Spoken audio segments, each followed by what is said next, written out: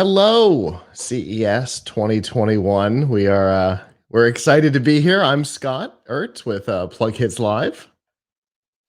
And I'm Todd Cochran with Geek News Central, and we're ready to kick off CES 2021. Woohoo! Indeed. It's a little weird, obviously, this year. The fact that you and I are not sitting together atop a tower at the Sands, but we're gonna make it work. Yes, we are. Fortunately, we've got some really great technology capabilities behind us. We are using StreamYard this week for this, and I want to call that out specifically because there's a feature that we desperately needed to make this work in a way that's safe for our audience, and they managed to publish that for us and for everybody Monday morning. So, Oh, that's cool. So, what was that feature, Scott?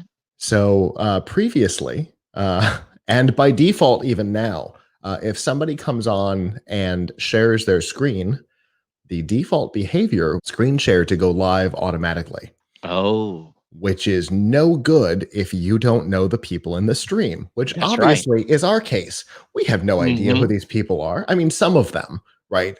Yeah, We've all got friends in the industry. My friend Robbie will be on later today, and I know that that's safe, but we don't know these people. We don't know what they might have, that they might have copyrighted material on their screen and things like that. That's not safe for us. That's not right, safe for right. them. So they managed to publish Monday morning at about 6 a.m. a feature that allows us to turn that off, and we have. So thank you to Awesome. StreamYard. I know you didn't just build it for us, but the timing on the publishing was a lifesaver. So thank you on that. So, what I'm doing here, just because we just came live, is I'm sharing across all my social media locations to make sure that we're live everywhere. But I'm Absolutely. excited to do this show, and my schedule's been crazy, so I didn't know Yes. if I was going to be fully able to participate this year and everything. So I'm very, very pleased And to be here. and for those who joined us Sunday night for our pre-show, you may have noticed that my screen here next to me has changed because Todd's logo is back.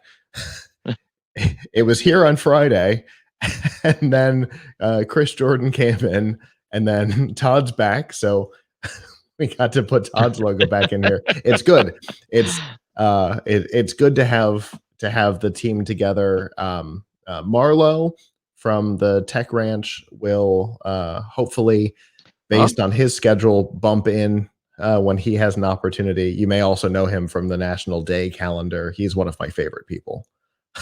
So that's awesome if he'll be here. So we're going to try something and see if this works. Okay. Uh, Uh, okay, I'm testing different posting methods across social, so I'm used to doing everything that I've done before. But anyway, Scott, you've been doing all the booking. How's the booking been and getting ready for live and the folks that are going to be appearing today? I don't hear you, Scott.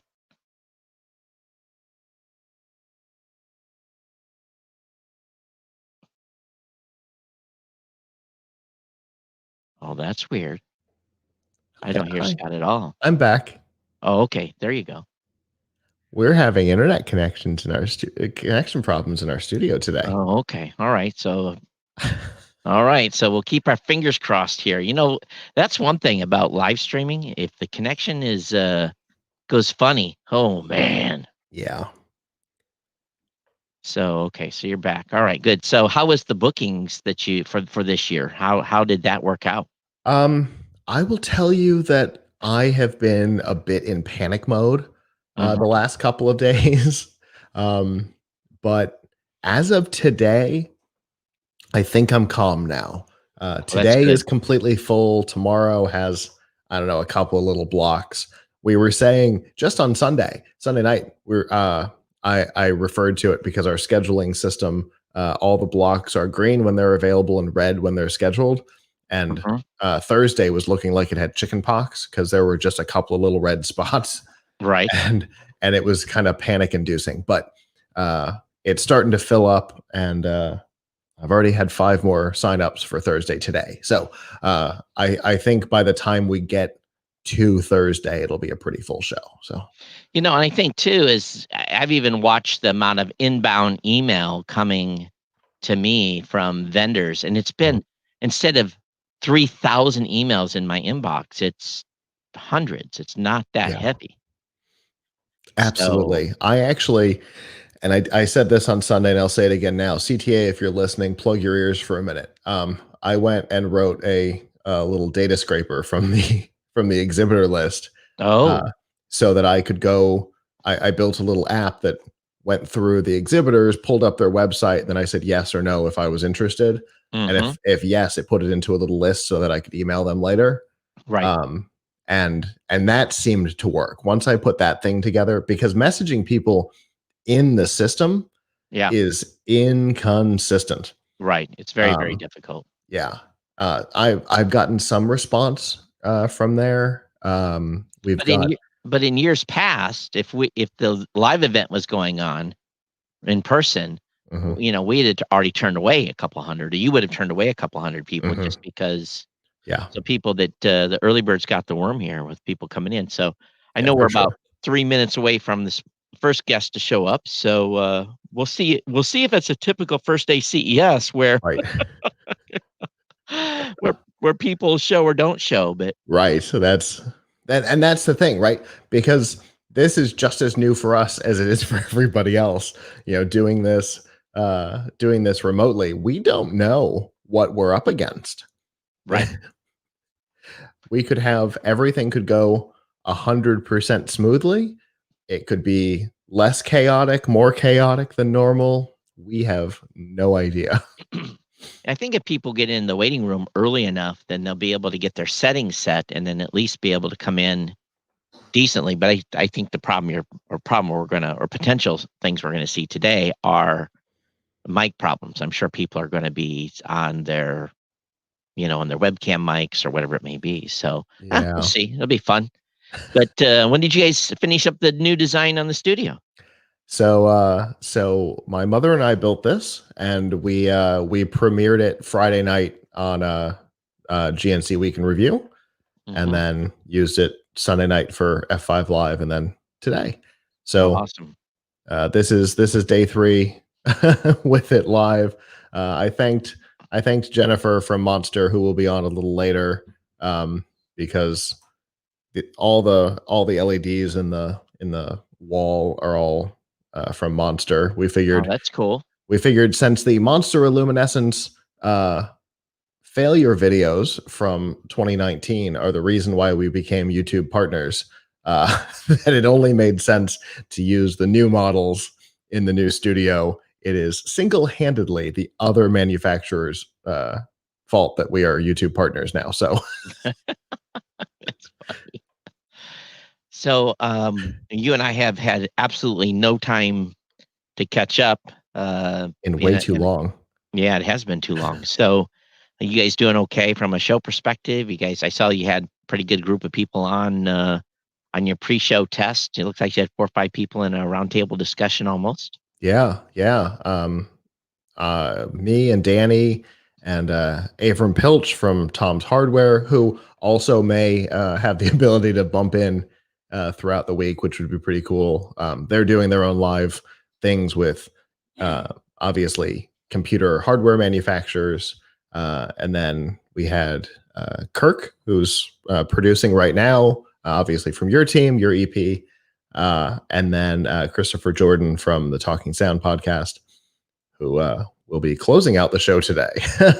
So that was fun getting to. I always love doing that, doing the Sunday night pre-show, Right, uh, and this year it actually gave us the ability to have more people on doing it remotely, because right. normally Avram's completely unavailable because Sunday night is unveiled and he's writing pre stuff before unveiled. So he's never available for the show. So he was actually able to do it this year. So that was pretty cool. It's nice too that if you think about it, last year was the first year on the roof, and we had a pretty good view. Yeah, we did. And we had I think we had kind of perfected everything last year from a live perspective. And Kirk, if the guest shows up, definitely preempt us to let them in. But I think that we were able to, you guys took it really to the next level. We weren't in the room no more, and so I was looking forward to this year. Then, of course, Yeah. the year that will not be mentioned happened. Yeah, we were supposed to be on the other platform this year. Oh, Uh that'd have been even better. yeah, because we wouldn't have had just that big sign for Kohler and the the other company right behind Right. us. We would have had a better view out onto the show floor, and Linda had already gotten that scheduled for us to have the other platform this year, but next year. Yep. So, any signs of Sasha from Nui there, Not so Kirk? far. Not so far. Wow. Okay. Well, this, you know, we every year, and those of you that have watched our content in the past will know that this is, normally we would have started on Monday, and then media day would have been Sunday, and other events would have been happening on this past Saturday. But because they're doing it virtual, yesterday was media day, Yeah, and so today is really like the first full show day. day one. Now, Yeah. they don't have to run across 5 halls to get to us. All they gotta do is click on the link that you provided them in the email. So, Right. you would have hoped that they would have been able to do that, but, um, Yeah. yeah, what can you do, right? Absolutely. I should probably email Ari and see. He's their PR person. And what's more funny is that we email them, or you get them all set up, and then you send them a reminder email, then you send them another reminder email, and it's and yeah, then they don't show up. It's like they want to be on, and then they forget. It's always kind of cracks me up. But anyway, we've had a lot to talk about in the tech world here in the past couple of days. It's been pretty busy in the tech space. Lots of fun topics to talk about. But Some fun topics and some not so fun topics. right, right. Uh, But if you're on Facebook, make sure you say hello. Make sure you check in. If you're on Twitch and YouTube or wherever you may be, or if you're on any of the live sites, you can check my site out at live.geeknewscentral.com, or where's your guys' live stuff at? you can go to plugkitslive.com/join us, and that is where our stuff is. Um, That oh, way you, well, Kirk, I see that Nui is here. I will have our producer go ahead and check her in, and I'm going to kick out because all right.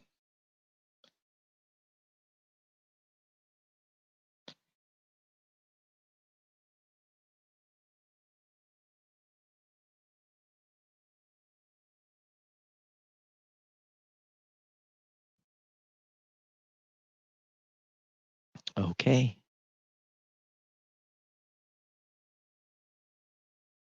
I see Scott froze, so maybe something's going on with the bandwidth again. We're here. I'm here. Okay, just refreshed on their side.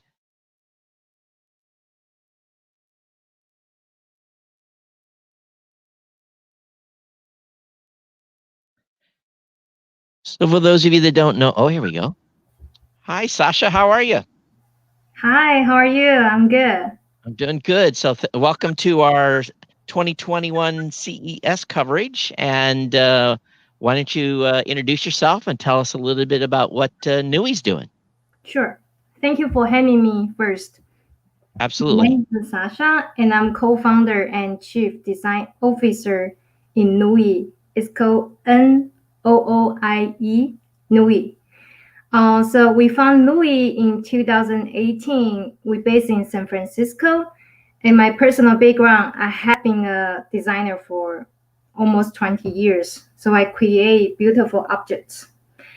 And I have been working on technology industry for so long, and my friend Terry, he is a technology entrepreneur, and when he reached me, he came out with an idea, say, "Hey, Sasha, I feel the current the smart home products industry is so cold and so boring, serious. Do you think you can do something different?" And for me, it's a great idea because I feel the same. Why not the technology product cannot be a beautiful object? So that's where we coming from. And then in almost 2 years, we come out a lot of beautiful smart home product. It doesn't feel like a technology product. It feels more like a home interior. Yeah, and then continue. So currently, Nui, we have two product line. One is a home security camera. Another one is a power series. So how long then have you been, is this your first CES, or how long have you guys been in, is this your first year or doing virtually, or obviously we're all virtual, but is this your first year doing CES? It's my second year. So we had a show last year too.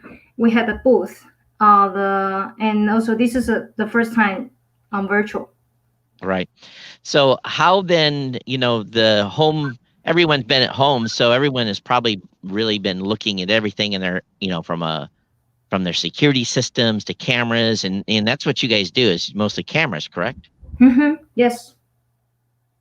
All right, awesome. Can you hold one of your products up? What is new for 2021 then for you? Sure. So I want to introduce our latest product. It's a doorbell. And this is our base station. So as you can see here, it doesn't feel like any 3C product, technology product. And the main reason we want to do that because, hey, this doorbell is sticking out in front of your front door, right? Yeah. We want that welcoming feel for your guest. And also we want that is a beautiful addition in your house. You want to show off to your neighbor or in your neighborhood, on your street, right? Yeah, so sorry, you cannot see that, but we can see it good. What's that? No, we can see it fine. Go ahead. Okay, cool. So we have some sparkle here because the one that to mimic is like a home interior material. So that costs us a lot of effort and also the time cost too. So and the most highlight I want to highlight is its power, its battery power. So without any wire. Because the first thing we find out from the user research for the doorbell, smart doorbell, is people complain about, hey, I need to hire a technician to do the wire thing, right? Or I need to, for the grandma, they need to call their grandson, hey, come over to do the installation. Sure. But for us, for Nui, the first thing we come out is anyone can do it, even kids. So we want to take out the wire thing. So we embedded the powerful battery inside. So it's a 10,000 battery capacity. And also for our base station, you can see here is a fabric cover. Sure. And here is more like home goods. Again, we don't want something very cold and hurting the eyes in your house, right? So that's why we choose this color material. And how long on the battery, how long before you have to recharge the battery? Okay, this is a very good question. So it's hard to say because everyone live in different area. For example, if you live in city, San Francisco, on a busy street, it's like, this is the truth, all right? It's likely you have to recharge the battery. In the normal use, you have to recharge the battery maybe in 2 months. But say if you live in the suburban, it's likely you can last for a year. So it's hard to say. It depends on how busy your area is. What's it going to retail for? The retail price? Yeah. It's a $149. $149. So anyway, folks, Nui has a new doorbell that it looks nice for your home. And again, can you give them a good, is it nooie.com? Is that the website? Yes. Well, awesome. Looks like you guys are off to a good start, and I hope that you have a successful CES here. Sasha, thank you for coming on today and spend a little time with us. And everyone, go check out their full line of products over there. And because you're watching us online, just open up a new tab as we bring our new guest in, and you can go over and actually look at the Nui line of products and services. But Sasha, thank you for coming on today, and good luck with CES Virtual. Thank you for having me, and good luck to you too. Yeah, thank you. Bye. So we're off and running here. I believe that our next guest is actually in the background. We're bringing it on, and of course, I want to welcome the folks from Milo Appliances. And if I'm going to apologize for probably destroying your name, is it Aviras? Is that how you pronounce your first name? It's more difficult. Sorry, it's Ivaras. Ivaras. Okay. But no problem. Yeah, you can call me Ive. That's easier, maybe. All right. Awesome. Nice to meet you. Hello. Hey, nice to meet you as well, and thanks for coming on our rundown today of stuff going on with CES Virtual. Why don't you tell me a little bit about Milo Appliances just to begin, and what you guys are doing for the new year? Yeah, hello guys. So my name is Ivaras. I'm from Milo Appliances. I'm co-founder and sales guy. So we at Milo, we actually started from inventing the most silent blender in the market, but ended up with the technology called magnetic air drive, which can transfer really powerful torque, rotation wirelessly. So it's suitable for any small domestic appliances, any kind of consumer electronics which needs rotations. So, and the first product which we already introducing to the market is this smart blender. So as you see, from design point of view, it's totally you cannot recognize that this is the blender. It's right. Totally different.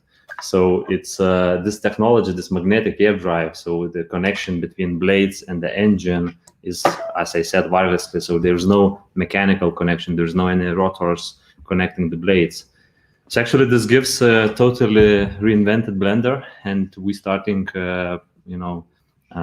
business and expansion of sales of this product right now.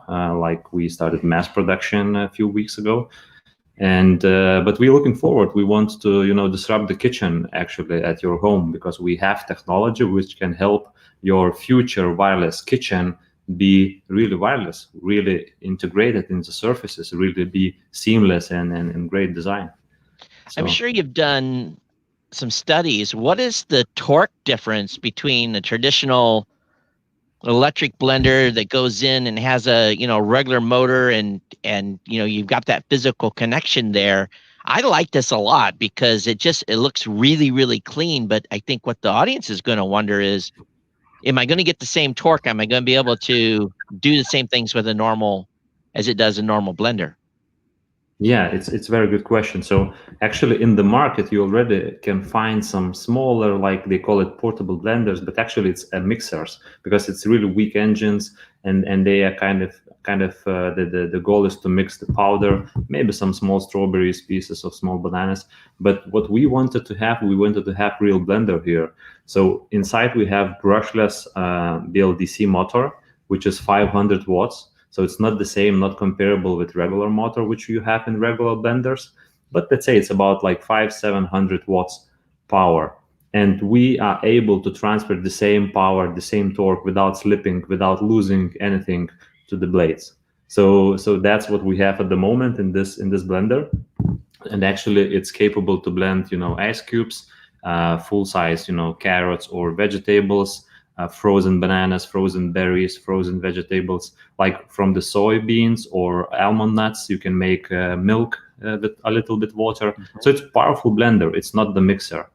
And yes, we are not like in 2 kilowatts, power level. We are not like these power blenders, which you buy for, $600.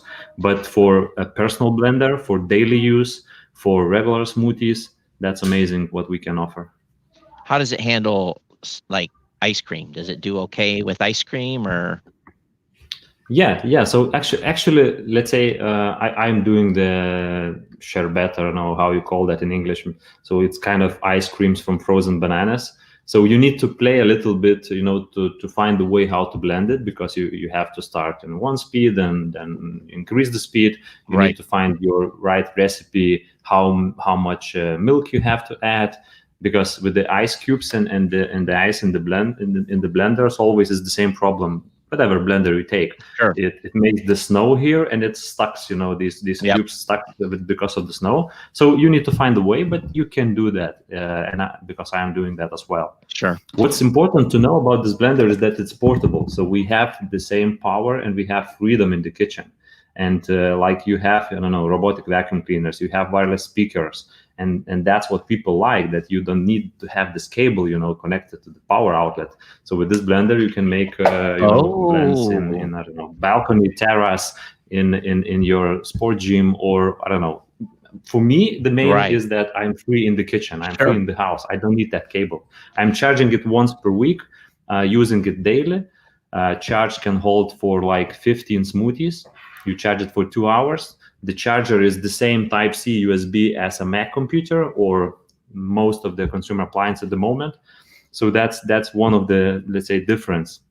Another is very important, that it's smart device. So we have firmware, we have software inside, and we update via app with new features, new functions every time, every quarter. And you bought maybe Milo half a year ago, and you can get better functions, better functionality going, later using Right. the same product. So I didn't realize smart when you appliance. I didn't realize when you first showed it to us that it was wireless, and that ups the game considerably, because if you live somewhere where like you're going to the beach and you want to use this at the beach, or it's not like Yeah, you can take this thing anywhere. So that to me is like that's Easy. the true Easy. added value to this. Yeah. And then the controls, we have this touch control 360 degrees. Awesome. So let's say if I touch it here, I have Sure. controls here, and I can control from here. But if someone comes from another direction and touch it here, it has control here. So actually, you don't need to go around the products and so on. So many different small things like this, what we tend to see in the gadgets, you have in your appliance. So we kind of blended appliance with the smart gadget. That's our goal. And actually, we already speaking with our customers from Kickstarter, from Indiegogo, the first users already who using the product for like month.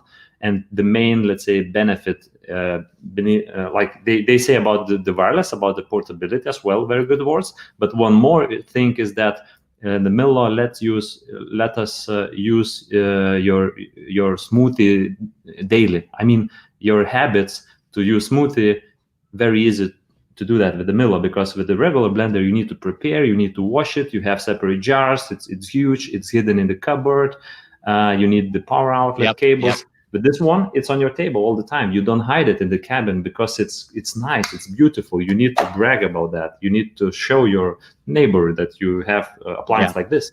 So actually, we like that user using it daily, and that's the most important. We don't want to sell the product which you forget after a week. We want you to use it, give us feedback. We will update with new features, new firmwares, new updates, and this product will be like Tesla in the blenders. It will be more and more better. So can I ask you then, what's the cost? And I know you're just going to production. So cost, where they can find it, and availability. If they order now, when will they be able to get a unit? Yeah. So the price MSRP is $399.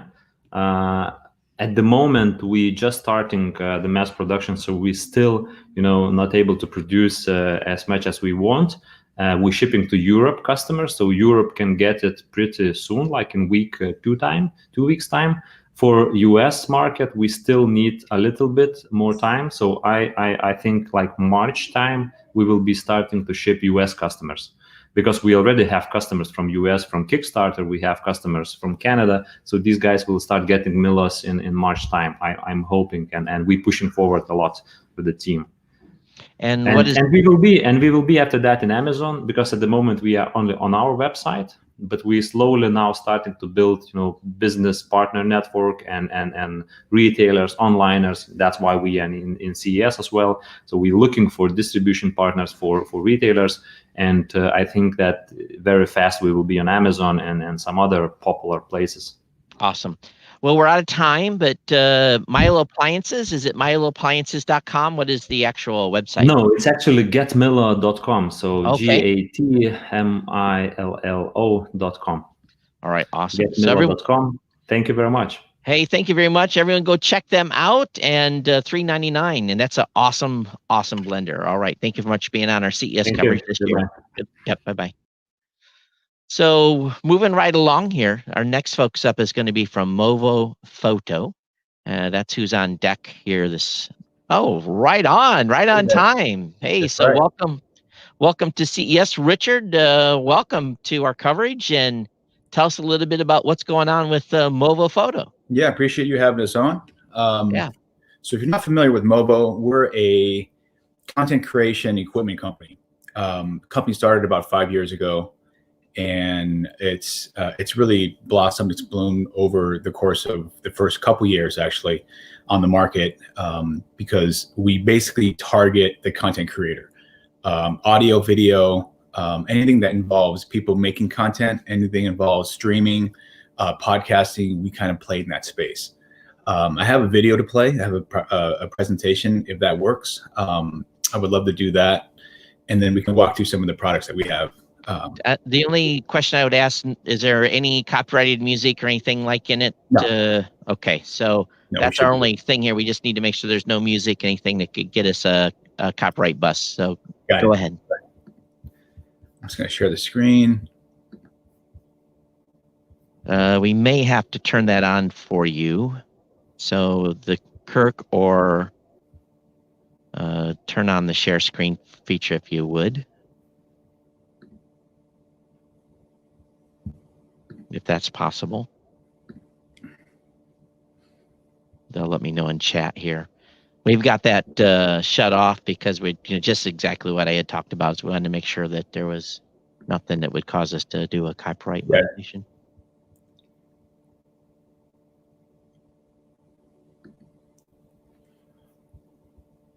Oh, okay. So go ahead and try it. Yeah, it's not letting me share, but try it again here. Yeah.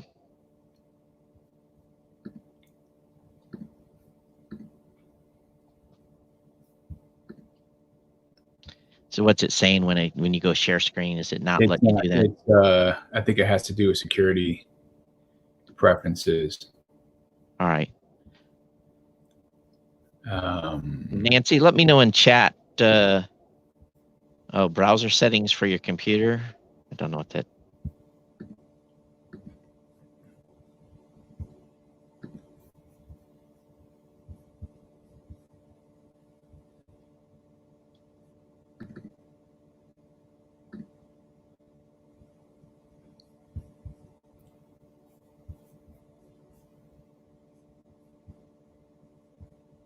Yeah, I'm not doing anything on my end, guys. So he's trying to do it on his side and is unable at this point.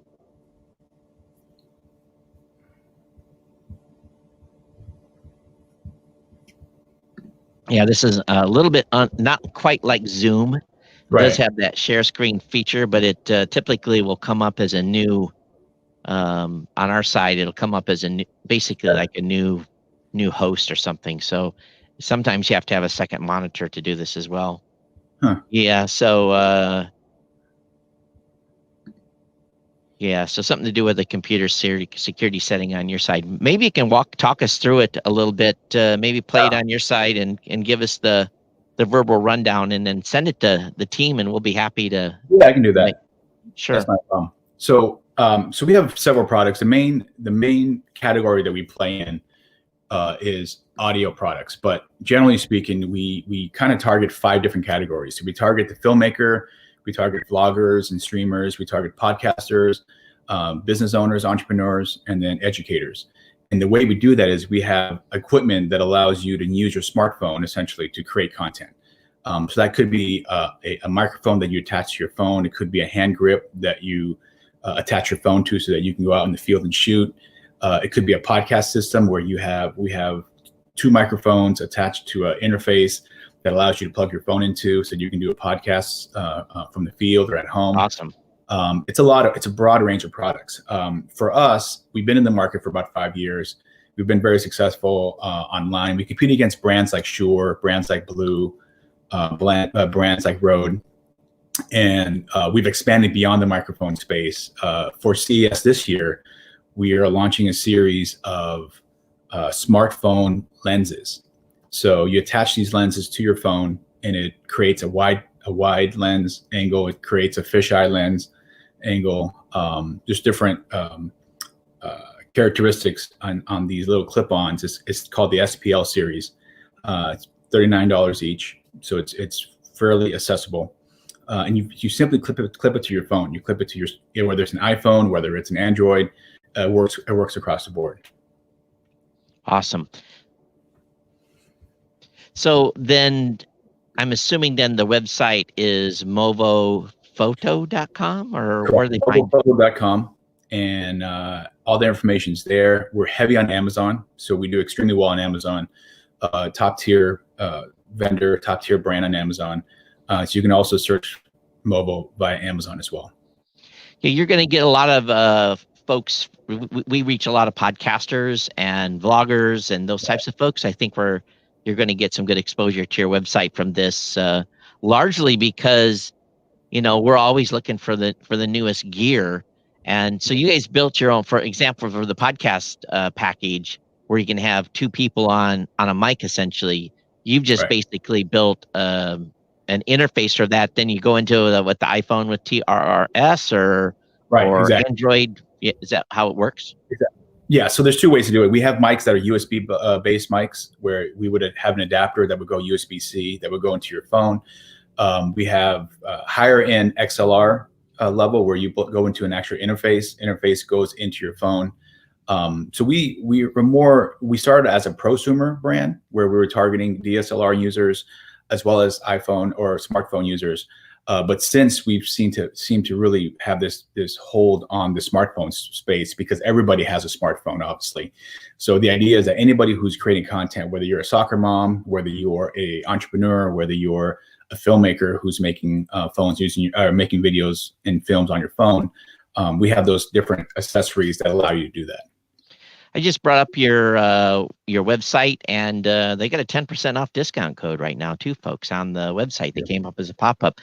What is something specific that's new for 2021 in our remaining time here this morning or this afternoon? Yeah. So the newest is the SPL series, which is a lens series for your smartphone. So a smartphone lens series, which again allows you to clip a lens to your phone, and it basically creates different views, right? So fisheye lens, as I mentioned, wide lens, and there's 3 versions right now. We are working on more, but the initial response has been pretty positive. We debuted it about a week ago. Officially, we'll be shipping those in about a week or two, and we'll have products for media to play with within the next 2 or 3 weeks as well.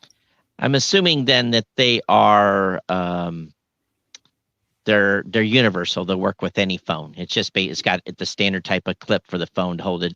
It's a clip. It's almost like a clothesline clip, where it's not a snap-on, because snap-ons are restrictive in terms of what kind of phone you have.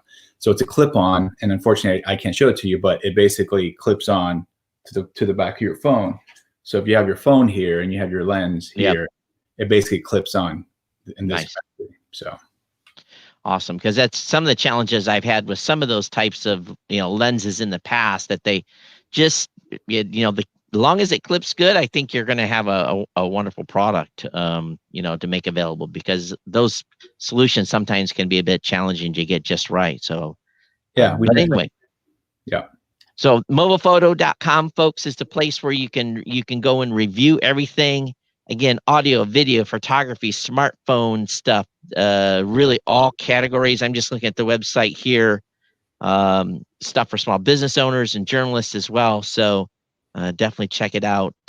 Lots of different cool products. So, hey, thank you so much for coming on. And I know CES Virtual is always this is a new one for us as well, as we would normally be on top of a broadcast booth. But Richard, good luck with CES 2021 in the 21 sales year.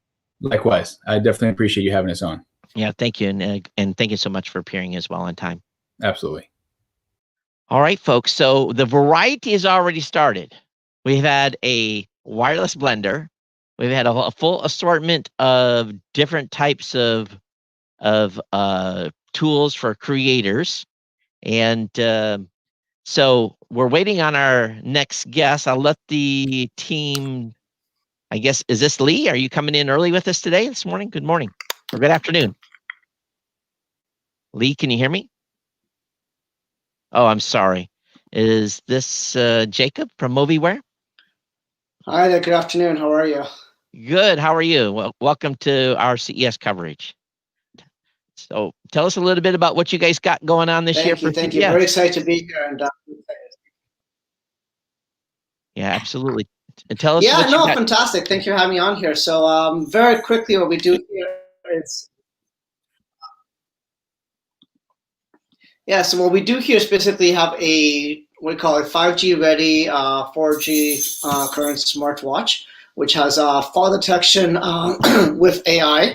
What's great about it is that it allows you to understand where loved ones are, and not have to worry so much if they fall or they have heart rates or anything to do with that, because it's got heart rate, it's got GPS, it's got medication reminders, it's got safe zones, AI fall detection, as I mentioned, and GPS tracking. But what we've evolved from that is not just being able to track them remotely from wherever you are in the world. So basically, this is the app. You can almost see where the people are around the world. You can see there's a person down there. But the most important part behind this is we've added medical abilities with this. And in doing so, we're able to actually monitor people's vital signs remotely. So for example, I'm wearing a little health patch right now on my chest. You can't really see it, but I'll just show it very quickly. It's basically a little chest patch that goes on here. And basically with that, all the data from here is being transmitted to my watch, and the watch is being transmitting the data via the cellular connection that's included in here to our app. So I can see all the vital signs of myself. So I can see my heart rate, I can see my glucose levels, I can see my heart rate variability. Everything to do with that is all visible. It's in real time. And I think that's what's new about it, is we're able to do that. And that's part one of our test. And the second part is we've also launched what we call a IoT Infinity Box, which is this little dongle here, which is the exact same thing as a watch. The only difference is for people who want to have something around the house for emergency, like an emergency button, it's got the same thing, because you can have it sitting on your table, on your night table, and it can read all the functionalities, the same thing as a watch. Or you can wear it around your neck, and it becomes a pendant as well. But what's most important about it is both these devices can measure your heart rate and your variability and your oxygen levels and everything to do with that. So at the end of the day, your loved ones are monitoring you, and you don't have to be actually with them in the same room or in the same city to actually monitor the vital signs. So someone has a heart attack, or someone's having a low oxygen levels, or their temperatures are rising, or they're lowering, whatever it may be. That's what the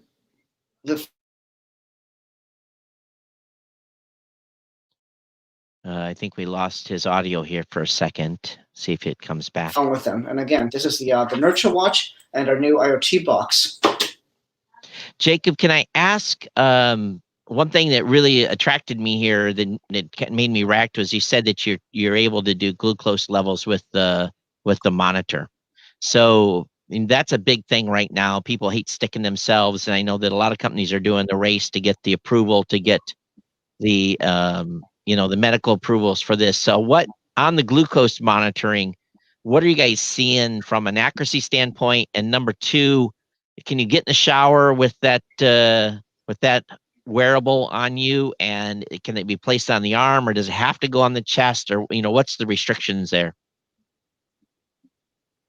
Yeah, it's a great question in terms of what are the restrictions and how accuracy we can get into this. So a couple of things are, what we've done is, because we've developed the devices that are able to read the data and transmit the data via the cellular connection on these to our apps, we've actually developed we've partnered with a couple of companies that are developing the glucose monitors and the heart rate monitors, and those are the ones that are sitting on your chest, and you can shower with these as well.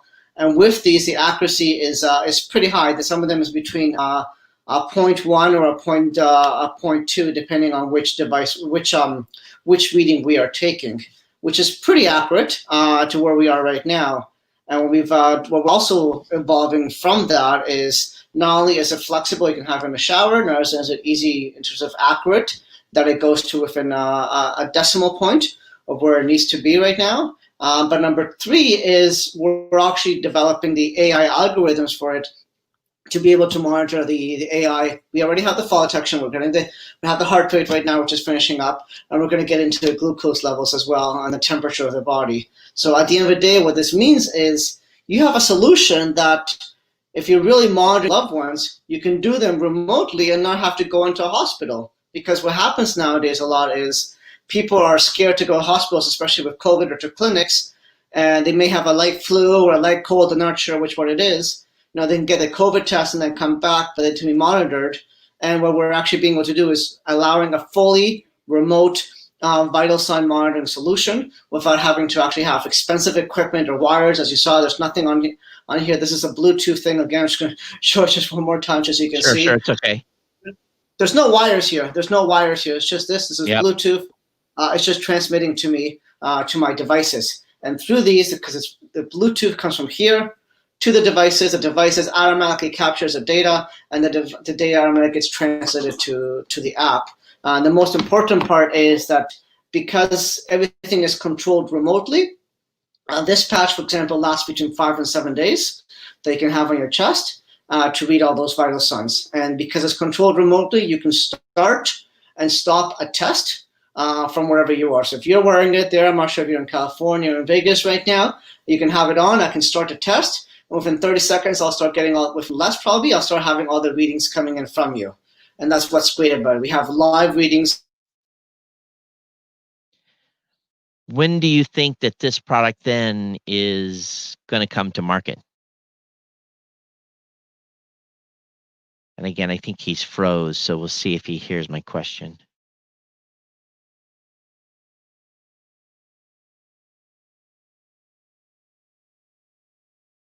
So who we're talking to, folks, is we're talking to Jacob from Movieware. And this is I'm assuming, based upon what I've heard here so far, sounds like the product is not quite available on the market because they say they're still in development, but it looks like they're pretty far along. And we'll see if the connection reestablishes with. This is a challenge with doing. Oh, there we go. Maybe we lost Jacob. So let me see if I can find their website while we've got a few minutes here left before I'm clicking through 2 different screens. I apologize. Movieware. So let me. Kind of interesting because we had Movie Photo, then Movieware right next to each other.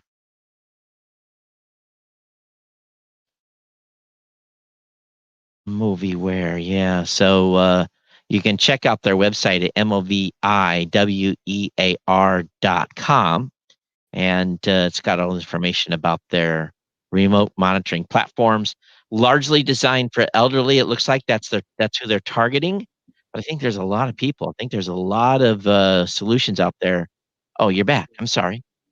So when is the product going to be available, and what is the retail going to be? No, it's okay. I had internet issues. I'm happy.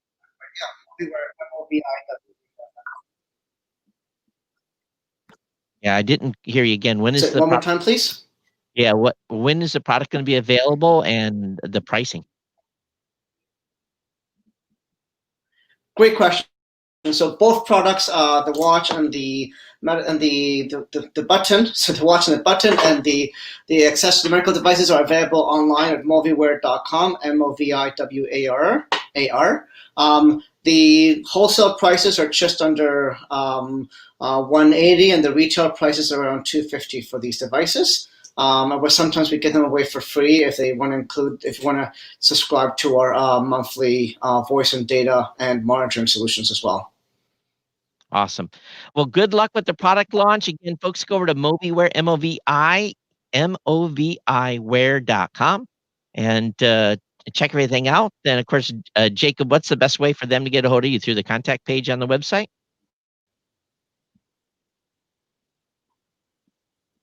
Maybe Jacob couldn't hear me again, but yeah, just check the contact information out at movieware.com, and we thank Jacob for being on. Appreciate it. Hey, good luck with CES 2021.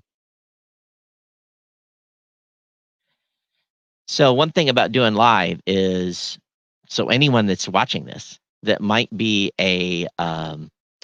going to do a live event with someone where you're doing a demo, always have a wired connection. Don't go via Wi-Fi.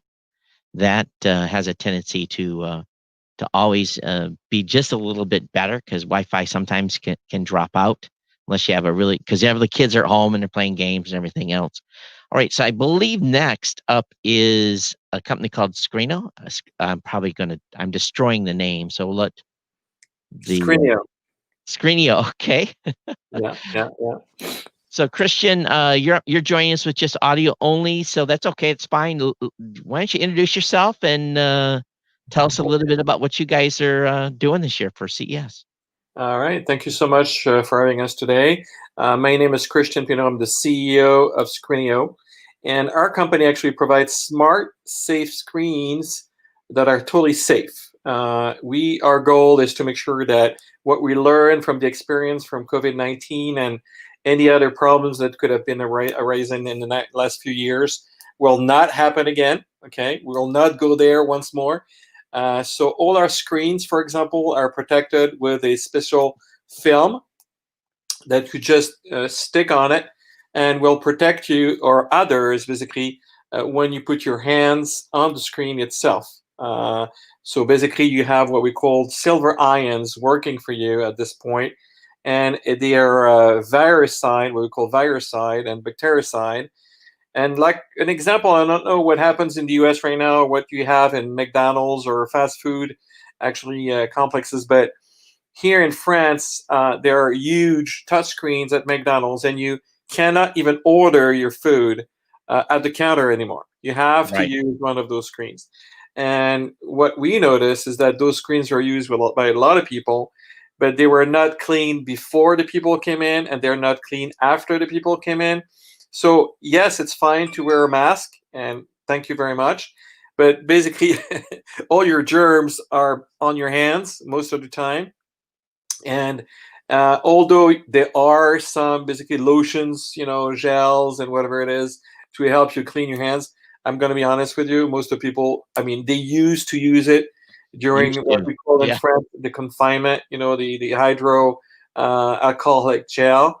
But most of them don't use it that much anymore. They just want to grab, basically the kiosk, type in, Big Mac plus ketchup plus fries, and just get the orders done and get out with it, okay? And so there's a lot of bacteria and a lot of virus on those screens today, and there's a lot more touch screens available everywhere now, everywhere you go, whether it is in a public place, in a mall, whether it's a museum, a retail center, a restaurant, a hotel center, whatever it is, everybody's using touchscreens because that's what we're used to, right? In the last years, we've had a huge development in cell phones and basically, your smartphones and everything with tablets, and everything is basically touchscreen now. And the only thing we didn't think about is that a lot of people touching the same touchscreen as you are going to basically spread their virus or their bacteria around. One thing that we're seeing here is that I'm currently in the state of Michigan, and we're currently takeout only. Yep. Takeout only. Okay, takeout only. What we do for takeout only is that people can go to their restaurants, and outside the restaurant there will be a kiosk where you can choose your menu and type in eventually what you want. You can even download the menu from the kiosk itself if you want on your smartphone, which makes it even better because then you don't have to touch basically the kiosk itself. So either you go Uber Eats, Deliveroo, or whatever delivery system that you have in the US right now, or wherever in the internationally. In France, we have Deliveroo and Uber Eats mostly. Okay, these are the two majors. There's a couple more, but these are the two majors. The only problem for the restaurant owners is that they take 30% share cut on what they sell, which is huge. So what we do is we provide the same basically service to those restaurants or other companies or retail companies that want to be able to cater and to do delivery also, because they can't deliver as well. And click and collect. Basically, that's the whole system, click and collect. But they don't have to basically fork out 30% of their margins to the biggies. Sure. So that's something they really enjoy. So one thing that I was going to ask you, the grocery stores all have self-checkout. They all have displays, and here, at least where I live, they're doing the wipe down in between customers. But Yep. do you actually have the film that companies like that can use to put on their screens, or do you specifically sell the whole package? You sell the whole digital signage and hardware, or do you actually sell a film of some sort that basically keeps the screens clean? Yeah, well, that's the question, and I'm so happy you asked that question, because basically we sell both. We sell the film only, and we sell basically the digital signage, entire palette of things. We have so many different kiosks available. But yes, I was talking to a big 500 Fortune 500 company in France called Total. Don't know if you know, it's a gas company. I mean, the oil company, gas and oil company.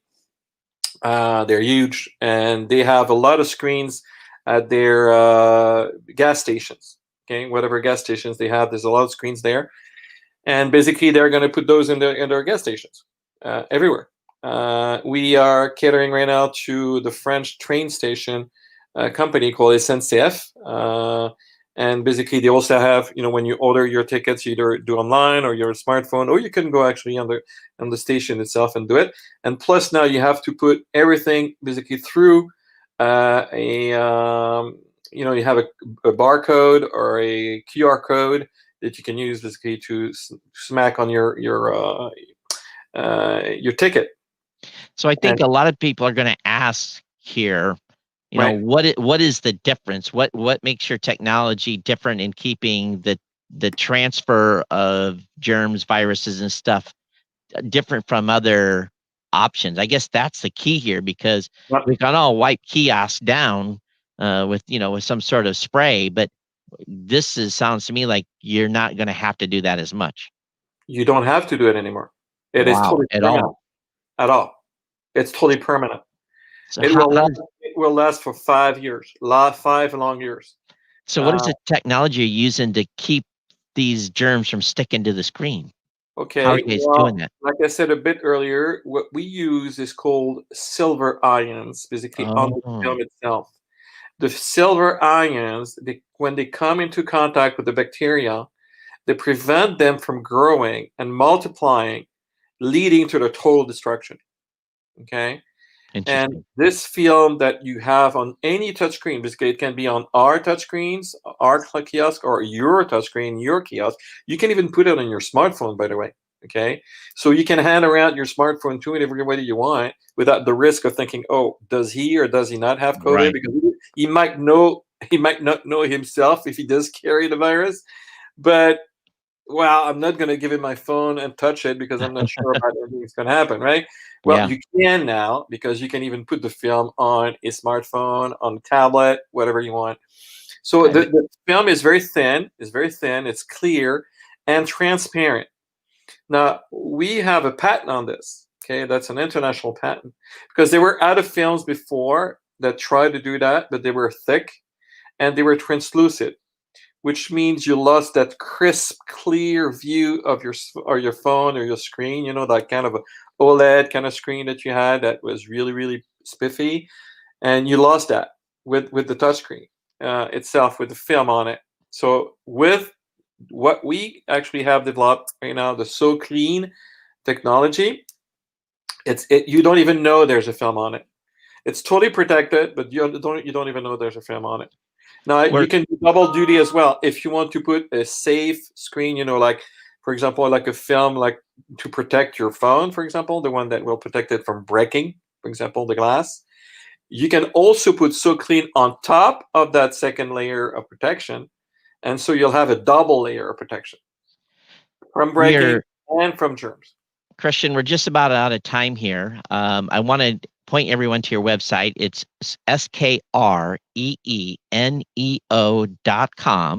That's correct. And You can see their full line of products and services. Is the best way for them to contact you is right from the website, or is there a better way? Yeah, website is great. If they can note it down, my personal email address is chrispinot@screenio.com. Of course, it's CHRIS, like Christian. And Pinot is my last name. It's a French name. It's P like Peter, I, N like Nancy, EAU. So it's Chris Pinot, one word, at screenio.com. But, www.screenio.com works fine. And of course, there's the website is in 2 languages. French and English. So for those of you who are international or are in the US right now, no problem. Everything is totally translated, and you won't have any problem to understand the entire technology behind the SoScreen technology. All right, we're out of time. Thanks for coming on. We appreciate it. Good luck with your CES and good luck with your 2021 year. And All right. thank you so much, sir. Thanks so much for having me today. Thank you very much. Appreciate it. So one thing here at CES that our CES coverage from Tech Podcast Network, what we always do is it's a full range, folks. It could be from health, consumer, business. We cover it all. So I'll let the team decide if we're going to move our next guest up. That's all up to them. Just let me know in chat who I have. But cool product on screen. I was, when I first, we had some audio problems, at least I did on my side, hearing him exactly for a second or two and a little drop in the middle. But, I'm looking at their website and made very clear, but the technology of what they're doing seems to be pretty awesome. So Nancy, if you want to move Daily up, feel free. Because I think he's real early, isn't he? 40 minutes early.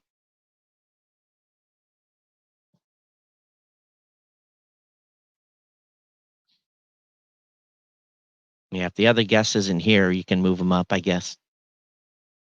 But whirlwind already. These 10-minute spots, it keeps you hopping. I'm sitting here watching the clock like, we got to move. We got to move.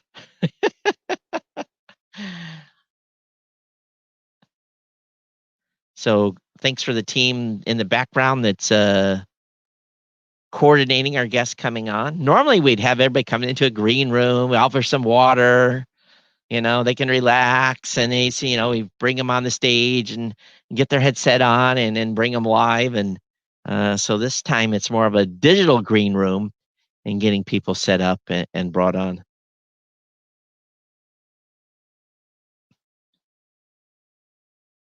So Lee, I believe you're in the stream. I think you're audio only as well. Welcome to our CES coverage this year. And why don't you introduce yourself and tell us about your company and everything that you guys have got going on.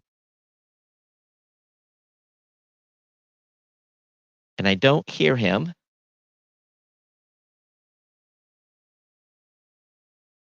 So Lee, I do not hear you.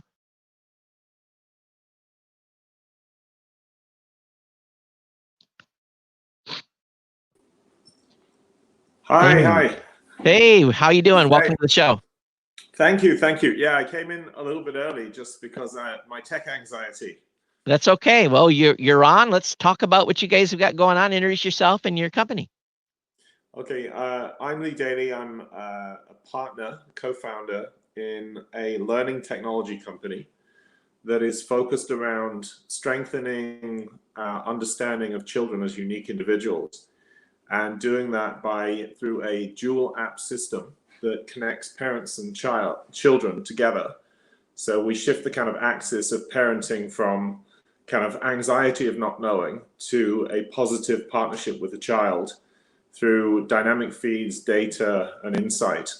And we abide by the thesis of the late great Sir Ken Robinson that every single child in the world is a unique individual and has unique creative capabilities, unique passions and capabilities, which often are not discovered or are left bereft really by formal education. So we focus on a learning experience that involves both the parent and child, but it's really child up. It's based upon children's exploration of content from multiple media forms through a single UX on an app. And as they learn and reveal themselves, we use machine learning and AI to help accelerate their learning within any field. there's a supposition that we live by that a child's biological age does not actually decree how much they can learn. If a child's kind of engaged and in the zone, like a sports person is sometimes, they can go as far as they want on any subject, regardless of their age. And if we allow them to learn that way, a bit like kind of foraging and exploring the forest of knowledge, and we understand them, we might be able to offer them better support. And in so doing, we might be able to help parents feel more fulfilled in their role as parents. So it is a learning technology with some pretty unique characteristics and some unique underpinnings in terms of the technology we've designed. It's called Hello Genius. Yeah, I was loaded your guys' website, while you're talking to me here about this, and looked at the website. So, what are the breadth? So when we hear about learning, and so you've targeted this though to allow them to learn what they love. So is this done through a set of preferences, and it leads them down a path? And how do you put them in age brackets and all those things that really? And what is the age range for this from a parent that may be looking to download the app and get involved? Yeah, that's a very good question. Where we focus this particular product application of our technology is around early stage children. So there's kind of many people will attest to the fact that the early stage learning of children and their socialization and the culture and relationships they have in those early years essentially forge them as a person. And what we do know about children in this early age range, when they're essentially preschool going into early school, is they have the most remarkable imaginative capacities, and they are driven to explore. What they don't necessarily love learning. What they kind of love is knowledge and exploration. And so where we really focus from an age point of view is around the 3 to 8 age range, where children are still kind of almost kind of look to their parents as kind of gods before they get smarter and realize we're also all flawed. But we look at this early age range, and we look at the relationship between children in this age range and their parents, particularly where parents are leading very, very busy lifestyles that often keep them away from their children for long periods due to the demands of work and general demands of everyday life. And where that absence often causes a degree of anxiety in the parents and is actually somewhat deleterious to the development of the children. So we're focusing around building the levels of understanding, intimacy, and empathy between parents and children in this 3 to 8 age range. And the learning experience for children is not really driven by kind of what one would consider formal structured curricula. It's much more based upon children naturally exploring across, almost anything they want to learn about. And when they find something that really captivates them, our system will open doors for them to learn about that on a much, much deeper level through media that they choose. Let's talk a little bit then about cost and availability and what languages you're targeting. Okay. Initially, we're an English language only product. That will evolve over the next 12 to 18 months to embrace multiple languages. Our primary focus from the point of view of GTM is the US market right now, but we know we have a kind of global cohort of customers who fit a particular lifestyle and a particular set of needs. I'm not a technologist. I came out of a very long career in the ad business for my sins, but I was 25 years in that business, really on the strategy side, and building very strong customer value propositions across multiple categories, including tech. So we have a target group in the US that's about 10 million households with about 18 million kids in it. We are looking at a price point. Our commitment on price is that the data feeds, the 2-app system, all of the content will never cost the consumer more than 99 cents a day. So when you look at it from the world I came out of, you'd say, what's your strategic value proposition? You say you can increase, intimacy, understanding, and engagement with your child, and your child can learn as much as possible for kind of less than a cup of coffee a day. What we are also committed to is social value creation. So for everybody who subscribes to our platform, we will essentially deploy our technology for free into a community in need. And that can be in the US or it could be globally. I'm just going to check my power. 1 second. It's okay. We're almost out of time. So what I want to do here is everyone go over to hellogenius.com. Yeah. You can check out the website, and they've got good documentation here, and talk about the parent app and the child app, and really goes into details. So I want to thank you for coming on, and definitely appreciate you giving us this rundown. It looks very exciting. I always think it's good to give kids options to be able to learn and advance themselves. And with the way we're stuck to our devices now, what a better way to do it through an app, and especially if you can kind of direct that, it really helps. So, hey, thanks for coming on today. Not at all. Just to let you know, we're in a global beta now. Our formal launch is April 1st, 2021. I am raising capital. So anybody out there who's investing in learning, please go to the site and have a look at hellogenius.com. We built our business working with world-class partners, and you'll see that in our product and website. So thank you so much for hosting me this morning. I really appreciate it. Yeah, absolutely. And good luck with your launch. And again, everyone go out and check out hellogenius.com. Thank you, sir. Yeah, thank you. Bye. Okay, so just trying to keep the ball rolling here with everyone getting them in on time. If you've got our next guest ready, go ahead and roll them in. And welcome to the CES coverage. How are you doing? Very good, thanks. Thanks for having me. Yeah, go ahead and introduce yourself and give us the rundown on your company. Great. So I'm Ryan Silverman, the founder of Nomad Plug. I've got it with me over here. So this is a travel adapter, and it's the last adapter that you'll ever buy. I saw your guys' press release, and I actually already requested a review unit. So please go ahead, indulge me here. Yeah, sure. So we're actually launching to the public tomorrow. So you'll be able to purchase one, but I'll see if we can send you a review unit. It comes in 6 different colors. I've got all of them with me. I'm guessing that you like blue or lime green. So I'll just hold up these 2. But how it works is it's a modular unit, and each of the modules fit together with magnets. So they're held together quite nicely. And I'll start off just with the main adapter unit. So this receives any plug type. Sure. And then you plug that into the wall. We've got a nice hinge over here. So the hinge allows you easy access to plug into the socket. And then depending on where you're traveling, so you would just select which component you want. So there's the EU component, just to show you how it all fits together. And you would then simply just plug that in like that. That goes into the wall and, flips over. You could also do it vertically. So if that goes down, that flips like that. And then we have the UK unit. So that works like that. And then, of course, China and Australia. And what we've done is we've paired it with a USB-C charger.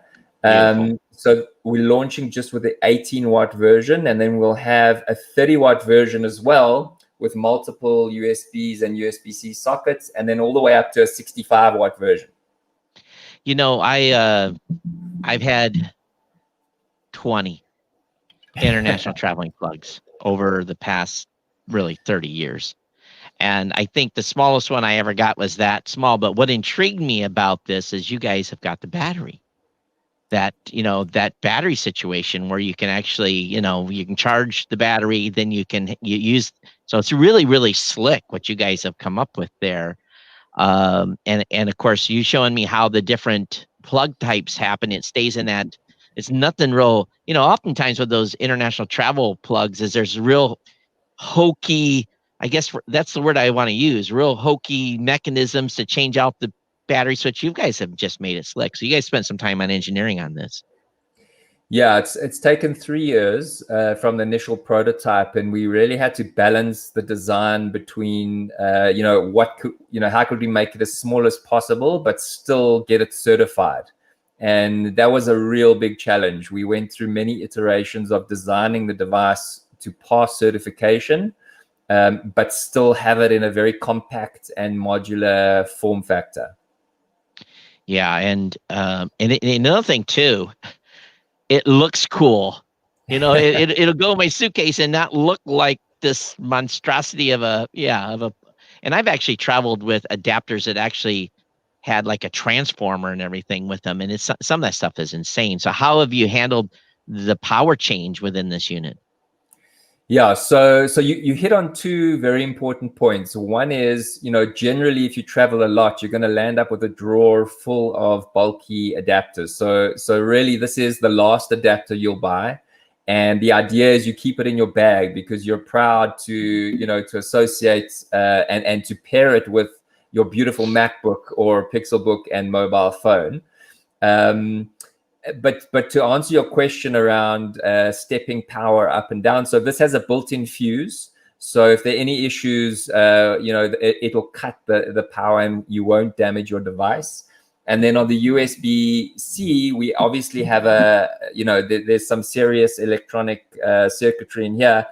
So it's a PD and it can fast charge your devices. So one thing I want to clarify though is I travel with a CPAP machine. And unlike my computer, or which can take 110, 220, it's really not that picky on what it takes from a power input. My CPAP machine is purely, 110, 60 hertz. How do you guys? What is a CPAP machine, if I may ask? It's basically for those that have sleep apnea, and it basically positive pressure so you don't stop breathing in the middle of the night. So does this step down the power, or does it just provide the adapter plug only? So the adapter plug does not step down the power. Okay. So you'll just have to double check, the different ratings to ensure that it would work. Right. Yeah. So for those of you that may be traveling with a device that won't handle 220 in some countries, this may not work for it. But if you're just traveling with this will still work for your computer, your phone, all those other devices you have, unless you have a device specifically, at least here in the United States, that only operates on 110. But very, very cool. What is the price on this going to be? So the unit we launch tomorrow will be $76. So for that, you get the full charger, you get the Nomad plug plus the 18-watt USB-C charger. And then we'll have a cheaper version launching in the future without the USB-C. The 65-watt will launch later this year at around $150. Awesome. And folks can go over to nomadplug.com, and there's a whole demo video there. You can see the breakdown of the different adapters for the different power systems. Of course, you can pick your color. So I must say your website looks beautiful. You've done a nice job on that. Is this your guys' first product? Yeah, this is our first hardware product that we've done. Well, congratulations, and I'm sure you're going to have a great launch. Did you guys do a Kickstarter that was associated with this? I think I read that correct, or am I wrong? No, you're right. We did an Indiegogo campaign a while back, and we're shipping to our backers as we speak. So when then do you think that are you up to capacity enough to handle additional orders that are going to come in from launch? Yeah, we should. We've done a couple of thousand units to start, so you can order one online, and then we'll obviously make to order for distribution partners around the world. Oh, that's interesting. So if you're someone out there that's looking to put this on your shelf, then sounds like you guys are open to branding deals then as well, right? Yeah, definitely, for sure. Outstanding. All right, everyone, go over to nomadplug.com. Check this out. I was, if you don't travel international, this might not be something you need, but for those, of course, we're going to start traveling again very, very soon. And if you've done any international travel whatsoever, you're going to be like, this is what I need to buy. And so definitely check it out. Thanks for being on. I appreciate it. And your guys' press release caught my eye. That doesn't normally happen, because we get hundreds of emails, but you did a good job on your the pre-advanced press release that you sent out to the media. Wow. Thanks so much for hosting me, and enjoy the rest of the show. Yeah, you too. And good luck with CES this year and any of the deals that you may make. Thank you so much. Appreciate it. All right. Very, very cool. Nomadplug.com. See, right here live. You guys are watching live.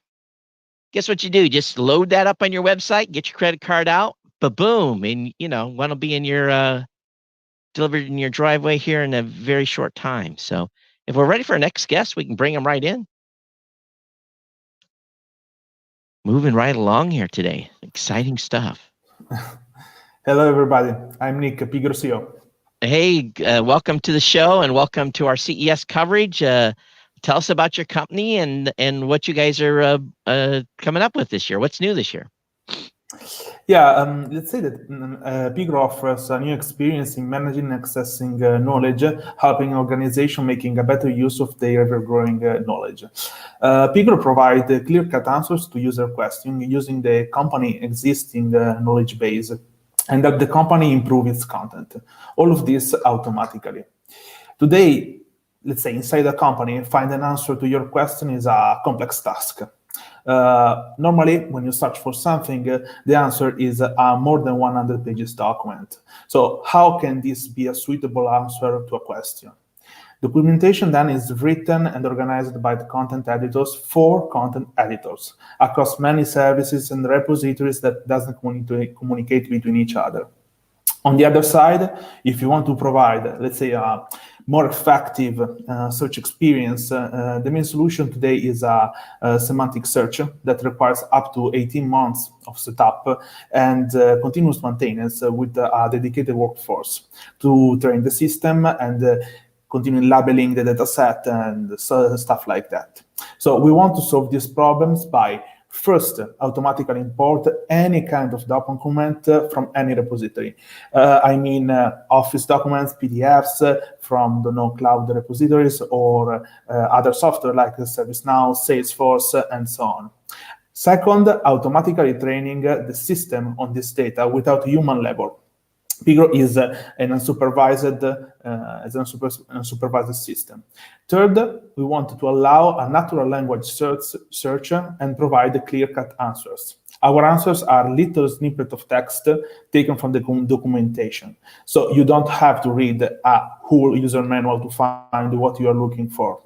Fourth, we want to keep the knowledge automatically updated and letting the company know which are the knowledge gaps that they have to cover. Pigro is trusted by big corporates like Sky and MSC, and we are providing a new knowledge experience. Finally, why our name is Pigro? Pigro means lazy in Italian, and we want our customer to be a little bit lazier. So by creating technology that solve problems before they exist. Yeah, I was reading on your website where it says, I choose a lazy person to do a hard job because a lazy person will find an easy way to do it. That's a quote from Bill Gates. Yeah, exactly. And Pigro is the easiest way to convert, to convert any digital content into something that is searchable in natural language automatically. So maybe for ease of completely understanding your product for the audience, what is a customer use case for this? What do you find people are primarily using your service for? Thank you for this question. We have been selected for managing the first line customer service of Sky in Italy.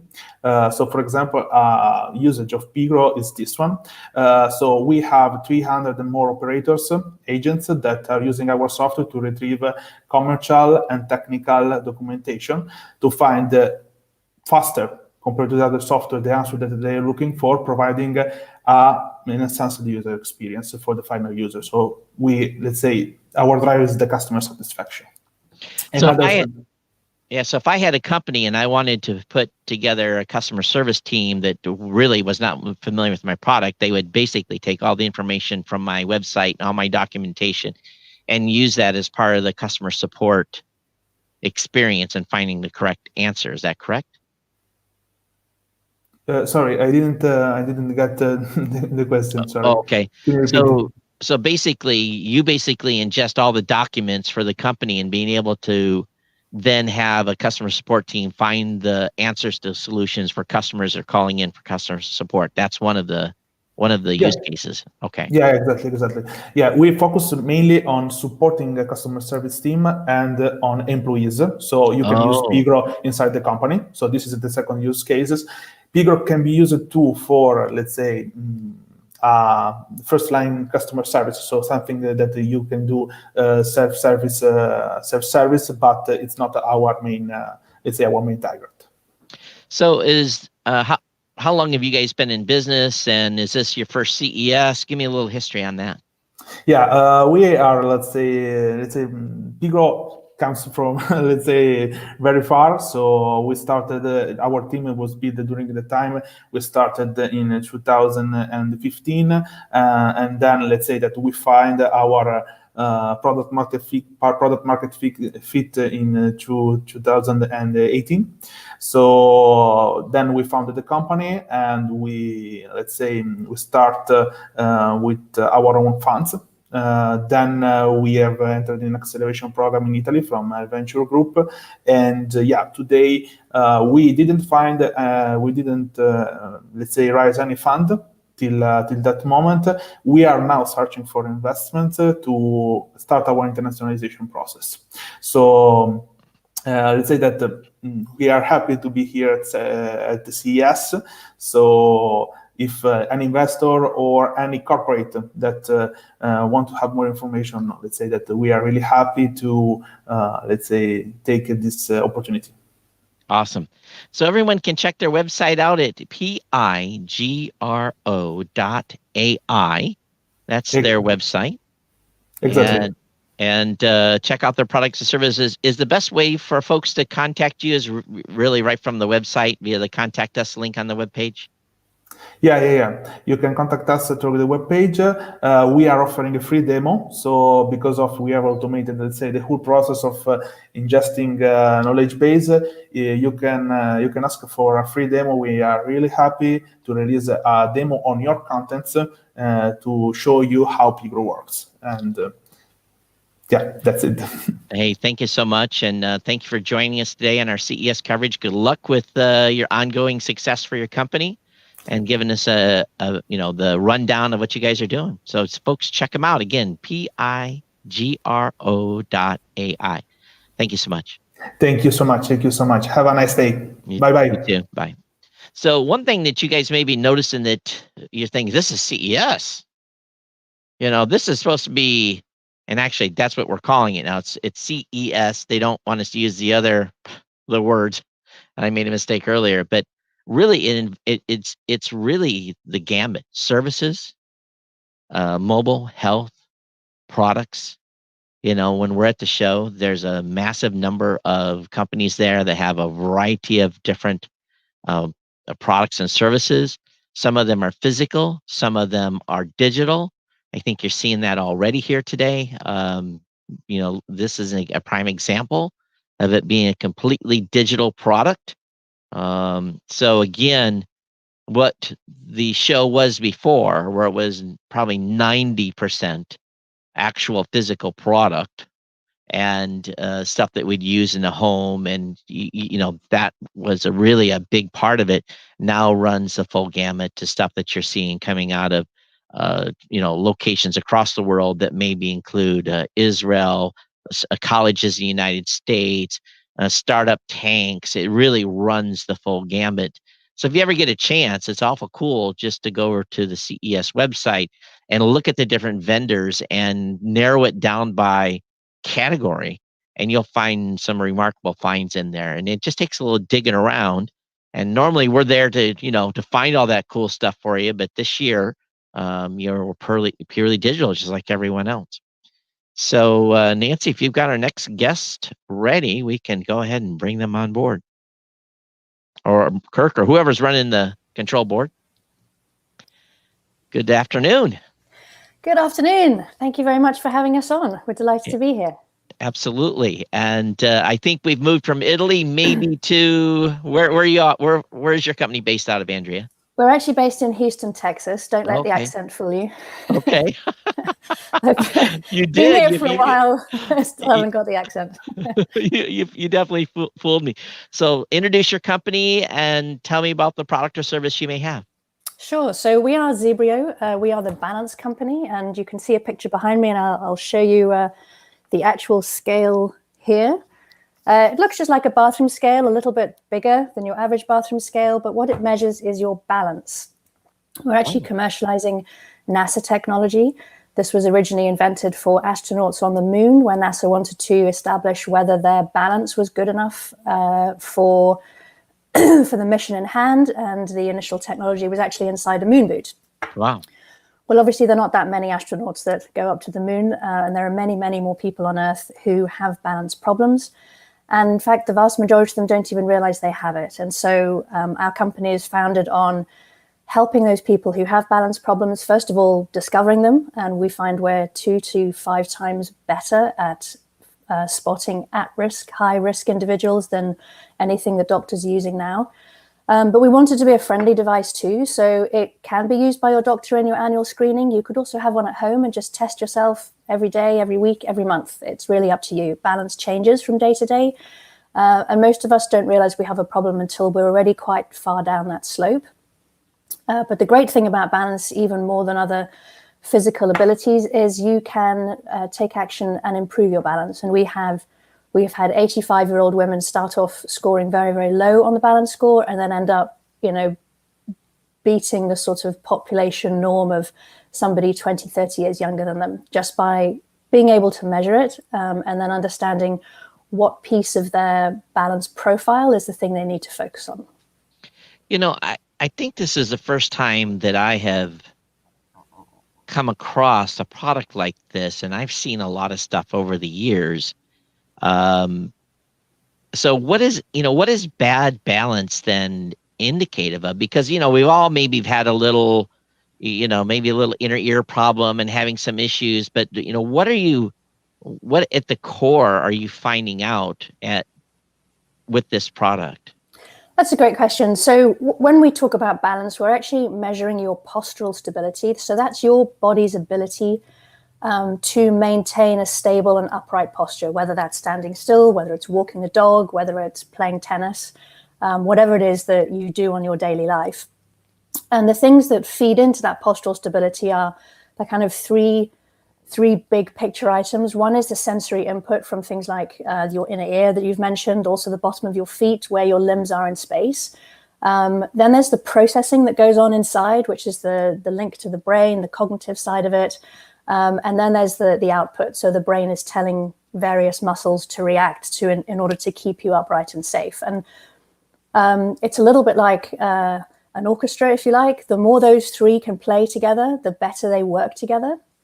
And very often what we find is as we age, one of the issues is not only do some of our physical abilities deteriorate, but the number one piece and the one that we have the most control over is how often do we get those things playing together. And so just being aware of where you are allows you to then improve your balance, which then really reduces your risk of falling.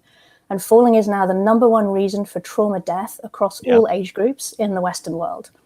It's actually been increasing from a long study done between 2012 and 2016 shows that actually the number of people falling, injuring themselves, and killing themselves effectively from falling is increasing, despite a greater awareness of the problem and despite a number of programs that are designed to solve it.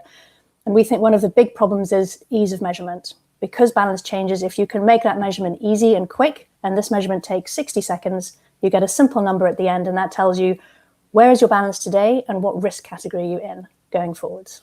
So let's say that I get on the device and it says, I'm assuming it's going to give you that score or tell you if you're leaning right or leaning left. What do I do with that information then? So that's a great question. So in fact, we're not worried so much about whether you're leaning left or right, because you could be pretty well balanced there if you've adapted to it. Mm-hmm. But it's more about how good is your postural control, and you get a number between 1 and 10. 10 is you're an Olympic athlete having a great day. 1, 2, and 3, you're at high risk for falling. We then have a free consumer app which comes with it, and here you can see a picture of it here. And we've narrowed down the many, many risk factors that feed into balance and simplified them to just 6. So what you can do is you can go in and simply answer the questions. You can lie if you like, but that's not really going to help you very much. And then at the end, it color codes. And the color codes feed into the risk categories as well. Red is high risk, green is good, and yellow is somewhere in between. And this allows you to say, in this example, Sleep is really negatively affecting my balance today. So a good night's sleep tonight, that could change. I also have a problem with my stress level here, stress or mood, that has an impact on balance. And then you can see at the top, I haven't been that great at doing my strength exercises. So those are the three. Certainly the sleep is the number one thing for today. And in the medium term, I'd be looking at trying to manage that anxiety, getting some help there, and getting some help with strength training. Now, if I know what to do, it's simply a nudge for me to go and do it. If I don't, then the app is there to help connect you with people and places. We've got a group of worldwide personal trainers who have trained in balance training specifically. Some of them may be in your area, some of them may be able to work with you virtually to help you improve your balance. Christopher in the chat room says, people like my mother with neuropathy in her feet could use this. Absolutely. So. And in fact, when we left one of these devices in a senior living facility for a year, we were expecting to just watch them. There was no intervention, but their falls reduced by 54%. And we think that's just that power of the number. It's like your Fitbit telling you you've got 100 steps to go before you reach that magical 10,000.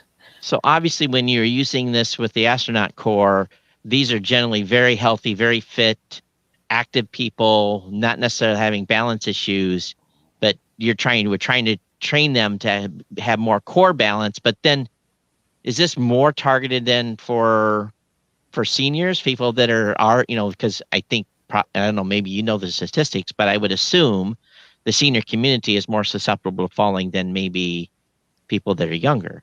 That's right. And in fact, the reason we started with astronauts is because going up into microgravity actually deconditions the body in ways which are analogous to aging. It's not quite the same. And so we wanted to see how fast were they deteriorating outside of Earth's gravity.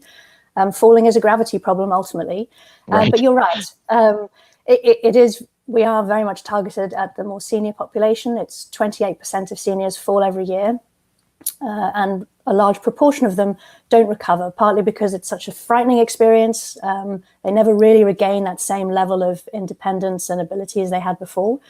But we've also seen people have recovered and can recover. And what's very useful is to have a device that can quickly and simply measure your progress to reassure you that you're taking steps in the right direction. And if your balance isn't changing, to help you seek out the next piece that will help you improve it. I go back to my personal... To me, I had a very, very bad fall in 2004. It wasn't because it was a swimming pool accident, but it was a slip and a balance issue, and I ended up getting hurt pretty badly from that. So now, I used to live in Hawaii for 25 years. I moved back to Michigan where it's cold, snow, icy, and you can slip and fall just because of being off balance from that. But I'm super, super cognizant of not falling down because I know I could really hurt myself badly again if I had a similar type of fall. So would this help a person like me making sure that my balance is in fit form so that when I do go out and about, that I'm more prepared not to, end up on my back? Absolutely. And it can help you. One of the things the app does is it allows you to track your balance over time. So I'll just share a little snapshot here. It can vary. You can see this balance trace running up into the green, which is really where I want to be. And I can see on those times when I've dropped down, it's a signal to me that, okay, I really did have a bad night's sleep that night, or I was out too late, or whatever it might be. It was over the holidays after all. But that's right. And people who do score high on the balance scale, it doesn't mean that you won't fall. It's not impossible, but it's likely to be those more extreme things, as you say, like running across an icy surface, something rolling down a hill and knocking you off your feet, that kind of thing. Whereas when you're scoring on the low end, it means your actual physical capability of doing fairly low risk activities is not up where you need it to be. Right. So let's talk about price. First of all, everyone can check their website at zibrio.com. So is this more for clinics, or can I buy one myself? And what goes along with that? So the answer is yes. Yes to both. In fact, there is a consumer version, and this is the one I've shown you here. It's quite nice and fun. It will connect automatically to your smartphone if you wish to use it that way. If you don't have a smartphone, don't like them, you can use it just on its own. That's up to you. It does light up around the edges with your balance risk color, red, yellow, or green. This unit is $299. We also have a clinical offering, which is designed to either sit in the clinician in your physician's office, be part of your annual wellness check, and that is for $49. All right.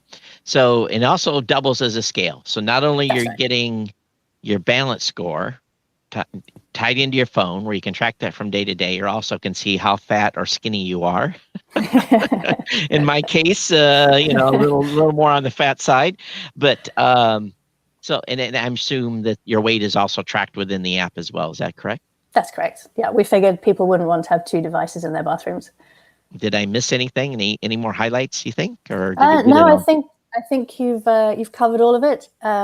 We have recently announced a big deal with a senior living facility and physical therapy facility who are outfitting all of their units with Zebrio scales so that they can bring this technology to all their residents, and people can they can help those who need the help most, and those who are doing well can brag about it to their friends.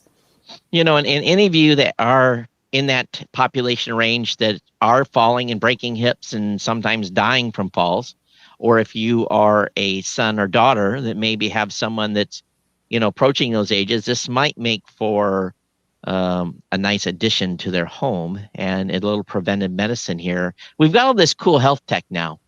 Why not take advantage of it? If you know, if it prevents your loved one from having an accident, you know, or add some prevention, you know, the price on this is, you know, just nothing compared to that. So I want to thank you for coming on. I appreciate you spending time and sharing this with us. I'm excited about this product. It's definitely going to get added to my research list and maybe bust out the credit card. So thank you so much for coming on.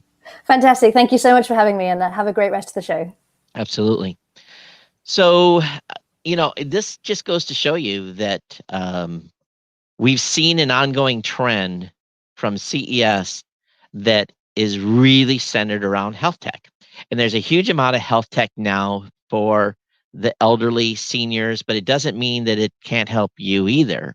So, and you know, we all live on these mobile devices, and many of these health tech type of products now are, you know, there's an app for that. And, you know, I mentioned earlier that I've got a CPAP machine. My CPAP machine updates my cell phone every day, tells me how long I slept, gives me some other vital information that I track over time. And, you know, all this stuff is make us live longer so that, you know, we don't depart the pattern early. I guess that's the best part. So let's go ahead and run in our next guest and bring in Scott. We had one guest go a little early because one company missed, but bring in Scott from Trova. Welcome, Scott.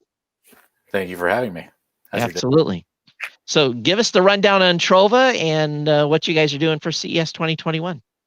Yeah, so Trova is a small company founded by my wife and I, and we are providing privacy solutions for our customers in the form of physical storage devices. So we're positioned really as smart, discrete storage, and we talk to our customers on a platform of privacy and discretion. So for CES 2021, which is our second CES, we're debuting our Trova Home model, which is our largest model, and is basically a personal biometric safe, is a simpler way to probably say all that. Right. But is really designed to be integrated into your daily life and left out in your home, not stuffed away in a closet like the traditional safes in the market. So what's your target market for these products? And, you know, I'm looking at your website here real quick, and I'm seeing that you've got mini safes for jewelry, Yep. and then all the way up to the product you have now that you just showed me. Matter of fact, I think so that one also has some jewelry, has some devices. You know, talk to me a little bit about your target market, and this looks to me like a luxury product as well. Absolutely, yeah. So we are premium positioned. This is the smallest size that you just mentioned, which is what we launched last year at CES 2020. This is called Trova Go, and we launched in November this year Trova Go Plus, which is essentially the same form factor and about 60% larger from an interior capacity perspective on the inside. So our target market varies between the product a little bit, but the use cases remain largely the same. So we find today that about 65% of our customers are parents that want to exercise discretion in their home around items that are not appropriate for all audiences. Could be house guests, could be their kids, could be their in-laws. And some of the things that our customers are telling us they use their Trova for, and to be clear, we're not really prescribing what people put in here. We Sure. find that discretion is really different to everybody, and privacy means something different when you to everybody as well. And so what we wanted to design was something that was smart and integrated with an app, so it opens through an app on your phone and leverages your phone's biometrics to get you in and provide that sense of privacy and security. What people are using it for really falls into four main categories. The first is jewelry and valuables, especially for the smaller sizes. It can be a portable travel safe that's easily and oftentimes overlooked. You can leave it in a hotel room in a drawer and nobody would ever think twice there was something inside of it. Maybe you use it at the gym or something like that as well as just an extra added bit of security. So jewelry is one, valuables in general, so cash, credit cards, whatever else you want to put in there.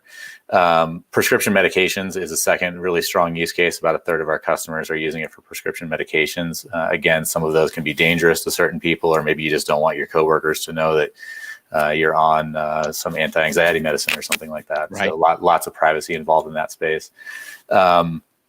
The third is around the recreational marijuana use case, which we live in Colorado, and that was one of the use cases from a Genesis story perspective for my wife and I. Actually, the low THC, high CBD products were the solution to a really bad bout of insomnia my wife had back in 2016 that nearly drove us nuts. And we've got two young kids at the time. They were 6 and 7, and she was really concerned about them accidentally getting into those products. And we're responsible parents, and while those things may be part of adult life, they certainly are not appropriate for kids. And then the last is really for Trova Home specifically use case, and it's around adult bedroom toys or intimacy objects and things like that, or personal protection items like mace. We are not targeted towards the gun market at all, but it's sort of everything else that you have in your life that really ought to be locked up. Everybody says lock your prescription medications Sure. up. Nobody ever does it because there's no, beautiful sort of smart, integrated, modern, award-winning from a design perspective product on the market. So this opens up a whole host of questions for me. So number one, airtight? Close to airtight. We can't claim hermetically sealed. We will have a marijuana-specific kit for Trova Home that will come out towards the latter part of this year that will have some hermetically sealed jars. We are very tightly sealed, so it does help conceal odor. And we have added we have a humidity sensor built into Trova Home so that you can monitor the humidity of the interior environment. Smart. Number two, what if someone picks this thing up off my living room table and tries to walk off with it? Will they still be able to do that? Or is there any type of notification system in it that if they move it, what happens? Yeah, there's a couple things. So it does have a motion sensor, so you'll get remote notifications if it's moved. You'll also get notifications if one of the other authorized users of Trova Home accesses it. So you can be, in the know if somebody else in your household has, who is authorized, your spouse or something like that, gets into it. But most importantly, we've added 2 security features to it that allows it to be locked in place. So we've got interior bolts that go down through the middle of the inside of the Trova. You don't see them from the outside at all. And you wouldn't actually see them from the inside. They're fully covered up by the interior layer of silicone. And then we've also added, if somebody doesn't want the permanent solution into their, mantle place or bedside table or countertop or something like that, we've also added a Kensington lock compatibility so somebody could cable it in place as well. So multiple layers of security involved there. Right. I travel internationally from time to time, and of course, there's always a hotel safe, but hotel safes are notoriously not safe for hotel staff. So it's almost like a safe in a safe you could have. You could actually put this in, when you're in travel, you could put this in a hotel safe, and just adds another layer of protection for whatever you may be storing, like cash and that type of stuff. Yeah, we actually do have a larger form factor planned in our suite of products that would be large enough for a passport. Today, Trova Go isn't big enough for a passport, but our Trova Travel will be sized for a passport, larger watch, lots of currency, things like that. And that one will also be Kensington lock compatible. One of the things that we really focused on, though, and I may have already mentioned this, I've done a number of interviews, so they sort of tend to gargle together at some point. But one of the things we really focused on was not having the Trova Go product in particular resemble anything that might hold something inside of it. So there's no fingerprint reader on it. There's no Kensington lock. Really, the best part of the security of this is that you're the only person who knows there's anything inside of it. So you can really leave it anywhere, and people typically think it's just a battery pack. So is the only way of entry through the app? We've actually got a couple of systems in place, and I've got to give you two answers to that. So on Trova Go, it's a Bluetooth connection only, and you can open it through the app. In the app, there is what we call app bypass that can be set in the app, verified to the user. And at that point, the multifunction button here on the end of the Trova turns into a double click to open. That obviously ruins the biometric safety of it, but does give you quick access. On Trova Home, we have 3 connection points. We've got Bluetooth, we have for local, we have Wi-Fi, and we have NFC. And so because of the use case around personal protection items and things like that, we added NFC so that people can just tap their phone to the NFC patch and it'll open, similar to a hotel room key. Sure. And that's actually one of the other places we're working to develop business is in the hotel space. So this could be a new smart safe for hotels and Airbnbs where coded keys would need to rotate with customers. But absolutely no biometric on the device itself with your thumb. Correct, and not redundant systems. Oftentimes if you look at the gun, safe space, they'll have a key and a passcode and a fingerprint and an app. We just focused on making the app work really well, right? And have that be stable and seamless, Bluetooth, LE and all up to date as far as the newest technology, and very high end premium product that we've built here. So we didn't skimp on any of the internal components. So I will say that the device you showed me at the beginning, your new device, that is absolutely beautiful, and that could sit right on a dining table. People may question what's in it, but people usually aren't too snoopy when they come over and visit. So that still allows you to have security for the kids if that's a place where, maybe you roll something or whatever whatever product you have in there. Yep. So I think this is I'm seeing this year where a lot of and you guys have been in this a while doing it where it looks luxury, it has that luxury look, but I'm seeing a lot of manufacturers this year really focusing on beauty so that it can sit on the coffee table or on a side table or in your bedroom on a dresser, and it's just going to blend in with everything else. Let's talk price. Sure. So Trova Home is actually, we were able to re-engineer throughout this year and bring the price down from where we originally targeted. So it's at $549. It is available for pre-order on our website, which is trovaofficial.com. Trova Go, our smallest size, is $199, and then $229 for Trova Go Plus. And on the new product, do you have a cube, or what's the interior capacity on that? Yeah, I can actually show you the inside of another sample we just got. So these, it actually comes with 2 interior trays that sit on the top in here, which I can't show you while I'm holding this up, but these sit on top of the inside and give you 2 layers of storage. So the inside is pretty deep. It's pretty deep. Yeah, it's pretty big. And then that interior space in the lid with that extra shelving that sits here and slides back and forth. We've also built in 2 internal USBs. So you can charge your devices in there. It could also be used as a Faraday box if you want to lock your phone or iPad. It does Faraday too. Yeah, it can, right? I mean, yeah, you can lock your kids' technology in there. It not big enough to fit an iPad. Maybe that'll be down the road, but it will fit phones. So, oh man, you're gonna hurt my credit card here. I love it. Yeah, I do too. So awesome. This is how we get exposure to new products and services. And so anyway, everyone needs to, if you have interest, man, I can see again these 3-4 different use cases. Trova, TROVA official.com is the website. Any specials for CES or anything like that, or just check the website out?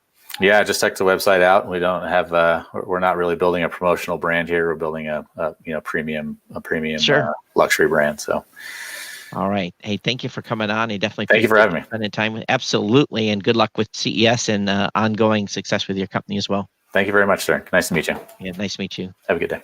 Awesome, awesome, awesome, awesome. So I think we are almost at the top of the hour. I think we do have another guest ready, but if Scott is ready to pick up, I'm here. All right. Hey, what do you think of the Trova? So I did the interview with them last year when they announced the little one, and it's really cool to see where they've come just in the last 12 months. Literally, the last 12 months since we did this in Vegas, and it's a great idea. Obviously, we know what the original target demo was. Yeah. It's the thing that CES won't let us say. Well, But it is an interesting device where you can instead of having a plastic bag. And one of the things that I thought was interesting that he told me last year was that he has had his prototype of the small one for a little while, and he actually traveled with it in his carry-on, and TSA never stopped him over it. Wow, I wouldn't count on that. No, he said, I wouldn't expect that to stay. And it's been 12 months. I don't know if that's still the case. But as of CES last year, he had traveled a number of times with it in his carry-on. And, because of the Faraday type feature to it, you don't see inside of it. And they didn't stop him. All right. So just as a fair warning, we're not giving anyone any advice, and you can be arrested if you travel with certain types of I certainly wouldn't trust it. No way, and not worth going to a federal penitentiary over anything like that. So, no, for sure not. You could take it with you and have your jewelry or whatever stuff like that, Absolutely. But no controlled substances. Yeah, for sure. And that's the thing, right? The small one was, if I remembered correctly, the small one was big enough that not today because all the phones have gotten bigger, but some of the older smartphones could even fit inside of it. And so you could carry a phone in your carry-on that they wouldn't try to harass if they didn't see inside of it. Interesting. Well, anyway, I'll be back tomorrow. I can't remember what time it's scheduled, but hope everyone's enjoyed this cool stuff. Cool start here for the day. So anyway, I'm bouncing out. I'm Todd Cochran. You can find me at geeknewscentral.com. Nope. Apparently we just accidentally removed Todd from the show. It's okay. He seems to still be talking though. It's okay. I was going to say, check me out at geeknewscentral.com. I do a twice weekly tech show. You can get subscribed over there. Celebrating 1,500 episodes this coming Thursday. So a great show to tune in on if you want to get the history of the podcast going back to October of 2004. All right. We will be making a big deal about 1,500 on Thursday for you. Don't worry. All right. Take care and have a good rest of the day. Good to have you. CES coverage, everyone. All right. Thanks to Todd for being here. I'm really, really glad that we were able to make that work. Originally, his schedule wasn't going to allow for it. And considering Todd is the founder of the Tech Podcast Network and one of the original hosts of our CES coverage dating back to I think we started in 2009 at the NBC Universal booth. It would have been weird to not have Todd be part of this. So I'm really glad that he was able to do this. And I'm really excited. 1,500 episodes of Geek News Central. That does not include all of the other episodes of things he does, including we will have about 100 episodes of this that will be published. If you're watching live, that's wonderful. But each of these interviews will be published individually on techpodcasts.com, on our partner sites, including plughitslive.com, where I'm the editor-in-chief. I'm Scott Ertz. I did not introduce myself this time around. And then a number of other partner sites as well. But 1,500 episodes just of the primary show. That's crazy because I'm coming up on 600 and that's insane. 20, I think we counted there's 2,800 total for us, but that's across 8 shows. But yeah, anyway, if you're just joining us in time for my segment, welcome. This is the Tech Podcast Network CES 2021 coverage, obviously powered by the Tech Podcast Network. If it's tech, it's here. We've got members from several of our shows, including Geek News Central, which was Todd, who just left. We have Kirk Corliss from GNC Week in Review, who is currently acting as our studio producer. We have Christopher Jordan from the Talking Sound podcast. Those are the three logos here across the bottom. There's myself, as well as Danielle Mendez, who will be on today at 5:30 p.m. Eastern. She'll be on for an hour. She's also from Plug Hits Live. And we have got from my production team, Michelle, Dave, Adam, and Nancy, who are all working behind the scenes tirelessly to make sure this show actually goes on. While you may only see 4 of our faces, there are, I think, 13 of us. Oh, I'm sorry. And Terry and Steve as well from our production team. So there's like 13 of us behind the scenes making sure that this thing goes on. So it is a pretty big undertaking. Obviously, with that many people, this coverage is not necessarily inexpensive. And so if you want to help us pay for, if you'd like to help us keep this thing going, one of the best ways you can do that is by going to plughitslive.com/prime. Anytime you're going to be shopping from Amazon, it doesn't cost you anything, and it helps us out a little bit. And of course, there are things about Prime you may not know about. I think by this point, everybody probably knows about Amazon Prime Video because so many of us have been using it over the last 12 months. But if you don't know about Prime Video, it's free TVs, movies, and documentaries as part of your Prime subscription. There's also Amazon Prime Music. If you don't have a streaming music subscription, Prime Music gives you a couple of million tracks available for free as part of your subscription. There's also Amazon Prime Gaming, which is my favorite. For example, if you're watching us on Twitch right now and you are an Amazon Prime subscriber, you actually can subscribe to our Twitch channel for free, 1 subscription per month, which gives us a little bit of financial help, and it doesn't cost you anything. We have links for all of that information for Prime Gaming, Prime Music, and Prime Video, as well as a 30-day free trial if you don't already have a Prime subscription, and a link to buy it for a friend or family member as a gift. The holidays may be over, but I know we have all forgotten somebody because it always happens. So Prime's a great way to send a gift. And I, for example, Kirk sent me an Amazon gift as my Christmas present, which I really appreciated.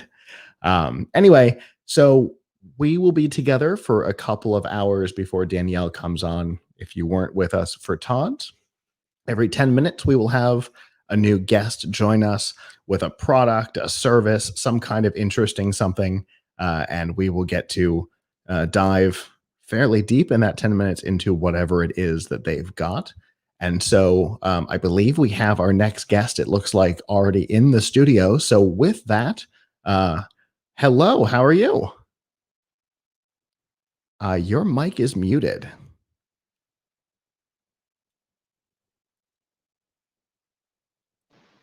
There we go. Hello, Scott. Nice to meet you. Nice to meet you too. Go ahead and introduce yourself for me.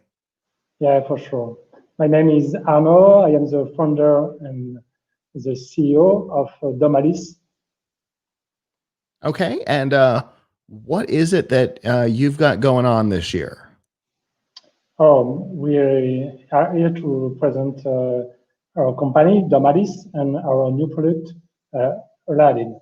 To know, Domalis is a leader company in co-designing solutions for senior-specific needs, so that they can remain independent. And the unique quality of Domalis is to co-design all our products with healthcare professionals and other people. So with their input, we are sure to 100% that our product can fit totally to their needs. And so we want to present Aladdin. Aladdin is a smart lamp with a Jennings style. I can show you if you want. I can show the product. Okay. Like lamp for assisted living, nursing home. Aladdin is, well, maybe you know, but each year, 2 out of 3 people aged over 85 a year old fall. And the medical costs associated to these falls are estimated to $35,000 per fall. And there is also a considerable risk of lawsuit. So to fight this problem, we invent Aladdin. And how does it work? Can I explain you how does it work? Yes, please. So basically, it's a lot of technology inside, but made it simple. There's 3 major features. The first one is like prevention. Thanks to different sensors like movement, luminosity, array sensor, different sensor, we can learn about day and night activity. And if there is something uncharacteristic who has happened, for example, if the elderly get up more and more during the night, or if it go very slow, maybe it could be a sign of declining health. And Aladdin is able to know about that and to send a notification to prevent the caregivers, family, or nurse also. The second feature is intelligent lighting, thanks to in the bottom, you can see in the bottom, you can see the light. For example, when the elderly get up during the night, yeah, generally there's a lot of fall during the night. Aladdin will light the way to go to the toilets, and thanks to that, we are able to reduce falls by 75%. And third one is thanks to different sensor. Aladdin is able also to know if person will fall or not. And if elderly fall, we directly send an alert to the caregiver, to the nurse, in order to act very quickly and to help the elderly who have a problem. Okay. So this is designed to be in a assisted living facility in the residents' rooms with sensors in it to be able to alert the nurses and the ALF staff to issues. Particularly the one that stands out to me, of course, is the fall detection. Because normally, if you've got something like that, it requires wearing something, which can be annoying for a lot of people. I'm not a big fan of wearing things. I have a couple of smartwatches and I usually wear them for 2 or 3 hours and I'm like, all right, well, that's enough of that. And I go back to nothing. And so this allows you to have that capability without the wearable device. Yes, exactly. Wow. We work a lot with the elderly people. We work a lot with caregivers because we know that elderly don't want to have a necklace, don't want to wear something. And one thing you have to know, it's wearable, for example, like Apple Watch or can be able to detect a very soft fall. 80% of fall are soft fall. It means you don't fall like that. You fall, right. Oh, I'm not very good, and you go really slow. So thanks to Aladdin, we are able to detect all kinds of falls. And it means you don't need to wear anything. Aladdin is able to detect all kinds of falls and directly send an alert to a smart badge like this. And you can, and the caregiver or the nurse will see in which room is it and can go very fast to the room to help the elderly people. and also you can decide which kind of fall is it. And after, thanks to our software, we have a software management system, and the director of nurse, for example, is able to manage, to have a global view, to have all information of each room. For example, maybe if in one room the door is open or the window is open, we know also there is it's too cold, for example, and you have to go to the room to close the window. So you have a lot of other information. It's not only false, it's also to prevent and to act for prevention. That's really fantastic, because when we think about either ALFs or hospital rooms, right? And when I think of a hospital room, I see in my head a bar similar to that above the bed, right? That is the standard thing, and kind of all it is there's a chain on one side that turns on a light, and a rope on the other side. A rope on the other side that calls the nurse, and that's kind of all there is to it.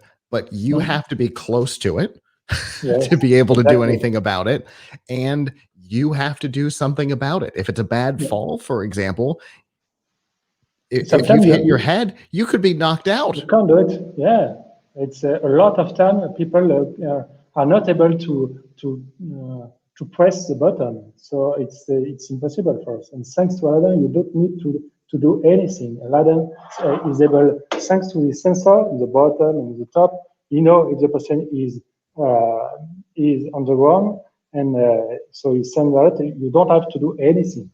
It's directly connected to the nurse, and it's really interesting for that. Yeah, that's really fantastic. Now, obviously, your focus is on ALFs, right? But do you also make this available? Maybe if you've got somebody living in your home, you're taking care of your mother-in-law or something like that, that you'd be able to keep track of them in another room?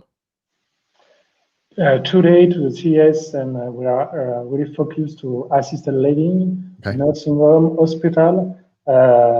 Aladdin is also able to work at home, but we really want to develop first assisted living. We have more than 5,000 beds who are equipped with Aladdin, and now we want to get more in the US, and after to go to the to help elderly people at home, that you have to go step by step.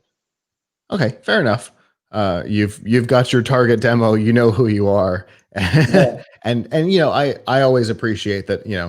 You've got a goal, and your goal is to help assisted living facilities. And I think that's a fantastic goal. My grandparents were in ALFs up until the end of their lives, and the monitoring and the interaction with the staff was never it's always asynchronous, right? It's they happen to come by and check on you, and hopefully things are good, and if not, everybody goes into panic mode. But with this, it's not quite so asynchronous, right? It's kind of something happened and everybody knows. Yeah, it's very interesting. Aladdin is like a friend. It means it's useful for the elderly, because only when you get up during the night, Aladdin will help you, because he will light the way to go to the toilet. So elderly people like that, and nurse also, because they know when people get up or when people fall. So it's a peace of mind for elderly. It's a peace of mind for nurse. It's a peace of mind for family. So it's a really revolution for assisted living. Yeah, and that's what I was thinking was, it's not just it adds convenience for the person in the room, right? That with the light and things like that, it adds some security for the staff at the ALF. But you're absolutely right; it adds peace of mind for the family who can't be there. I know I know the amount of stress that the ALF and not ever knowing exactly what was happening put on my mother while her parents were in an ALF, and she's sitting here listening to you, by the way, and you can I can see on her face, you know, the difference that this would have made. I know that there was a lot of stress. There was a lot of stress on her during that time, and this really would have alleviated that. So, as somebody with a background, as a family member of this, I appreciate this product a lot. And some family call us to say, hey, Damaris, can you install Aladdin in this facility because my mother is living there. So well, first we are focused to assisted living, but a lot of people call our company in order to install Aladdin inside the assisted living. Well, you know what? Because they know it's a peace of mind for the family, and so after for sure for the nurse. There's no better sales funnel for you than people recommending possible customers. Yeah, sure. Yeah. Well, if people want to find out more about your product, maybe they're they work for an ALF, or maybe they're a family member who wants to recommend a facility to you. How can they find out more? They can do it. It's easy. They can go in our website in domalis.us, or they can call directly our office in Miami also, because we get an office in Miami. I can give you the phone if you want. Sorry. Well, I'll tell you, Miami is the right place for you to be. Yes, in Miami there's a lot of assisted living and a lot of people. There's another great company based out of South Florida that deals with elder care, which is not in assisted living, so kind of the other side of things, right? And they're Papa, who just went national yesterday, I think. So. But the phone number is 305-772-5215. Fantastic. 305-772-5215, or domalis.us or domalis.com also. Well, thank you so much for coming on and talking about this. Again, obviously this hits home for a lot of people, but being in Florida myself right now, I can understand probably better than most why you have an office here in Florida, because it's a big topic here. So thanks for coming and talking to us, and thanks for building this product. I hope you have a lot of success. Thank you very much. Have a good day. You too. Bye-bye. See you. All right. Again, being based in Florida, I can totally understand why they have a Miami office. That makes a lot of sense. I will say that we do have our next guest here already. Hello, how are you? Hi, everybody. Thanks for having us. And I'm Julian, co-founder of Publidata. We are not based in Miami, but we are based in Paris, France. We develop a software as a service platform, which is tailored for local governments. So we help public servants to deliver better information to residents.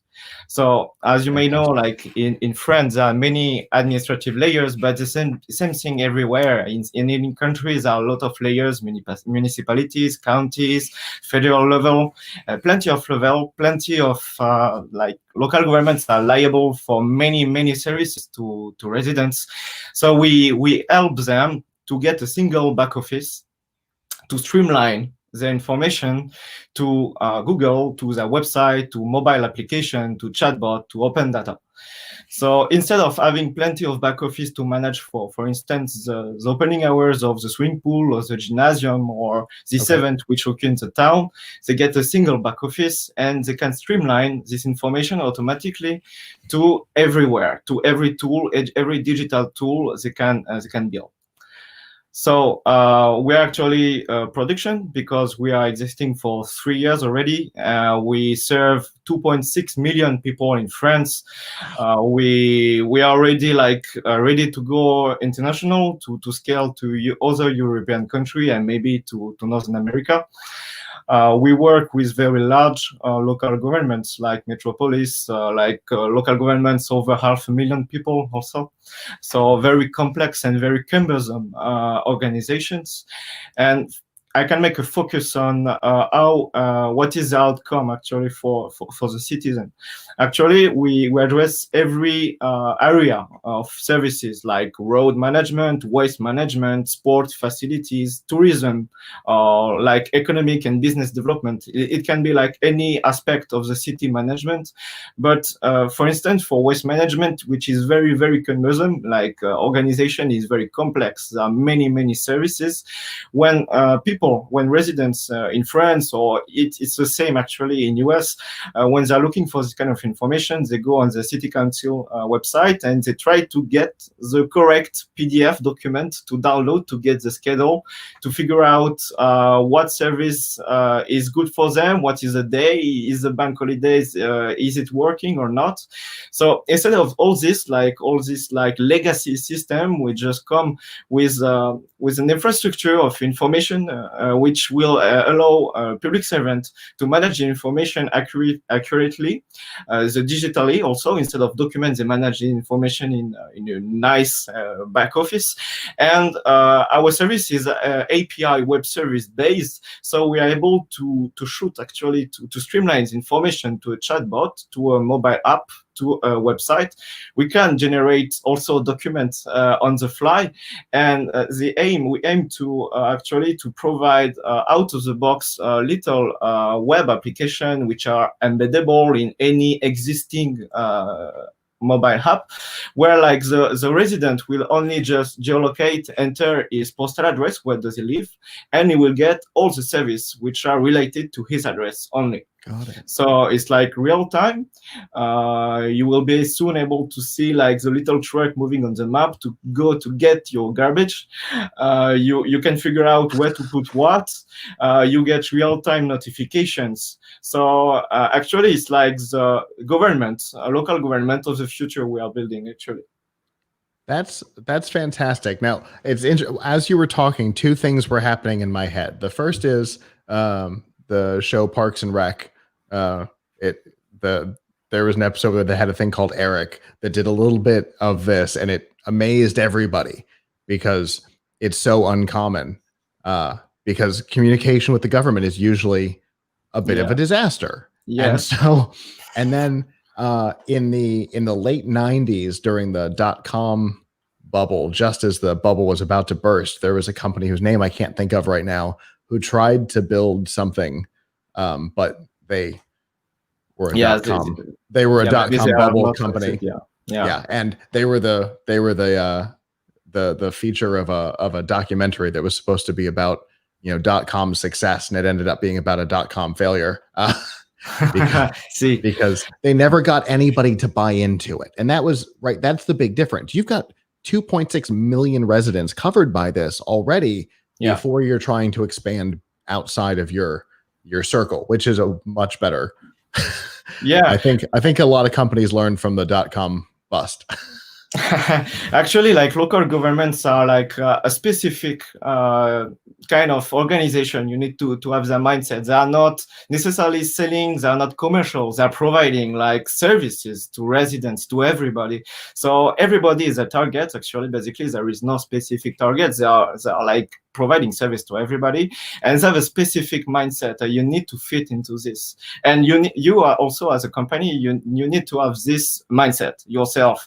You need to want to deliver better service to every resident, to be inclusive, to think about like senior people, like disabled people will just use your products. So it's very important. And at Public Data, we also think that tools like an application and so on can be obsolete. They can appear and disappear very fast. Like it's a trend. Like chatbot maybe will be hype and then will just collapse, and then it will be voice and so on. But the service and the information remains. So we are building today a mobile application and web applications. Tomorrow it will be voice. But like, look, we are making local governments ready for this transformation. So that we are like building like the infrastructure, information infrastructure for this. Then like interaction can be any device. You can talk to your fridge, to your car. You can just use Messenger, or you can just use an application on a website. So it makes no difference, but the service and the information need to be consistent. Sure. Yeah, and you know, another big difference, of course, is and we talk about this on our startup shows all the time, is the difference between the mindset of building a thing because you're trying to make money or get investors or whatever, and building a thing because you want to fix something. And you have gone out and set out to build this to fix something, in this case the communication between the government and the residents, which I think is a really noble thing to to go after. Actually, we are a bootstrapped company. We have not Nice. VC or business angels. We have built the product directly with local governments, which trusted us, and we built the offer, and we just got more local governments who want to work with us. And now, like, this is a little bit like the specificity of CES news announcement for us. We are launching a new offer with like industrial and smart city operators, which is Veolia, which is actually a French company, but they are the world leader in waste management and water management all around the world. Okay. And they are aiming to be the leaders in resources management optimization. So yeah, it's a huge market. They are working everywhere, and we are now launching a new offer with them to just like to build what I just described you, a new interface, a new communication with residents. That's fantastic, and I like that you've bootstrapped, because that means that you're still in charge. And you can still build your vision, not your vision plus what your investors are hoping you will do as well. Very cool. How long has this been in development? We exist for 3 years already. We are a team of 10 people. Everything is made in-house, design, development, everything. We have not outsourced any of our components and our solutions. And yeah, we are based in Paris, like I said previously. Very cool. It sounds like a great service. I would love to see it in action at some point here locally. Maybe we'll be able to convince our local area to jump on board. If people want more information, maybe you've got somebody who's a local government official who is interested in implementing this. How can they find out more? Actually, you type publidata.io at the end, and you will find out our website. And on this, you can reach us out. There is like a chat. There is like contact form. There's also a use case with client testimonials in English, translated everything. So you can find out more about how our products are used and what they look like actually. Very cool. Well, I really do appreciate you coming on and talking to me today and letting our audience know about what you're up to, because this is I'm a big proponent of doing things to minimize and make easy government functions. So yeah, when I saw your name show up, I think it was either in an email or in the app, I was like, yes, I've got to talk to these people. Thank you very much for inviting us. Absolutely. Well, thanks for coming on, and hopefully CES will be a success for you. Thank you. Bye. Have a good one. That's great. Obviously, I think the thing that we have all come to realize, especially here in the United States, over the last, let's say, couple of months in particular, has been that government is inefficient. It's hard to get the proper information you need, whether it be local or federal, and so anything that we can do to streamline that process, as far as I'm concerned, is a win. So that's awesome. Is this our next guest ready to go? We are apparently running early. Todd set me up for success. Hello.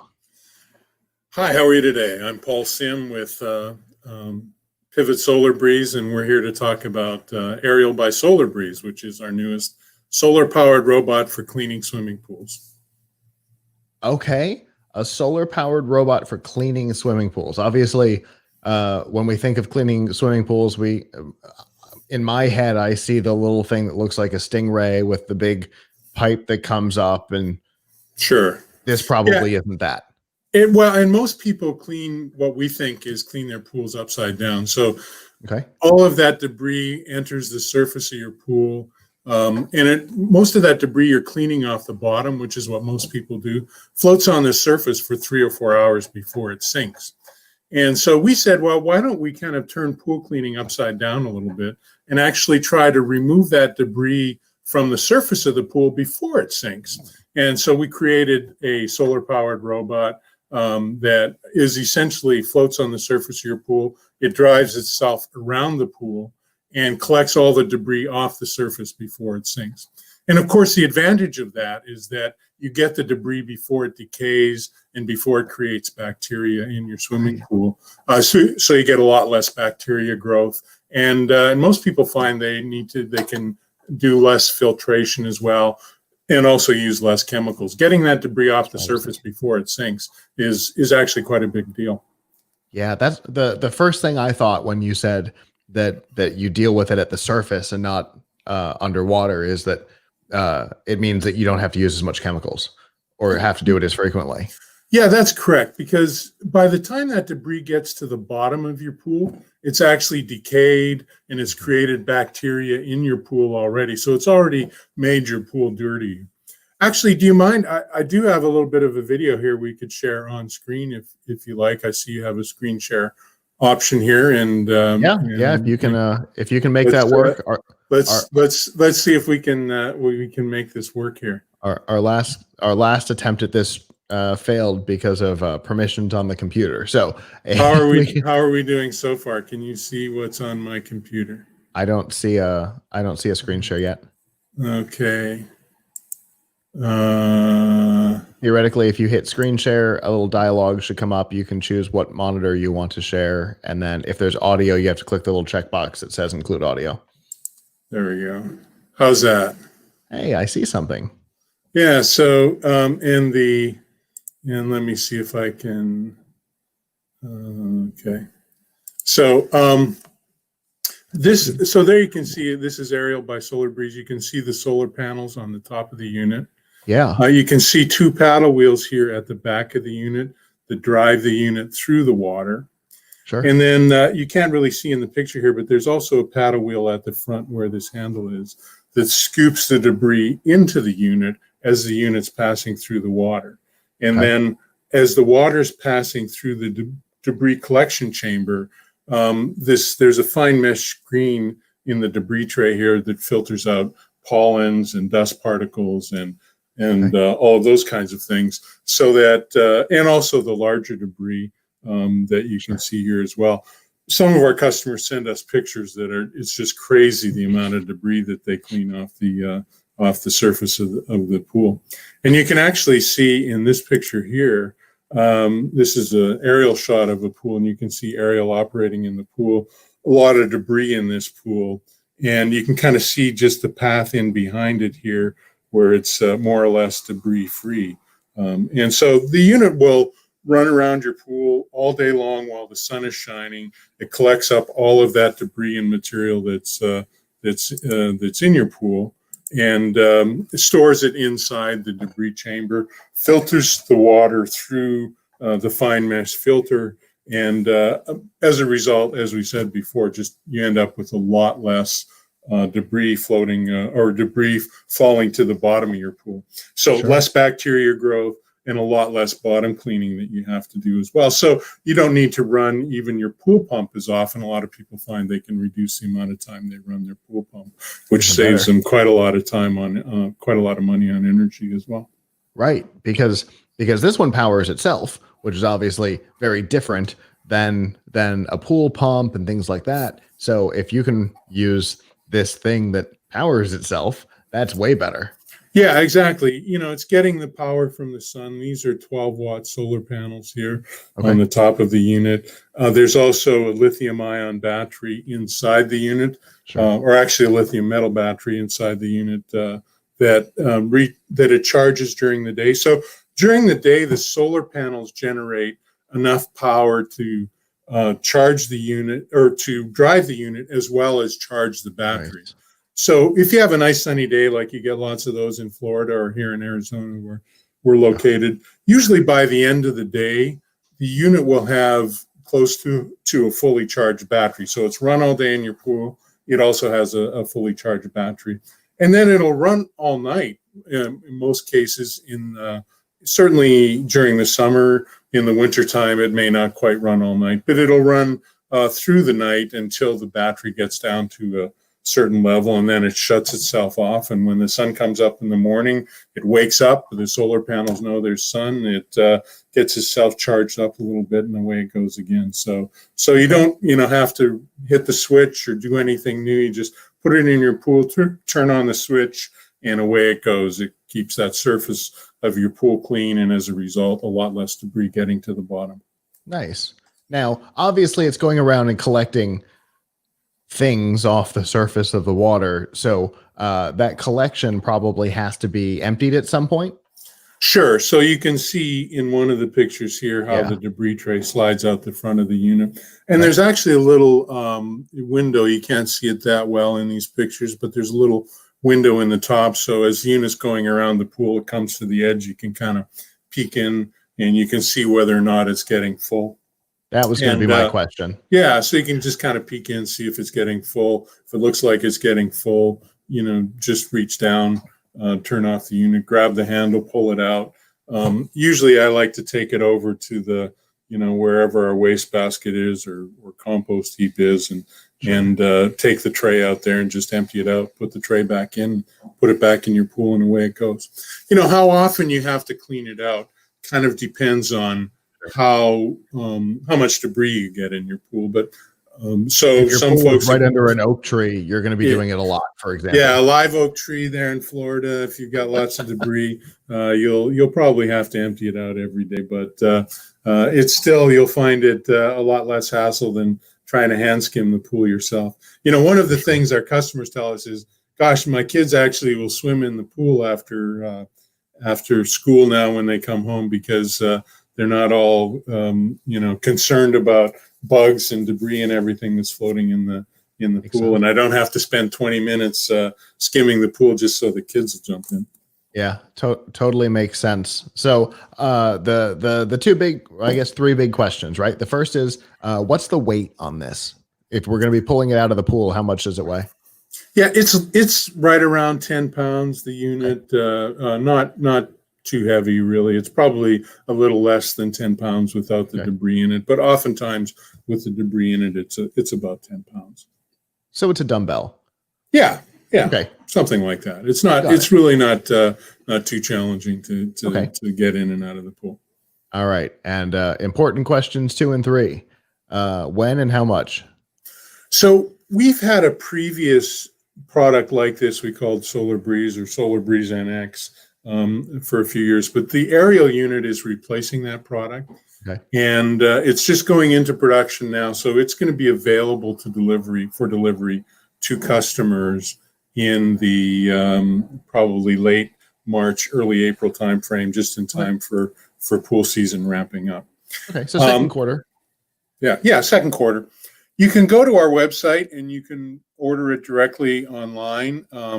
We're actually offering a bit of a discount right now to customers if they pre-order and prepay. The retail price will be $528. I think our discount now, you can buy it online, pre-order, prepay for $468, and that includes free shipping and also an additional year warranty. Standard warranty is 1 year, but we're offering an extended 2-year warranty on it right now if you pre-order and prepay. Our website is www.solar-breeze.com. So solar-breeze.com. You can go there, and the aerial is now our featured product on the page, and we'd be happy to have customers join us. I'm going to stop sharing so people can actually see who I am again. Very cool. Hopefully. I'm really intrigued by this. I'm glad that we were able to get you on the show here, because a lot of people have pools, and so there's a challenge that everybody that has one deals with. Yeah, our customers have quoted a couple of cool things for us. One of our customers said to us, my pool is always swim ready. So if I have a solar breeze in the pool, I don't have to worry about what it looks like when, I want to go out to swim. I get home at night. In Arizona here, it's been 110 degrees in July, and the first thing I want to do is jump in the pool, right? And then I walk out, and all of a sudden I find, gosh, it's covered in leaves and debris, and I don't want to get in. And now I got to spend 15 or 20 minutes cleaning it. So it's always swim ready, and or as one customer said, always party ready. If I'm having a backyard barbecue, I don't have to worry about whether or not the pool's going to look clean when the guests come over for the barbecue. So there's just a lot. The convenience of keeping the pool clean is just significantly improved if you have an aerial by solar breeze in your pool. Absolutely, totally makes sense. Well, I definitely appreciate you coming and talking to me today and showing off the product. Well, thanks so much. We appreciate the opportunity to be here. We're excited about being part of CES as well. It's really our first time in the show, and we were surprised today. We've already had a lot of interest from people in the product, and it's kind of a unique approach to doing a show this year. But I think it's kind of exciting. It involves people from all over the world. We're getting inquiries from places. You don't have to be in Las Vegas to be part of the show this year. Yeah, and that adds an interesting aspect, both in positives and negatives, right? The Right. positive is that people didn't have to all travel to congregate in 3 buildings in Las Vegas. Obviously, time zones have created an interesting challenge. We had one person yesterday who sent me an email. I'm waiting in the studio. Well, your interview is in 21 hours. So yeah, I would recommend doing something else. Yeah, it's always a bit. Well, and the other thing for exhibitors like ourselves is, you have people attending the shows around the clock now as well. So some attendees are kind of expecting you to be there, or maybe want to chat with you when it's 4 o'clock in the morning, our time here in Arizona. But we work our way around that, and there's the messaging system seems to work pretty well. There we go. I don't know what just happened. You fell out of the studio for a second. Oh dear. The messaging system worked pretty well. I probably, of the 500 or 600 invites that I sent out, I think about 100 or 150 of them went out through the in-app messaging system. So yeah, it works pretty well. Yeah. So especially for something that Microsoft custom built in a hurry. Yeah. Exactly. Like searching in the messaging doesn't really work. Right. For example. So if attendees are at the show and they're looking for us, you can find us by searching exhibitors, either aerial or solar breeze, or aerial by solar breeze, and you'll find our booth and find our showcase. And in addition to the pictures that I saw you there, there's a couple of videos you can look at. Cool. There's a variety of other pictures that kind of show you how the unit functions, and we have our team available on chat.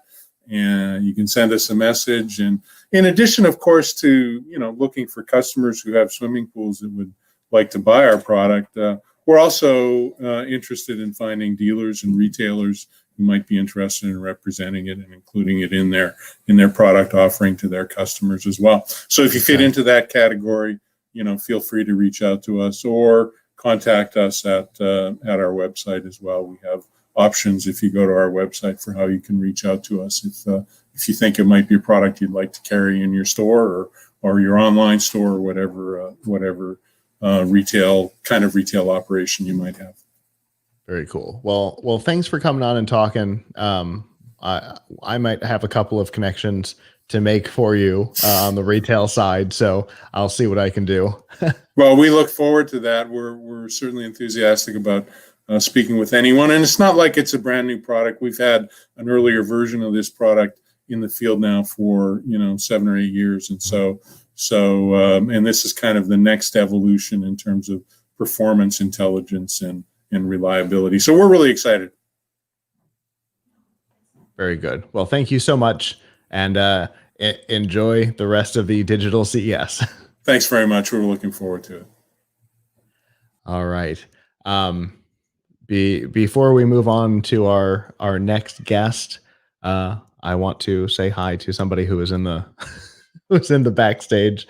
One of my favorite PR people, Steve Winter. He's always good to us.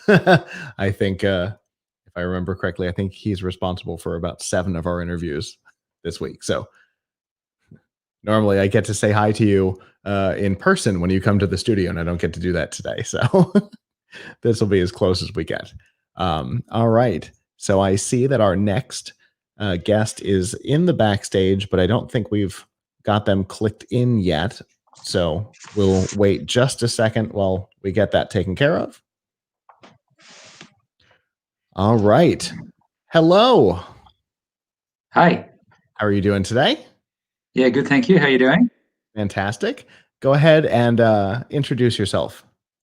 My name is Richard Marshall. I'm VP Business Development with the company's called Care Clever, but the product and service is called QT. And we produce a world's first companion device for seniors, laser focused at combating isolation for our elderly in society. Okay. So it's a robot for social isolation, I see, and cognitive decline. How does it effectively, yes. How does it fit in there? So if you stop for a second and imagine, we are we're hyper connected, and look at us. We're in a pandemic where we're still holding a form of the CES, which is a thrill to be a part of. But for many millions of seniors in the US, in France, where our company originated, although I'm based in Massachusetts here in the US, for millions of people in the US, in Europe, in Asia, there are just too many people not communicating and connecting with other people enough. And this was the case before COVID, and of course it's exacerbated due to the pandemic. And we wanted to do something about it. So we've created an fully voice-controlled device, which is a companion that lives with seniors, whether in individual homes or in communal living arrangements. Fascinating. So obviously it's not going to be something quite like the Sony's little digital dog companion, right? This is something on a totally different level than that. Yeah, it's true. And you mentioned robot, and people quite rightly can be a little skeptical at times because there's plenty of worthy efforts in the past. What I will say is what we've developed is 100% developed specifically for this use. So everything we do is about connecting seniors to other people. Whether it's the look of the device, the way it operates, the way it moves, the way the head moves up and down, the voice interaction, everything. And of course, more importantly, the services and connectivity that we provide. If you like, we have something of a two-sided market. We have the device, and it lives with seniors in their living space side by side. But on the other side of the market, we curate in France, and now in the last few months here in the US, an agenda, a calendar of live activities that are specifically designed and developed for seniors and for their cognitive and physical well-being.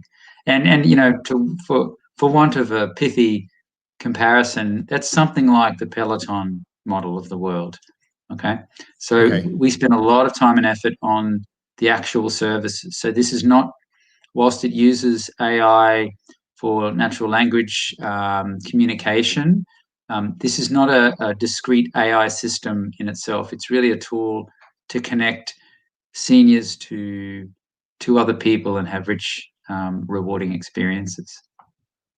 Okay, so you've got you mentioned Peloton and that kind of model. So it's like a digital extension of a community gathering. Is that what it That's one provides? way.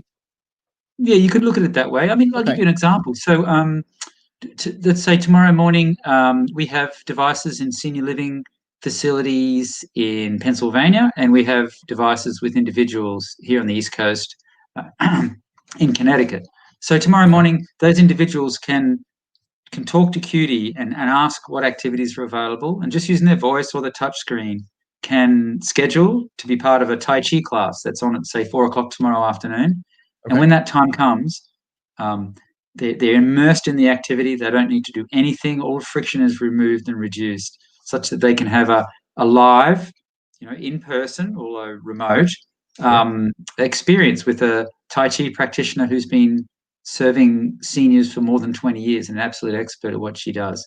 And in addition to spending time with her, they spend time with each other. So you have more than one Qt joining this event, and the practitioner is just using her laptop and offering it in real time. Okay, so through this, during, like, my father does Tai Chi, and so I'm thinking that was a great example for me. So under normal circumstances, obviously right now things are a little different, but they go to a park, and let's say there's a dozen of them, and you get that ability to interact with one another and talk to one another, and through this you also get that it's not like a pre-recorded session where it just plays and you follow along. You're actually interacting with the host and the other participants. Exactly. That's Fantastic. you said it better than I've probably done. And the point is that so this has been we launched in France around 6 months ago.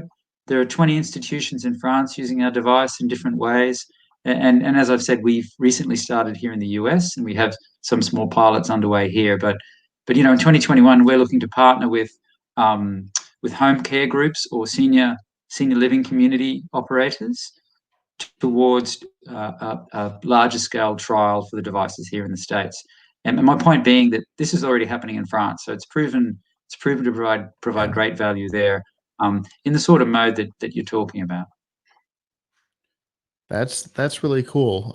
I know I said this in the last interview. I've actually got somebody I might be able to introduce you to. There might be some synergy between your two companies. So fabulous. Yeah, I mean, at the end of the day, this is an autonomously mobile device. It's kind of like Roomba meets the Peloton in that sense. It has its space. It knows the space.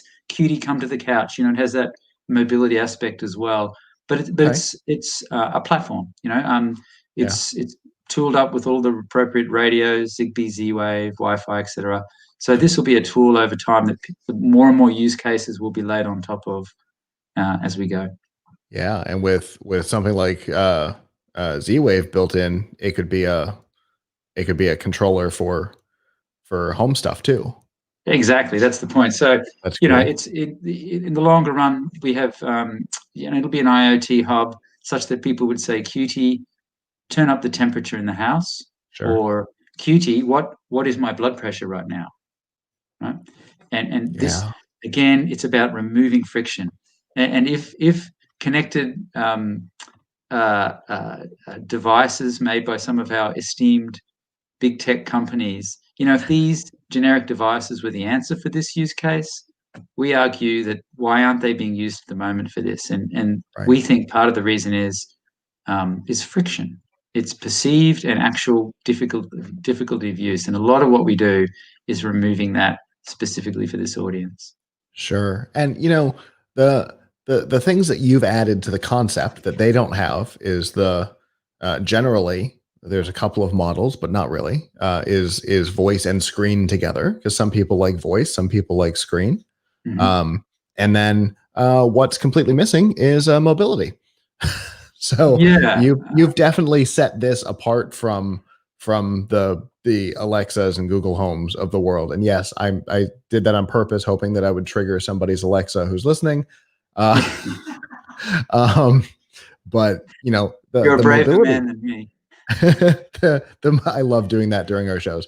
The mobility aspect of it really sets it apart. Yes. Yeah, it has to. And you know, it's you know, obviously, you know, an Amazon, a Madam A Echo Dot, right, is very cheap, right? And it's fantastic at what it does. But you know, we're by no stretch of the imagination are we trying to replace that. This is laser focused for this application for people for whom mobility is a big concern.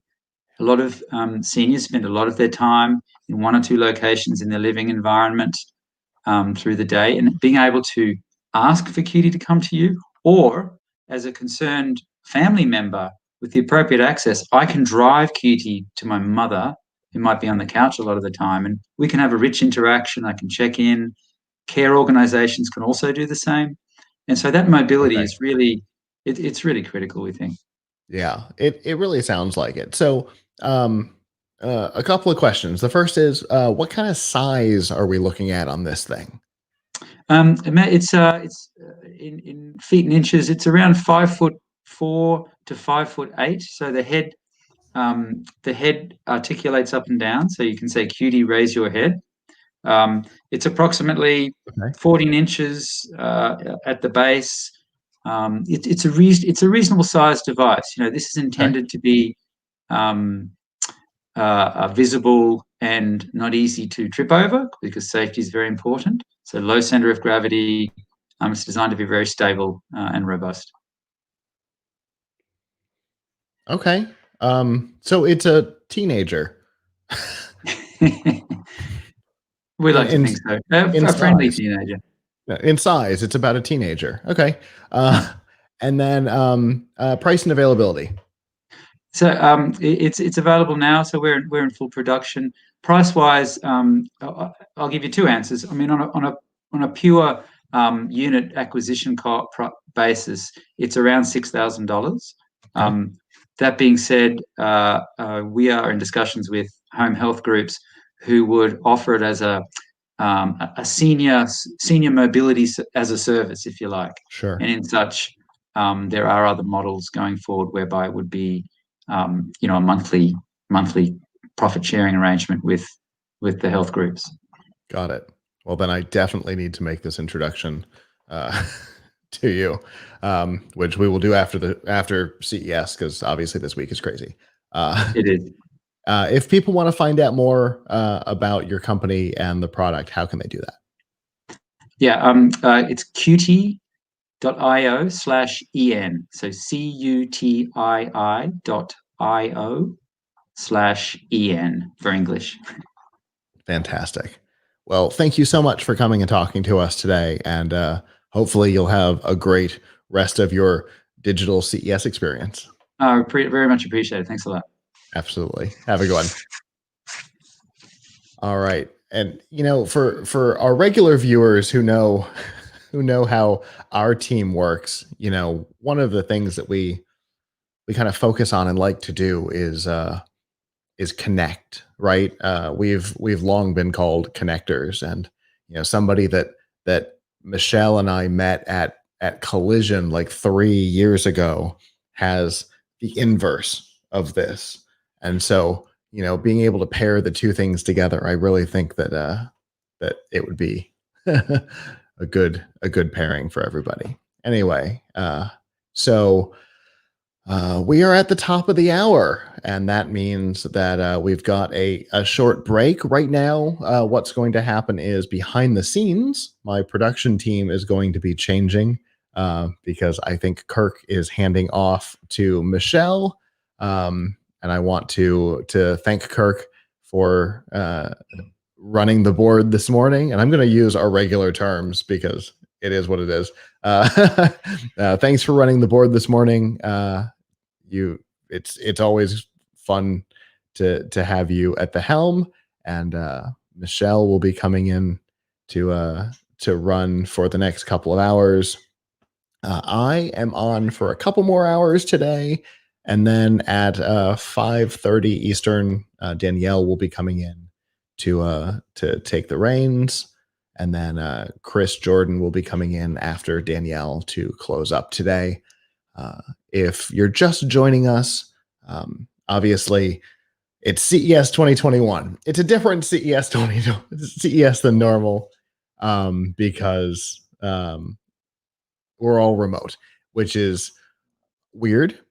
I am so used to sitting. Well, it's interesting. We only did it once, but I'm used to it now. Sitting on the tower at the Sands and having the show floor behind me, and knowing that that interesting things are all happening behind me, and being able to look out and see all of my people and have eye contact with Kirk and Michelle and Nancy and Dave and everybody who needs to make eye contact. So we are learning this just like everybody else is.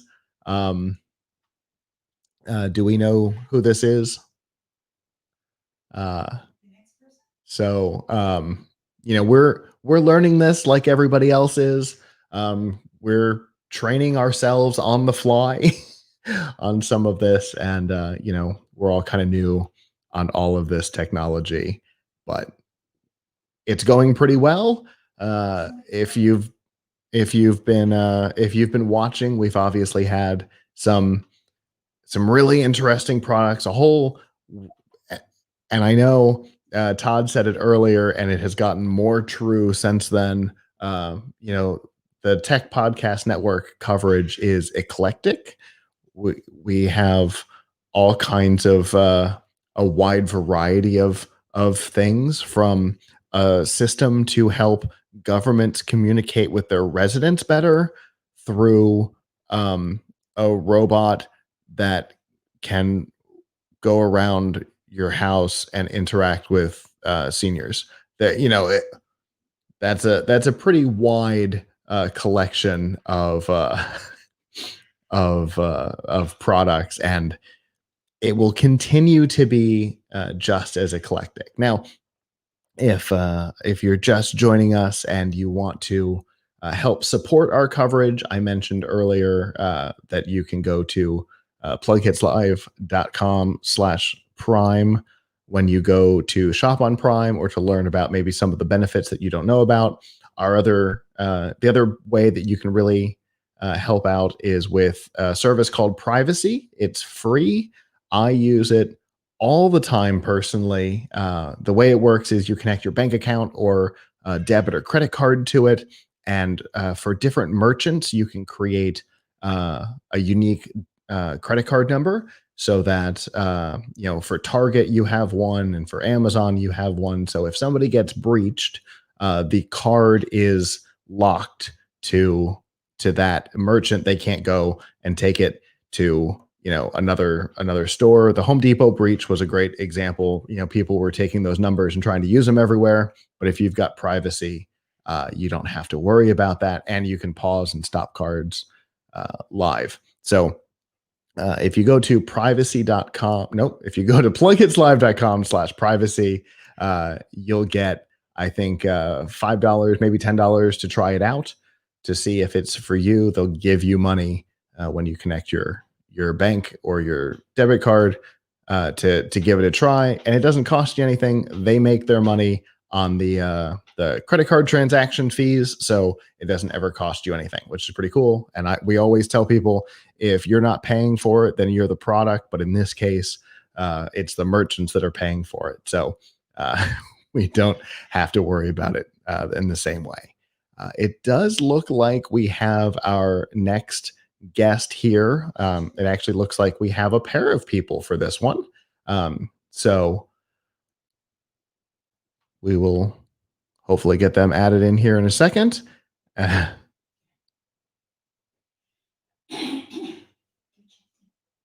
No? Okay.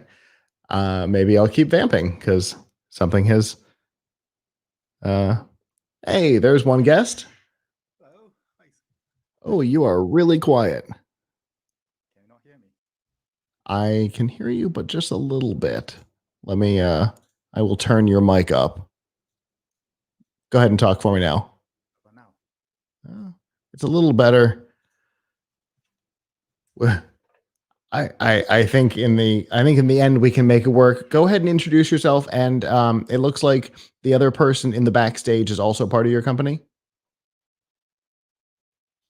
Oh, I can't hear you at all now. I guess it's probably on my. There we go. Now I've got sound. Hello, everybody. Hello, hi. How are you doing? Fantastic. Yourself? Yeah, not too bad. Not too bad. Go ahead and introduce yourself for us. Yeah, hello everyone. My name's Phil, and this is my colleague Nick, and we are from Absola, UK. Okay, and what do you guys do? We are a UK-based startup working on the technology about renewable energy. Okay, and in your summary, I see both LiDAR and solar energy systems. So where do those two technologies that seem pretty divergent, where do they fit together? Yes, so our technology is able to combine LiDAR and machine learning. So in a nutshell, it's pretty much like using LiDAR to scan a whole city and create a high-resolution 3D model of the entire city on a virtual platform. So we can simulate the amount of solar radiation on each part of the roof surface areas, and then combine different machine learning to find out amount of electricity generation for each surface area at different time of the day. Okay, so you scan a city and you can, using machine learning, you can essentially figure out where the best place to put solar panels, the most efficient place to put solar panels would be. Spot on, yes. Ha! Okay. Yeah, so it does it over a whole city, but it does it at the level of each roof, and that's where it's quite cool, because you can, over here in the UK, solar is not quite a given as it probably is in certain parts of the US. It has to have a really good business case for it to work here, and it works really well when it has that good business case. So what it does is for each property in that city, it prepares a full business plan and says, yep, solar's awesome for your building, crack on. And actually, one of the benefits is it says, no, solar is not very good. You don't want solar on that property. So that's quite the appeal, that it's quite an honest tool. And I think it's quite new in the solar industry. Over here in the UK, we're in a post-subsidy market where we don't have lots of government grants to fund renewable energy. And there's some element of, I won't call it scamming, but there's some element of kind of, selling products that shouldn't be there. So we're quite proud in saying, yes, that's great, crack on, or no, that's not the way to go. Okay, and that makes sense. There's some similar situations here in the U.S. Some areas are great for it. Arizona, Hawaii. Todd Cochran, who opened the show today, he lived in Hawaii for a long time, and he put solar up and was able to essentially get off the grid almost entirely, except for the fee he has to pay the power company to not use their service, which is bonkers. And you don't get him started on that topic. But yeah, then there's other areas that it isn't nearly as effective. So yeah, that makes sense. And so in those areas, you'd be able to find out, no, it's not worth, you're never going to recoup your cost. Yeah, exactly. And so we're working with local government here in the UK, and we're live in one city at the moment. We're going live in more. And in just one city, there's 32,000 homes that actually solar would work. So that's great that we can pinpoint those 32,000 houses, and then the local government can set to work, targeting the people where it's going to work, making sure that advertising is going to the right place rather than wasting money targeting people where solar is never going to work. So there's the marketing side of it, which is quite a benefit. But Phil's the guy who's made the tech, so it's spinning out of the University of Southampton here in the UK, that generates this really accurate LiDAR modeling that we've deployed into the solar market as the place to do it.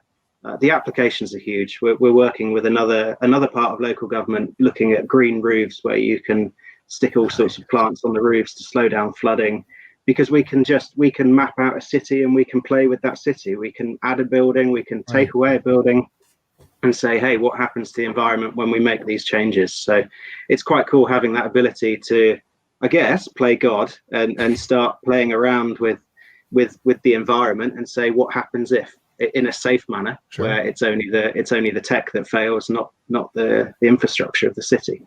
Sure. Yeah, that makes sense. Once you've got the model of the city, you can build other machine learning models to apply different principles, like green roofs, which is something that is pretty popular in the East, but hasn't quite caught on in the West in the way that I think it probably should.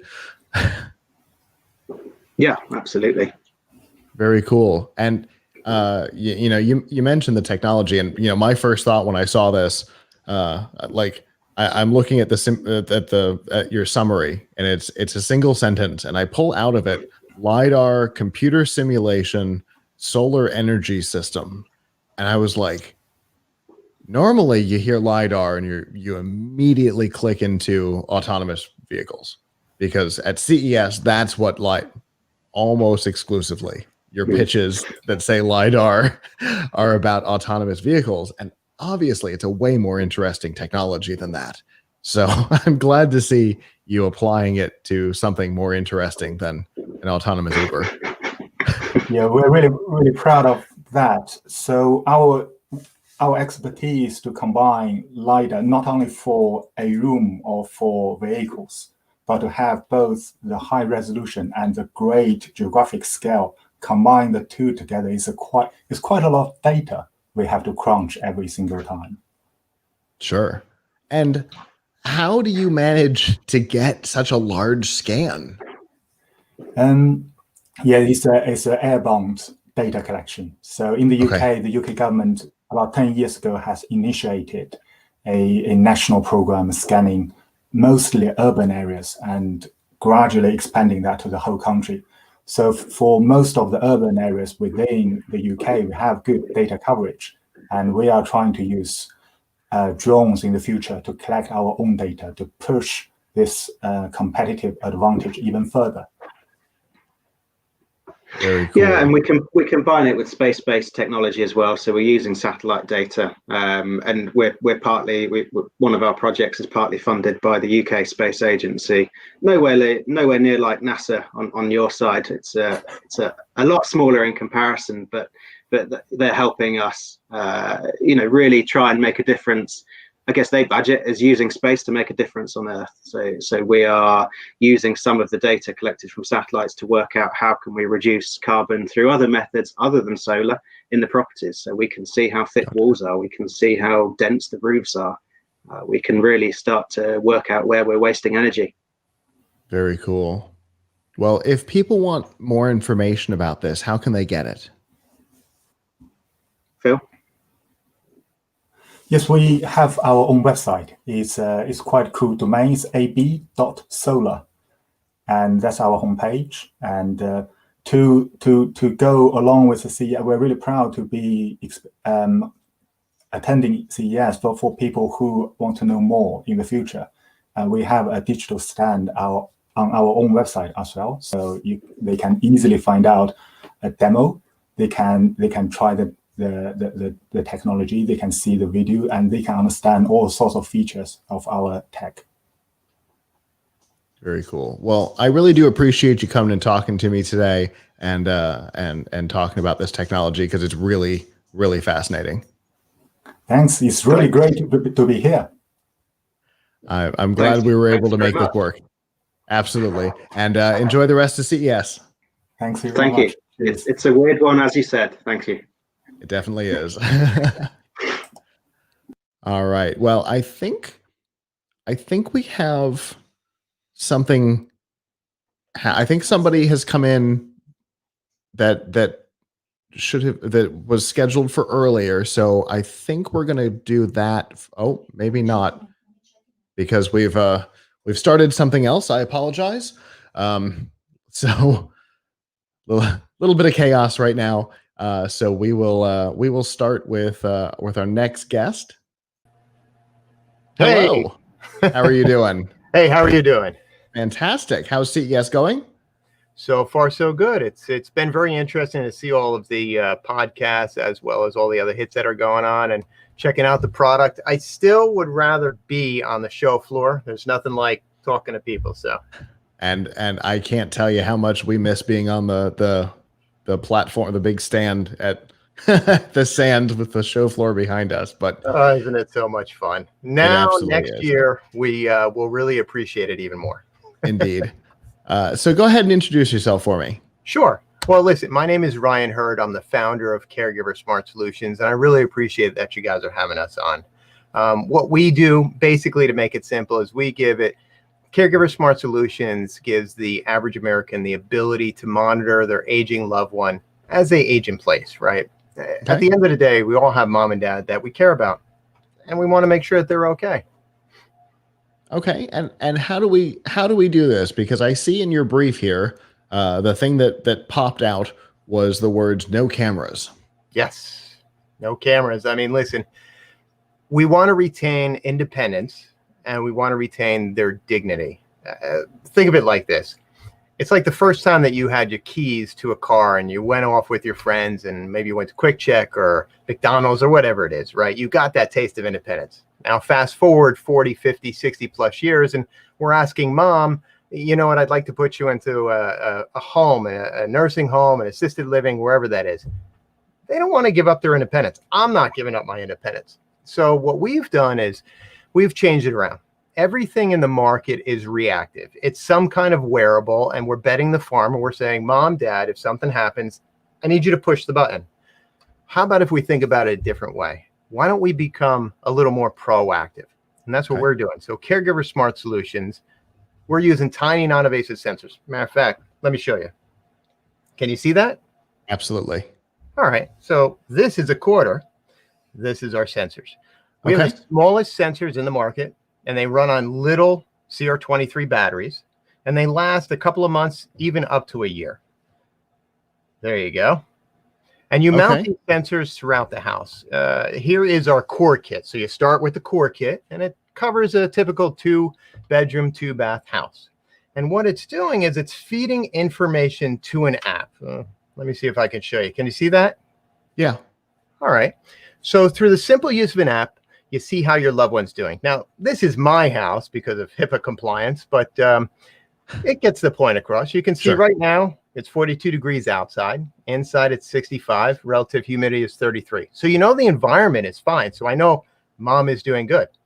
We're also looking and, well, kids' playroom. People are moving.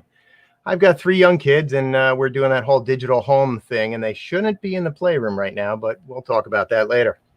But you can see things like they're in the kitchen, they're moving around, the side door is open, the master bedroom, bathroom, and then you can drill down, right? So you can see somebody has showered today. On average, over the last couple of days, it's 2 times a day. It's all about information. And looking at the app, green is good. So I guess the best way of explaining it is if something's amiss, we'll send you the information. So you start with wanting to know what is the basic information. Did mom get up? Is she moving around? Is she making her coffee? Is she sitting in front of the boob tube? Great. But if something's amiss, you're going to know. So for example, let's say mom goes to the bathroom twice a night. Okay. Now all of a sudden she starts going to the bathroom 2, 3, 4 times a night. Well, that's a problem. You want to know. But you know as well as I do, you're going to call mom up. You're going to ask her, how is she doing? And what is she going to say? I'm fine. Exactly. And that's okay. I get it. But think about it like this. If you saw that in the app, now you have that conversation with mom. And now it's like, hey, mom, how are you doing? I'm fine. Well, you know, I saw you were up a lot last night. What's going on? Oh, I can't stop going to the bathroom. Okay. Well, I'll tell you what, how about after work, I stop by, I pick you up, and we go to CVS or a Minute Clinic and we get it checked out. Right. Well, the interesting thing, that's only one of 3 important points, right? The number 1 point is, how is mom doing? She's going to bathroom a lot. Okay. Well, number 2, we want to take her and we want to get her medication. The doctor's going to do what they got to do, and they're going to give her something. So number 2 is compliance, right? That's a fancy word in the industry, but they want to know, are they taking their medication? Great. But number 3 is arguably the most important point. And what that is, am I seeing the expected results?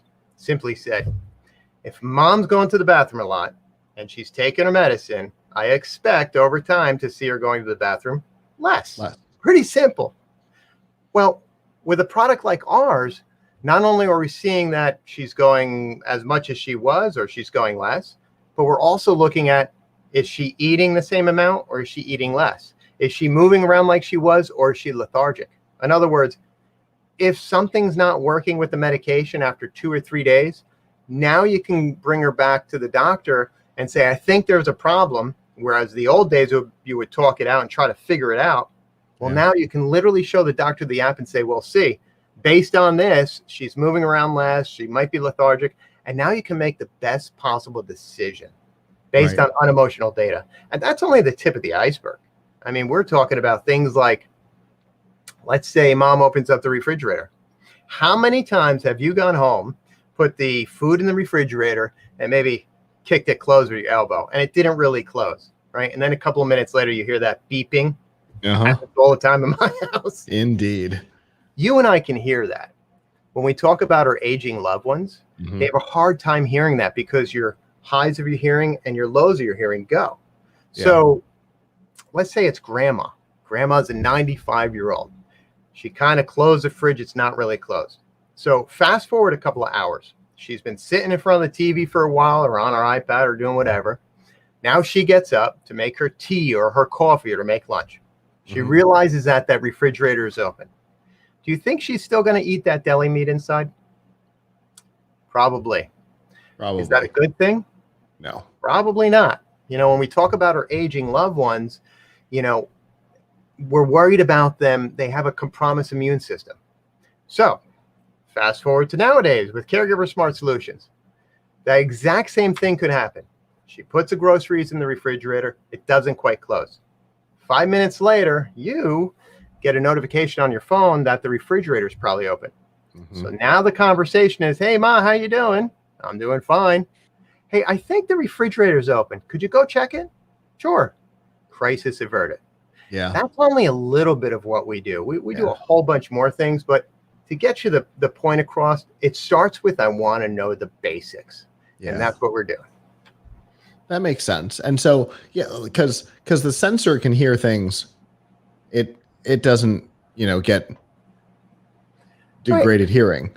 Right. We do. Right. Exactly. It doesn't get old. I mean, listen, as we get older, I don't know about you, and I'm presuming that you want your loved ones for around as long as possible. I sure do know that I do. And we're using a bunch of different sensors. So we're looking at everything from, let's say, is mom cooking? Did she leave something on the stove?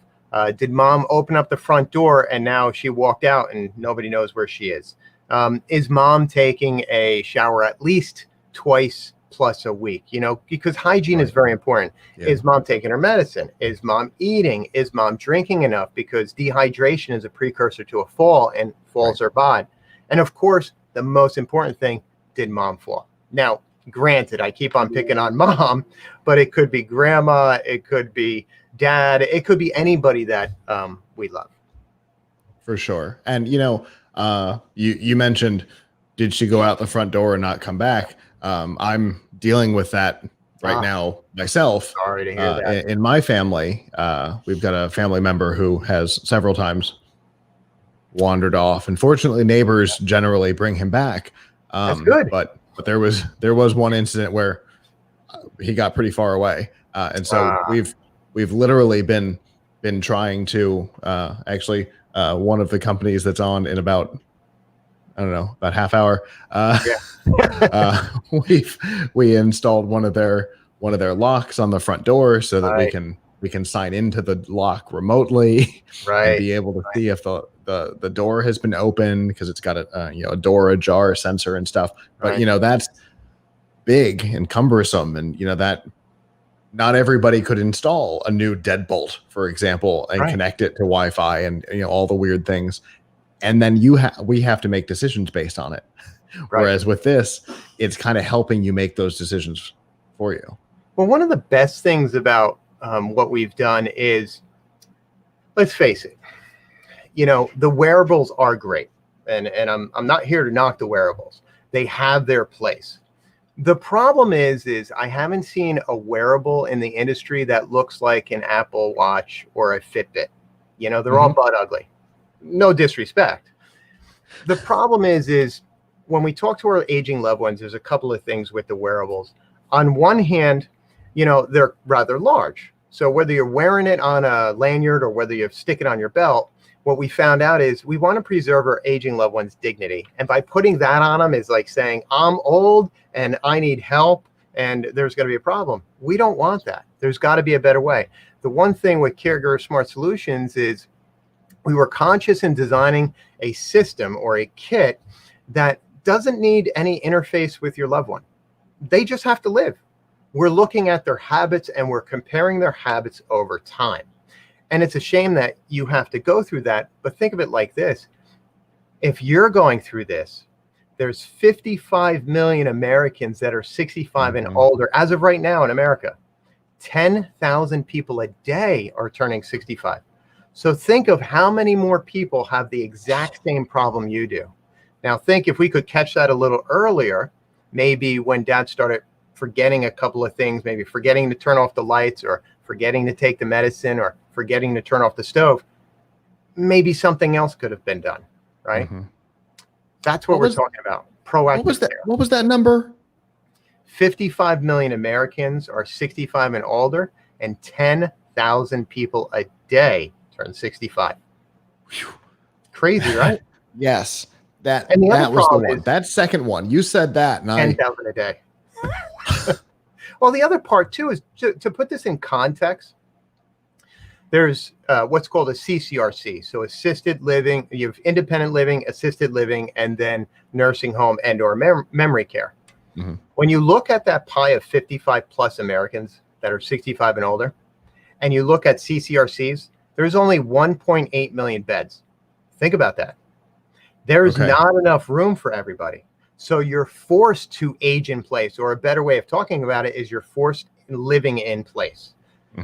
That's what we're talking about. So how do we take our environments where, quite frankly, that's where mom and dad and grandma want to stay, because maybe it's the home that you were raised in, or maybe it's they've got their community, they've got their friends. I mean, that's where they want to be. They don't want to give up their independence.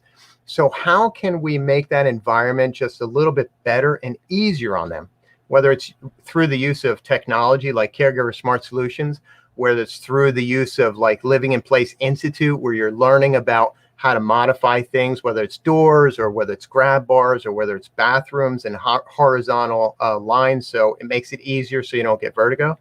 All of these kind of things are going to make our lives easier and our environment easier to age in place. Sure. Okay. Makes sense. And if people want to find out more about your company and the product, how can they do that? Number one, you can give us a call, 888-585-5022. Number two, you can go to caregiversmartsolutions.com. I'd love to talk to you. I'd love to help you. And please, check us out. Fantastic. Well, I want to thank you for coming on and talking to us today. I also want to thank you for being overly prepared to show off the product. I appreciate that. It's listen, it's great to be, to get the love from the media. I really do appreciate the time that you put aside for us. I mean, I can't ask for anything more, especially in this environment. Things have changed, and we're trying to retain a little bit of normalcy. Although next year I want to be on, and I want to see that normal CES background with all the sound in the back and everything. So absolutely, we will definitely invite you to come join us on the tower next year. All right, thank. I really appreciate it. Absolutely. Have a good rest of CES. All right, you too. All right, and you know it's a product category that we're going to see more this week is technology to assist aging in place. This is I think our second one so far today. Very different approaches, right? And they're not mutually exclusive. You know, the big robot is great for certain aspects, but not necessarily for keeping track of what's going on. So, well, our next guest is here. Hello, how are you? Kevin? Are you there? No?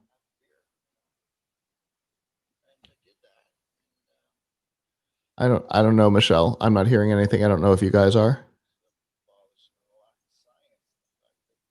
It sounds like he's actually doing something else. I hear a little bit of background noise. So, oh, Hello.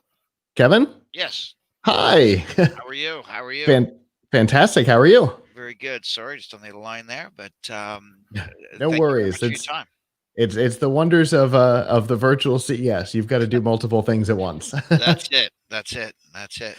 Well, go ahead and introduce yourself for us. Yeah, no, Kevin Carter, mobile communications. We got under the name Smooth Talker, smoothtalker.com. We came and released and manufactured in North America the first FCC and Industry Canada approved cellular amplifier for getting Okay. connectivity inside of your home or your building or your vehicle, RV, machine-to-machine applications, and marine. And due to everyone being at home and COVID and all these office people have moved to their home and or their second home or their mobile home and needing better connectivity. So they need to be remote to be able to have access to fast data and great connectivity regardless of where they are. So cellular amplification, our boosters give you the best chance of getting connected, increase your data speeds 20, 30 times. And for CES, we just launched new RV and trucker kits, like it's sold as a complete kit together with high gain, omnidirectional antennas. And we also launched a new home booster lineup, as well as rapid chargers, cradles for the in vehicle application. So it's it's a great interesting. Like I said, we've been manufacturing North America for the last 20 years, directly competitive with direct import, but made in North America works better than any other booster out there. Made of aircraft aluminum metal. We have our own SMT line in house. We load our own boards. We have an EMEA line where we have a line for Europe, Middle East, Africa, as well as a different line with different frequencies for South America and North America. Okay. And I can I've got some background in this particular technology. I worked for Radio Shack for a decade. Great. And I can tell you we used to sell a lot of cellular repeaters. Yeah. So Yeah, no, we sell at Fry's Electronics, obviously Amazon, Mhm. distributed by Ingram Micro in the United States, distributed by telcos. We do a lot of machine-to-machine connectivity right now, so people are using Sure. cellular modems and also connecting a lot of machine-to-machine, powered solutions like whether it's solar panels or windmill towers or a lot of connected devices in our landscape right now from the machine-to-machine side. So, but vehicle and home are sort of our biggest solution. We sell at Camping World and other locations, but Okay. yeah, it's our boosters can pick up the weakest signal. So your phone can see a negative 112 signal. Our boosters can see a negative 122, 123 signal, depending on the band. Okay. So it's about it getting connected in a very remote area where your phone will not work and other boosters will not work, but also in heavy load areas. Like we sell as many boosters in condos and urban centers because it's about load on the tower. Right. When you have a booster, it really prioritizes your signal to that network and where you can get access to that tower before anyone else in your neighborhood could, basically. Yeah, because it's So going to be a stronger signal. that's right. So the tower Yeah. picks up this. It has the pipe's only so big. It just takes the strongest signals and strongest connections they have and drops the rest of them. And it's a consistent connection, so that's going to keep it as a priority on the tower too. That That's makes right. sense. Yeah, that's totally right. Yeah, and like I said, we're 4G, obviously 3G, 4G, but 5G ready. You know, a lot of Okay. carriers are putting their 5G modulation on spectrum that we already currently boost. Excellent. But you know, and even like I said, with 5G, it's a mesh network system, great in urban areas, but doesn't travel very far, won't get through buildings. Yeah. There's always a need for the best connection and the fastest data possible. You know, and the cellular connection is the most versatile connection we have over and above Wi-Fi. And then we always say, if we can't get you connected, the only thing left for you is satellite, and we know how expensive that is. So, Yeah, for sure. Yeah, I mean, when I was to go back to the Radio Shack days, I know HughesNet at the time was ridiculously expensive, and it was only down. sure, yeah, like you could, maybe send a text or make a call, but it's not like you could stream, Netflix in the middle of the Arctic or something like that. But now with cellular and the networks that we have with our boosters, you can connect you 50, 40 miles away from the closest tower. And That's impressive. yeah, so it's all about having the greatest sensitivity of the booster, the ability to hear to the weakest sound out there, different than your cell phone. And we've been doing a couple of product reviews over the last couple of months for some repeaters from one of your competitors, and I know they've got like a huge range of products. We've got one that's about this big that goes in your window, and the other one is we've got on a huge warehouse that we're testing. I imagine you guys probably have a range because you mentioned RV and vehicle and home and. Yeah, we do. We do custom solutions where our network engineers design solutions up to 200,000 square feet, or a parking garage, or a hockey arena, or office building, or hotel, or whatever the case might be. But we have like consumer kitted solutions that are good for any consumer's homes. But there are different gain levels that cover different amount of square feet and different outside antennas depending on the aesthetics that you want and how close you might be to the outside network. Do you need a directional antenna, or are you okay with an omnidirectional antenna that has 360-degree view? Sure. Do you have multiple networks that need to be amplified inside your building or your home? Often people have different networks. In my home we have three telcos represented in my home right now. So Okay. you need a wideband booster that's going to cover all the networks and Sure. has the ability to really pick up all the signals outside and not create noise, to have the cleanest sort of dance Sure. with that tower possible.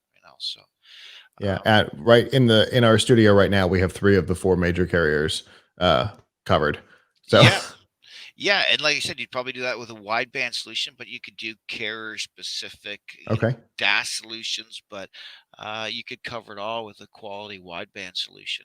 Gotcha. But like I said, so we just launched new RV solutions, the new Trucker X Tube antenna that is great for pickup trucks and a lot of transportation solutions. Like, we sort of honed our teeth in oil and gas and mining and forestry, and Oh, okay. obviously now consumers need boosters in a large wave of their cellular device is a supercomputer. Like, when that's connected, they can do almost anything from your banking to entertainment to hotspotting your computer and using it as a modem.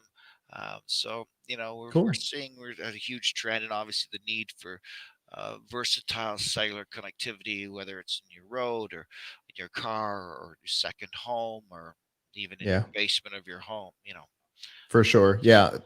Our studio here seems to have been built in some sort of a fallout shelter, because nothing makes it through the walls into this room in particular. Sure. The whole rest of the building's fine, but just our studio, I don't know what we're up against here, but Yeah, I can't Faraday get cage. anything in here. Yeah, Yeah, like, exactly. so yeah, Faraday cage, and but yeah, like I said, a lot of things stop RF. It's that's why Yeah. when you look at 5G, it's a very short wave mesh network system, like it's still not going to get through buildings and soon vehicles. And it's funny, this is why I miss the Consumer Electronics Show and meeting people there, is soon our vehicles will have this E-type glass that unless your phone is in a cradle in the middle console, it will have zero connectivity to the outside network. So they're going to force you to put your phone down, and we, meet with people, many, at CES that are developing, RF antennas and consumer, even OEM antennas. But yeah, I can't wait till they actually force people to put their phones, like unless it's in that center cradle, what will have a booster connected to it, and connectivity to the internal entertainment system. You get your music from it, you get your phone book from it, you get your social from it, but you won't be able to pick it up and do a text, or you won't be able to type on it. It'll have to be in that cradle in the center of your vehicle. So that's coming down the pipe. Well, I appreciate you coming and talking to us today. If people want to find out more about your company and your products, how can they do that? Yeah, please email me at kevin.c@smoothtalker.com, or they can connect us through our website at smoothtalker.com, and we're on, Facebook, YouTube, Twitter, LinkedIn, and so forth. But like I said, we've been around for the last 20 years, and real B2B solutions, but now obviously B2C solutions in the last 6-7 years have been pretty strong. So cool. Well, I appreciate you talking and coming on today, and hopefully you'll have a good CES, even though we're digital a little weird. yeah, it is. We got to make the most of it, right? Yep, absolutely. But thank you very much for your time, and I appreciate the time. Absolutely. Have a good one. All right, thank you. You too. All right. I apologize for whatever weird noise that just was. Our studio is apparently mad that I said it's in a fallout bunker. Anyway, we have our next guest here. Hello. Good afternoon. Good afternoon. How are you doing today? I am well. I'm well. My name is Miles Flammenbaum. I'm CEO of Actisys. All right. And what do you guys do? So, the best way of describing it is to think about vehicles these days and how they're becoming more sophisticated. And a lot of that advanced driving systems comes from sensors like LiDARs or cameras or infrared cameras, ultimately, helping the car to perform driving functions without driver input. And it's much akin to the car having glasses like I'm wearing right now. And what happens when those glasses get dirty or if they get wet and you can't see? Well, that system can fail. And so we are commercializing a sensor cleaning system for vehicles as well as other industrial type camera systems in order to maintain the safety and operation of the vehicle. Okay. So it's all about keeping the sensors essentially unobstructed, exactly. so that we don't lose fidelity. And if you're dealing with computer vision or something like that, you could hit somebody or lose control of the vehicle or go out of your lane or whatever it may be. Yeah. But cleaning something with a system is complicated to begin with. Imagine doing it on a car that's driving 60 miles an hour. Mm-hmm. So it's a challenge, but there's both an operational feature to it and clearly a safety feature to it as well. Yeah, for sure. So that totally makes sense. So how do you accomplish this? My camera has unfortunately decided that it wants to give up the ghost. Well, I see that. Maybe what I'll try and do is describe it. The challenge with cleaning a sensor on a vehicle is first of all, these sensors are sensitive. They're very expensive, and they're they're not something that you can use a wiper on, right? You can't really touch it, and wipers leave streaks and things like that. So the challenge becomes, how do you remove things from the lens without touching it, and doing so in a cost-effective and space-effective manner. We have a system that consists of actuator cartridges, and these are small, flat. They're almost wafer thickness, but when you apply an electrical signal, it's able to generate a very strong jet of air without the need for a compressor or a pump or a fan. So it's something that can be easily integrated near the sensor, blow a strong jet of air onto that sensor lens, and clear whatever is on it. And there's sort of two parts of the system. One is those cartridges I described, and there's an electronic brain. So not only do vehicles have sensors, but they have more and more of them. So with one brain, we can operate an array of these cartridges and clear sensors on different locations on the vehicle. So we're able to generate that jet of air, but to do so only with an electrical wire. And that kind of gives us a unique approach to being able to do this, and something that it becomes very economical and integratable for the vehicle manufacturers.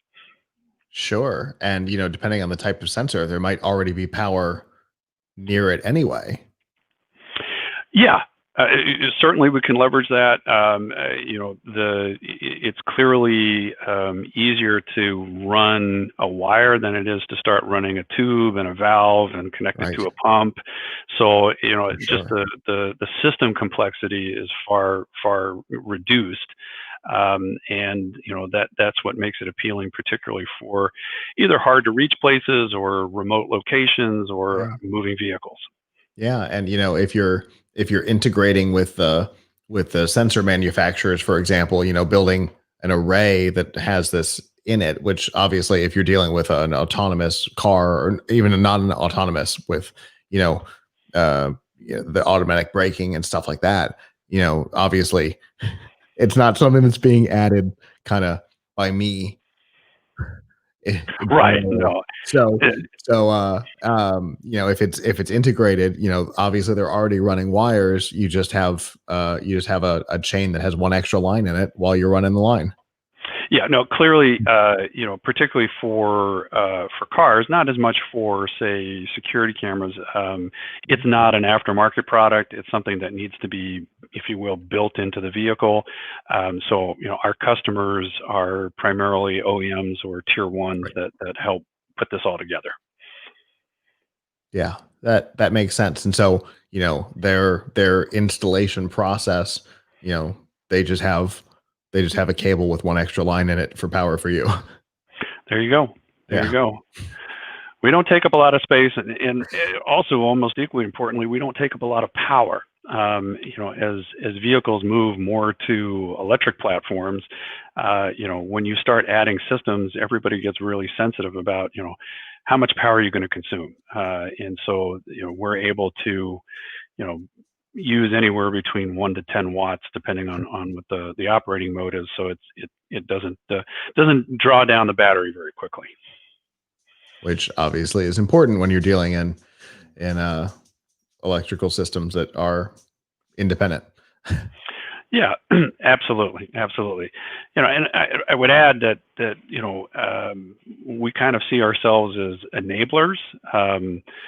My 17-year-old daughter likes to say that we clean windows for a living. When you have all of these new capabilities and new technologies being deployed on vehicles to sort of get to that next level of what will be the new frontier in transportation, we enable that. So we work alongside the LiDAR companies and the OEMs and just make everything function. Cool. Well, if we have any manufacturers or builders who are interested in finding out more about what you're up to, how can they do that? Sure. So you can do it by email. It's info@Actisys Inc. That's ACTASYSINC.com, or actisysinc.com, our website, or certainly on LinkedIn as well. And we'd certainly welcome any inquiries. Fantastic. Well, thanks for coming and talking today, taking time out of your digital CES. Oh, thanks for having us. Absolutely, and have a good rest of the event. Thank you. You as well. All right, and like you said, everything has more sensors, and in particular when things are outside, like a car. That's why that's the best example. You're driving along, and all of a sudden your sensors are covered in rain or gunk. The truck in front of you hits a puddle, and now you've got mud all over your sensors. They don't do a whole lot of good. So that's it's good to have a solution for that. Well, our next guest is here. Hello. Hi, how are you? Fantastic. How are you? I'm doing great. I've been busy with the show, but it's been going good. Well, busy with the show is a good situation. Nobody was quite sure what today was going to hold. So I agree. go ahead and introduce yourself for us. Yeah, I'm Paul Ackel, Vice President of Amperage. We make microphones for smartphones and cameras. That's just kind of the overview. Our website is amperage.com. All right. And so microphones for smartphones and cameras. What kinds of stuff are we looking at there? Well, this is kind of our core product. It's called a Mighty Mic Pro, and the Mighty Mic Pro is our wireless Bluetooth microphone. Okay. So obviously you just pair it to your device, and it has on the top a built-in internal microphone. So if you want, you just clip it on, start recording audio or video. It's designed to work with all the popular apps, especially on the video side. That's kind of what our focus was with this product. A couple things that are kind of really special about this. This is our largest version. This is our third Bluetooth mic that we've developed. It's a little bit larger than our previous models, but the reason is we put double the size battery in this compared to our previous versions. So you can get up to 9 hours of usage on a single charge. The idea being that if you're going out and you're doing a video shoot, you don't want to have to stop to charge your device while you're doing that recording. We want to be able to get a whole day's worth of recording using a single charge. So that was an important feature. The other thing is that on the top, you've got what would typically be just the headphone jack, but with this, it also allows you to plug in external microphones. And to support that capability, on the side here, we actually have 3 different sensitivity settings, high, medium, and low. The reason being there's a lot of different situations. Some people talk loud, some talk quiet, and there's a lot of variation in terms of microphones. You can accommodate any sensitivity of a microphone as well as whatever that situation might be. So this is kind of our core product called the Mighty Mic Pro, and retails for $80. So very, very cost effective. So from there, though, we're all about solutions. And one of the things we also found when we were developing this product was that there's a lot of standards for playing music. There's no real standard in terms of transmitting music back when you're trying to record video. A lot of Bluetooth microphones sound really, really bad. We spent a year working on getting the internal microphone as good as we could possibly get. And we have a unique circuit that nobody else has that gives you really good sound quality. So that's also a big factor in terms of the development of this product. So, but there's only a certain amount of things you can do when you're trying to make a small device in terms of microphone options. So what we have are packages that we offer. One of our packages is called the Mighty Mic L Pack, and it basically includes the wireless adapter plus a lavalier microphone. So you can clip this on, run this right into the, plug this right into the headphone jack, switch it over from the internal to the external position, and now you have a clip-on lav. So if you're doing that cooking show or you're doing a product demo or something like that where you want to have both hands available, or you just want to look really good on camera, or you want something that's really ideally designed to pick up sound. I mean, obviously the news people all use lavalier microphones because that's what's going to give them the best sound quality. So we've got that as a package, and that's only $100 for both items in the package. One of the other products we have is called a Mighty Mic F. This is a little mini shotgun microphone. You can see it's actually attached to the mount. So we call this a 4-in-1 microphone because it's really unique. What it can do, this is one example. We have it mounted on top of a Let me move this over on top of a DSLR camera. This is our little fuzzy windscreen it comes with. Comes with all the cables and everything else to attach it right to the camera. That's option one. Option two, which is kind of just more basic, just plug it into the headphone jack of a tablet or maybe a phone if it still has a headphone jack. A lot of Androids still do. That's option two. Option three, we have it mounted on a phone rig, so it's right on the top here. Again, comes with a cable to plug in there. So that's option three. And then option four is we have it mounted on the end of a boom pole, and again comes with everything. But the cool thing is that you just pop the little Mighty Mic adapter on the end. You can now wirelessly stream using this boom pole your audio right from here while you're recording a video, because when you're making a movie, you're not putting mics on the talent. So you can just extend this thing out, and then the mic is out of the picture, but because it's a mini shotgun design, it still is designed to optimize the sound. In this setting, you probably want a sensitivity high so you can pick up as much as possible. So that's option four with that microphone, and that package where you have the mic and the adapter and everything else, that's called the Mighty Mic F Pack, and that's only $110. The other really cool thing about our microphone that we worked on, because a lot of our customers said they wanted it, a lot of people want to use something like a gimbal mount while they're making a video along with a wireless Bluetooth microphone. So a lot of the more popular apps like Filmic Pro or Movie Pro, things like that, support using our Bluetooth microphone now along with a gimbal mount at the same time. So you can get some really, really high quality video done using the combination of the wireless microphone as well as a gimbal mount at the same time. Then the last part of our options is we have a directional handheld microphone, which you can see here. You can use it with a camera as well. It has three different settings: off camera or smartphone. Comes with an XLR cable that connects to a 3.5. So again, you can plug this thing right into that adapter, the Mighty Mic Pro adapter. Just pop the XLR into the mic, and now you have a wireless interview mic, or you can use this for karaoke because we have an adapter so you can hear what you're, if you're singing or something like that. That's called the Mighty Mic C is the mic, and the C pack is the combination with the adapter. So, and that's also $110. So we have some great products, we think, very unique at a great price point. Yeah, for sure. And so, so with that base unit, we've just got an 1/8" jack on it. Is that looked like there were 3 rings on that cable that you had? All of the back in the day when everybody had headphone jacks on their phones still, the microphones all were terminated with 4-pin 3.5 millimeter plugs on them. Mm-hmm. Well, obviously, Apple's gone away from that, as well as Pixel and a few other people, but there's a ton of microphones still out in the marketplace from, obviously we sold them, but, other companies, Rode, whatever, sold a bunch of microphones as well that have that termination. So using our adapter, you can take any previous 4-pin headphone design microphone and suddenly turn it into a wireless microphone just by buying our adapter. Very cool. And so for those who don't know, that extra ring on top of what your headphones are used to is actually for the microphone. That's that extra ring on there.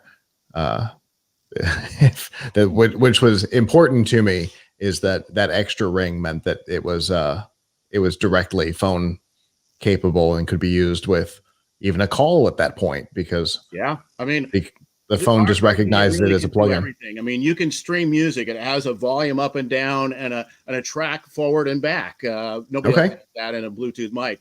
You can make phone calls with this. You can. It's really designed as a video solution, but there's no reason why we couldn't include everything. So we said, why not? So we did. It doesn't change the price. The standard is there, so might as well take advantage of it. Yeah. So might as well give people everything. And sure. I actually use it a lot for streaming music. So okay. There you go. Interesting. And so you could use headphones that aren't Bluetooth with it that absolutely, way? Yeah. Awesome. I have a little tiny set right here, so I just plug right in and stream music all day long. Okay. Obviously, if I was connected right now, Bluetooth into my laptop, I would just put on my earbuds and I would be listening to it that way. Got it. But One thing we didn't do, we didn't develop. We have our own audio Bluetooth app on as an iOS option, but we didn't design a video app. There's so many good ones out there from like Filmic Pro, Movie.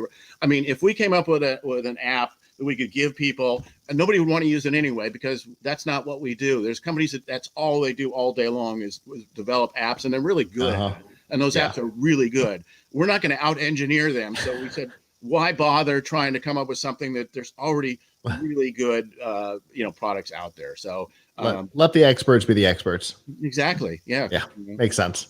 Yeah. Well, if people want to find out more about these products and maybe make a purchase, because I see in our comments, at least 2 people have said, I want to add this to my gear bag. How can they do that? Amperage.com, you can just go there. You can go on to Amazon. We're in a lot of big retail shops as well. Probably most of the places you'd buy camera equipment, you'd probably find us.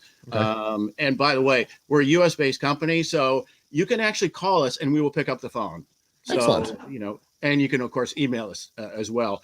In this day and age, you can't actually do that. Drives me crazy when you can't, but yeah, we love to talk to people because we find out how people are using things and how they want. And that's how we learn about things. And that's how we develop new products. Yeah. Even the bank I just left, you couldn't call and get support. You had to do it online. So yeah, it's nice to know that you can make a phone call and talk to somebody. Yeah. And we like to talk to people. So yeah, like I said, Amazon, a lot of retailers, you can go on our website, you can email us, info@amperage.com. If you have any questions about, our mics work, by the way, with Teams, with Zoom calls, whether it's on your phone, on your laptop. If you have a Bluetooth connection, everything we tried so far works. Cool. Well, that's good to know. Well, I really do appreciate you coming on and talking today. You've got a lot of really cool products there, and I look forward to hopefully getting to try one out, especially if Christopher on our team has already said he wants it in his gear bag. So yeah, we'd love to help you out. So yeah, I mean, cool. We always like to get great feedback. So thanks for having us on the show. We really appreciate Absolutely. you guys taking the time for us. Sure, and have a good rest of CES. Same to you. All right. It's a growing space right now. There's a lot of content creators, people working from home. Microphones are becoming more and more important every day. So it's good to have options. Well, our next guest is here. Hello. Hi, can you hear me? Absolutely. Go ahead and introduce yourself for me. Yeah, hi, I'm Vedika Jha, representing Case Western University and the founder of something called Prometheus, which is a talent discovery software tool. Okay. What kind of talent discovery are we doing here? Yeah, so really the idea for us came from talent scouting that exists in sports in America. So if you've ever seen Moneyball, you know what I'm talking about. They go out looking for young talents in baseball or basketball.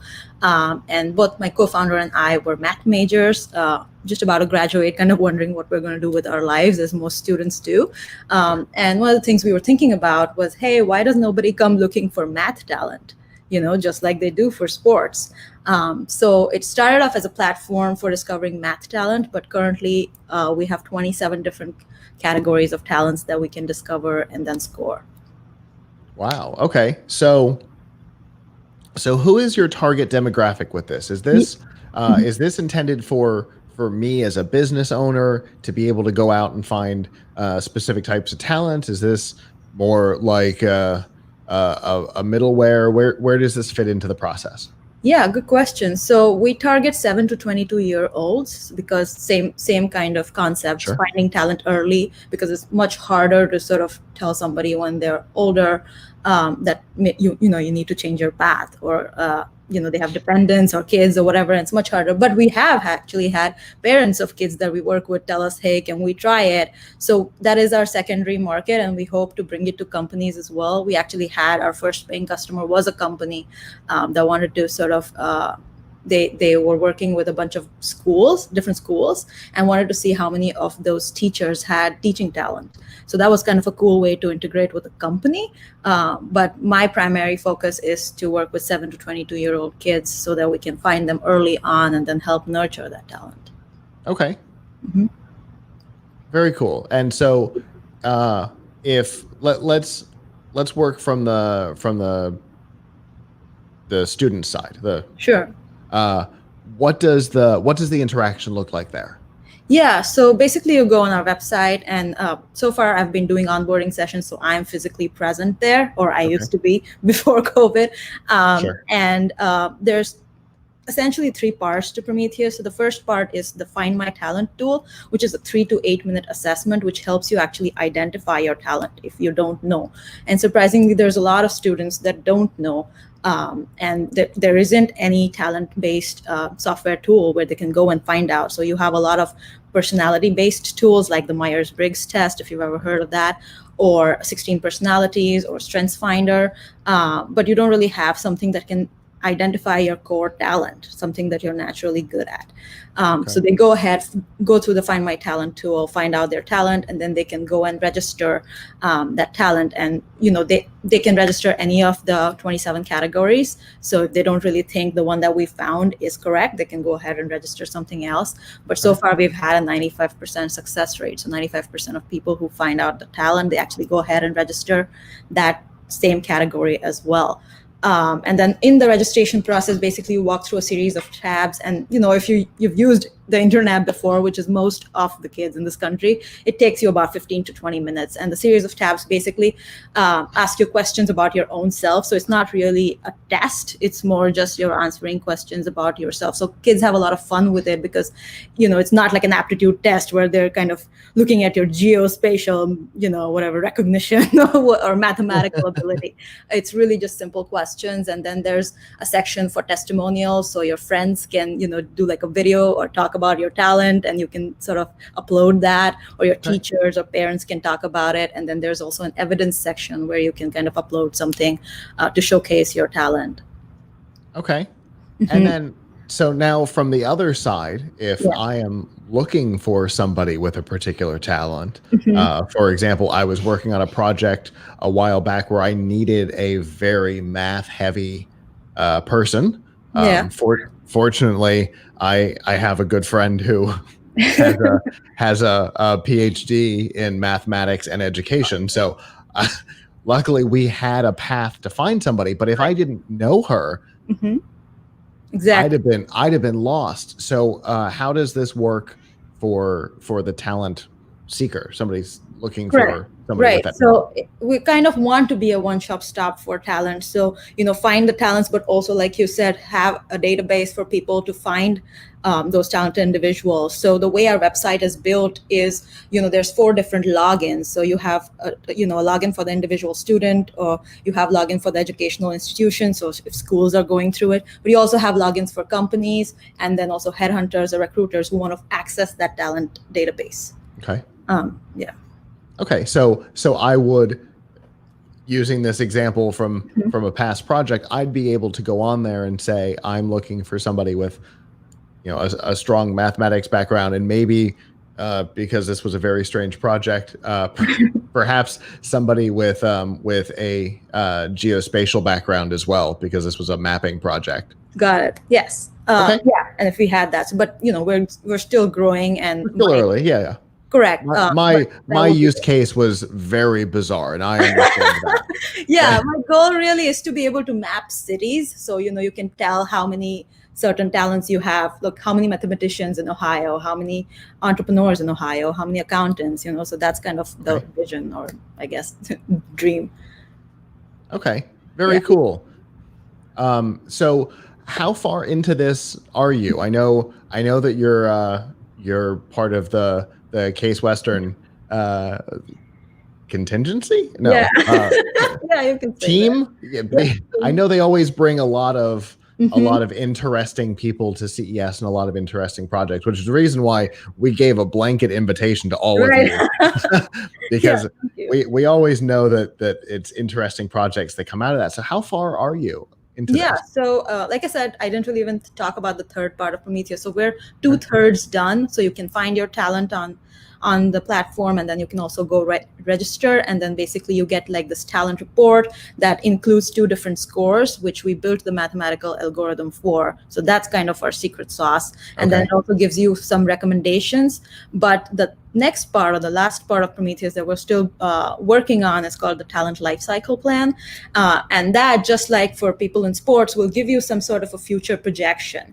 So like, okay, I found my talent, I've scored it, I have some guidelines, but now here's an in-depth kind of milestone to milestone sort of projection of like, how can I make progress on this talent, right? So, you know, for example, like, hey, maybe you need to get connected to a certain coach, or you need a mentor, or you need certain times to practice this, or you need financial help, or whatever it is.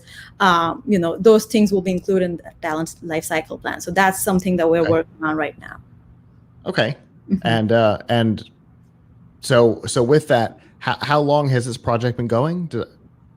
3.5 years now. Okay. So I started when I was a junior in undergrad, and now I'm about to graduate from a master's program. So. Oh, yeah. wow. Okay. Yeah. Yep. This has been my life for a while. I was saying, an interesting change in life in that time, going from undergrad to a graduate program. Yes, for sure. But you know, it's been awesome, and we've seen some really cool cases of, you know, we actually had our first success story because of the nature of the platform. It's the success metric is a long-term thing, right? Because you find people early on, and then so sometimes that's a hard sell. But we just had our first full success story where somebody actually changed career paths, went to a different continent, and then gave us credit for being able to find her teaching talent, and now she feels a lot more fulfilled in her position. And that's kind of what we want to do for everybody, right? Because fulfillment is low right now. When we did our market research, we were told 8 in 10 people don't like what they do, which as mathematicians, that was 80% is a large number, right? It's very disappointing. Wow. And so we realized that, okay, it's not just math kids feeling like no one goes looking for math talent. It's just overall, nobody goes looking for any kind of talent except for maybe sports or entertainment, right? So that's the problem that we thought we wanted to solve. So that's what we're doing.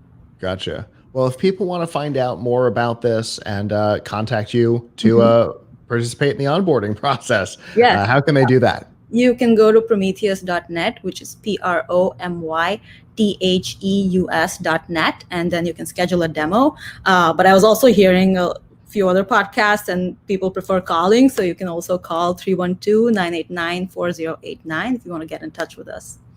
Fantastic. Well, I really do appreciate you coming on and talking today. This is a really cool service that, like you said, is definitely needed. Thank you. I really appreciate being here. Absolutely. And have a good rest of CES. Yes, you too, please. All right. Like I said, I literally went looking for a math person, and it was a challenge for me.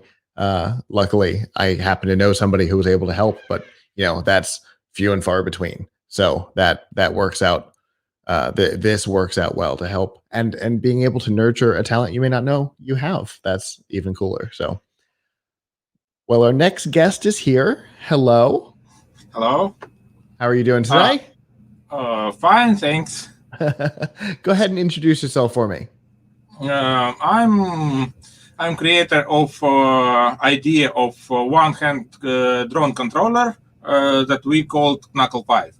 And now we on CES 2021 and pretty happy about it. Yeah, for sure. So this is a controller for drones that allows you to be able to do it single-handedly. So is it done with motion, or are the buttons within finger range? How does this work? It's a pretty good question, because when I started this idea, I just wanted to have one hand possibility. First of all, I start to make it for myself. But then I understood that many people want to have one hand free, or want to make it with second hand some work. So I'm started from classic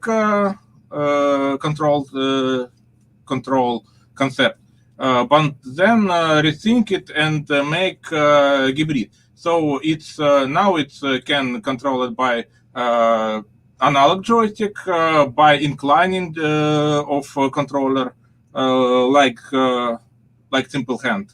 So now we increase possibility of controller to give people extend people possibilities to control different drones, professional drones, racer drones, and then the last part of my work was to integrate this controller with PC simple computer to give people possibility to use it in simple games or drone simulators. Okay. Gotcha. So I can control it. Let's say the drone in particular. I have physical motion capabilities to be able to control it. Yes, just a moment. Maybe yes, it's it. So it's now it look like this one. Oh, sorry. There we go. So simple hand. Okay. You can take it and you have two, three analog joystick and two axes by inclining. So you can choose with what you can control the drones. And now the most crazy thing that we done with this controller, I'm control two drones with one hand controllers. I would imagine it looks a little bit like you're fighting an invisible enemy sometimes. Yes, it look exactly like you said because it was strong wind and at one moment drones almost hit each other. So I need to control simultaneously two drones to prevent it. Well, depending on the type of drones and probably the kind that you would want to control with this, it would not be an inexpensive mistake to have them hit each other. So yes. Okay, so it's similar to like a flight stick, but without the base. It's just the actual stick, but it's also got 2-axis motion control in it. So you've got what you said you had 3 analog sticks on it, plus yes, the 2-axis. Yes, main idea when I started to deep developing, I wanted to first of all, first drones it was more like flying controller. So you need to control each movement, each function. Now it's half of function of drones. Any drone is automatic drones. So I tried to make a controller that give you quick and easy access to automatic function, and will be advanced enough to still control manually what you need to control.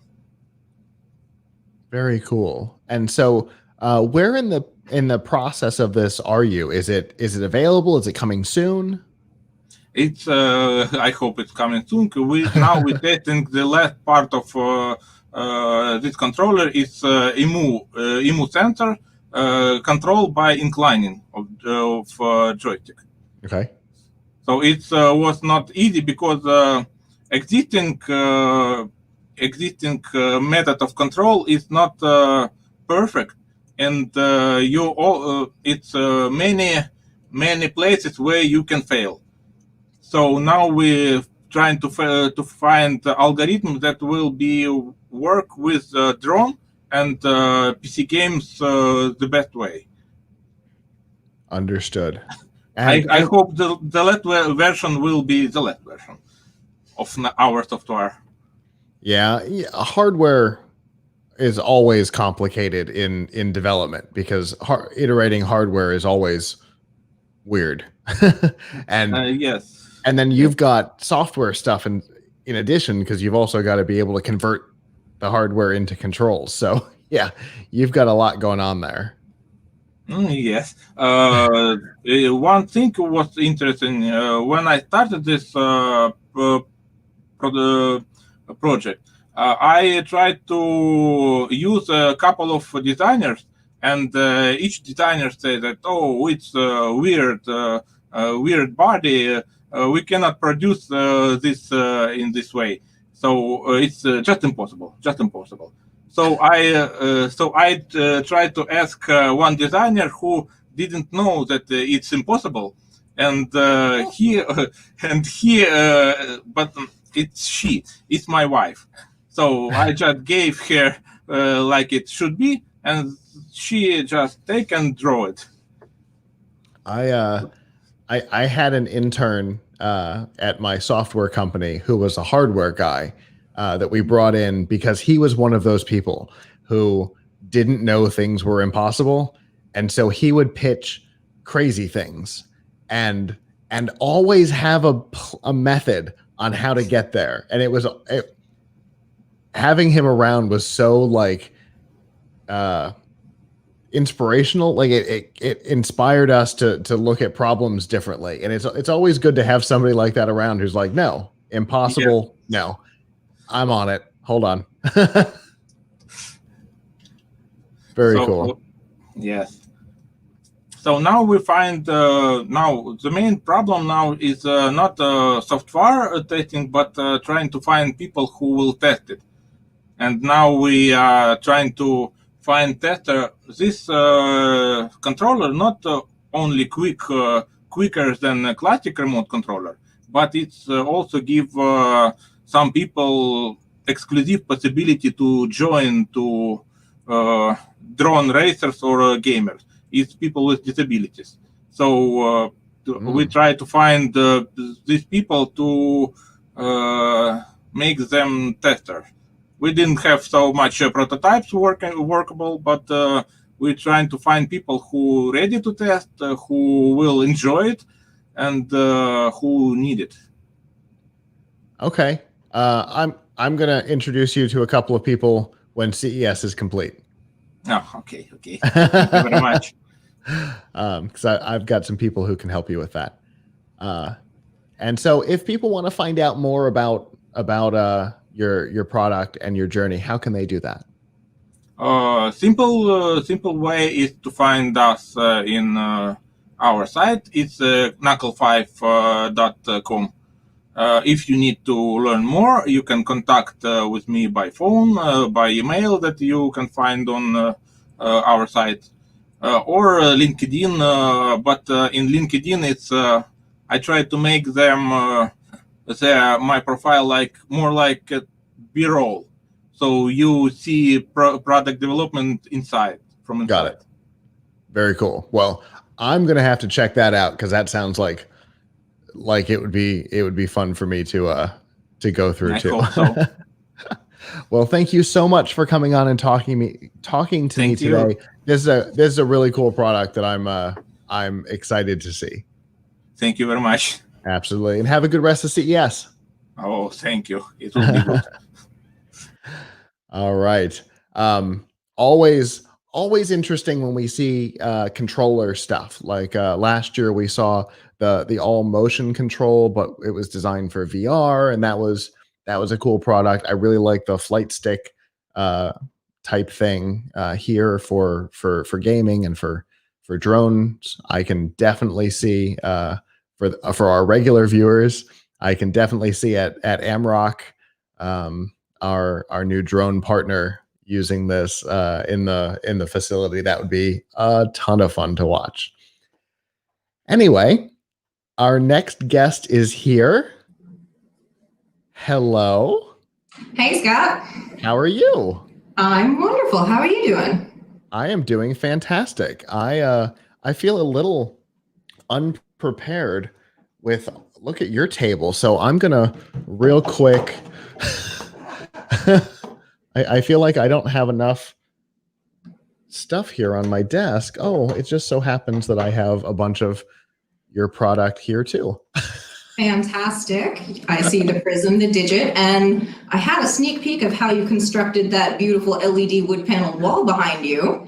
Yes, indeed. All with your product. It's wonderful. So yeah, while my table is glowing, this is nothing compared to the design department and my desk back at my office.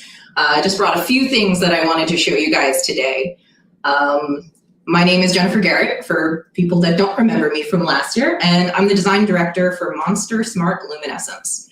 So LED stuff is my game. And we've had a fantastically successful year launching these new products. And Scott, you were one of the first people we talked to about it last year. So thank you for getting the word out there and sharing our videos and supporting the brand. I cannot believe today, a full year later, I cannot believe the number of people who are still viewing that interview and asking questions about the product. We get at least 1,000 views a day on these products. Particularly, I went and made videos on how to set each one up, and people are over the moon with that. Fantastic. Yeah, there's something really great about LED products right now. I mean, obviously we all spent time indoors for much more of the year than we thought we would. Sure. So decorating and renovating and creating a really curated home space became so important. And the ability to do that with light and to change it, to interact with all of your other smart home devices and fold it into your life, it's exactly what people needed at a time when the world was dark and scary. You need fun lights. So I actually want to share a little video with you. That's a teaser video of some of the new items. Ooh. Yes. And this time we don't have to carry a whole big armful of boxes and stuff around to be able to do this. So. It's a little bit nicer. Here we go. We're going to share the screen. Technology. Indeed. Yeah, the virtual CES has definitely been fascinating, hasn't it? Oh, yes. Just as exhausting, though. Indeed.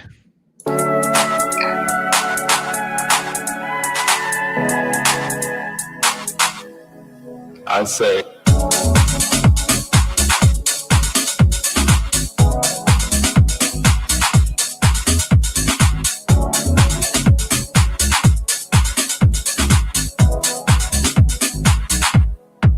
I'd say.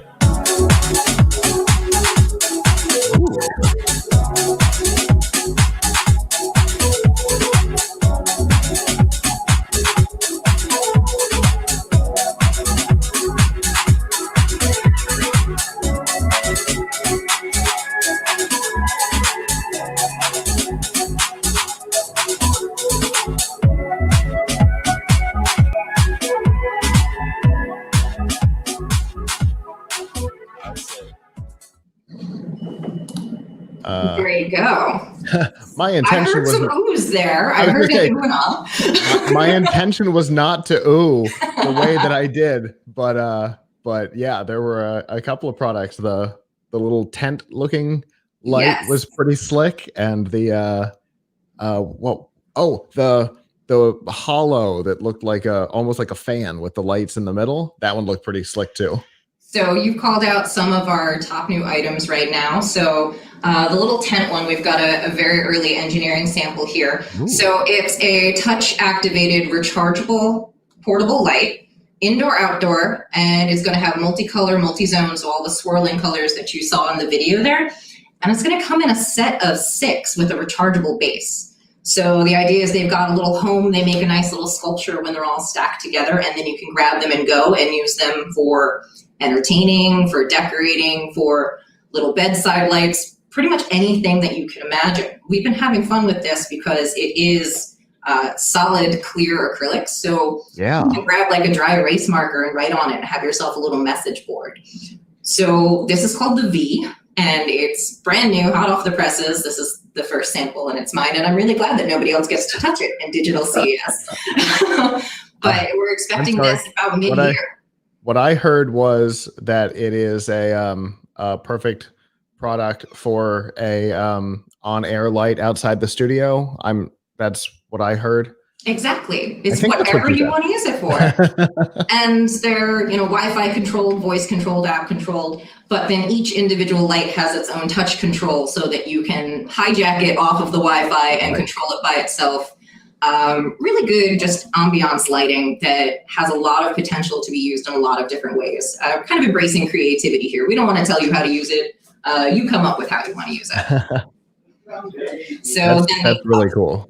The other one that you noticed here, this is the Arc, and this is a fantastic bedside gaming light. It's got the same color modes and features that you're used to on the Prism and the Digit, so amazing swirling colors, plus a 10-watt wireless charger, Qi certified, and additional USB charging on the back. So it's an ideal item for bedside or for a gaming desk, for example, because this size and shape is also sized perfectly to be a headphone rest. So your ideal digital companion here, it's got the light, it's got the color charging, and it also has full warm white LEDs. So it's a usable reading light if you wanted to read in your bedside, or you're working from home, you're doing school from home, it meets all of your needs.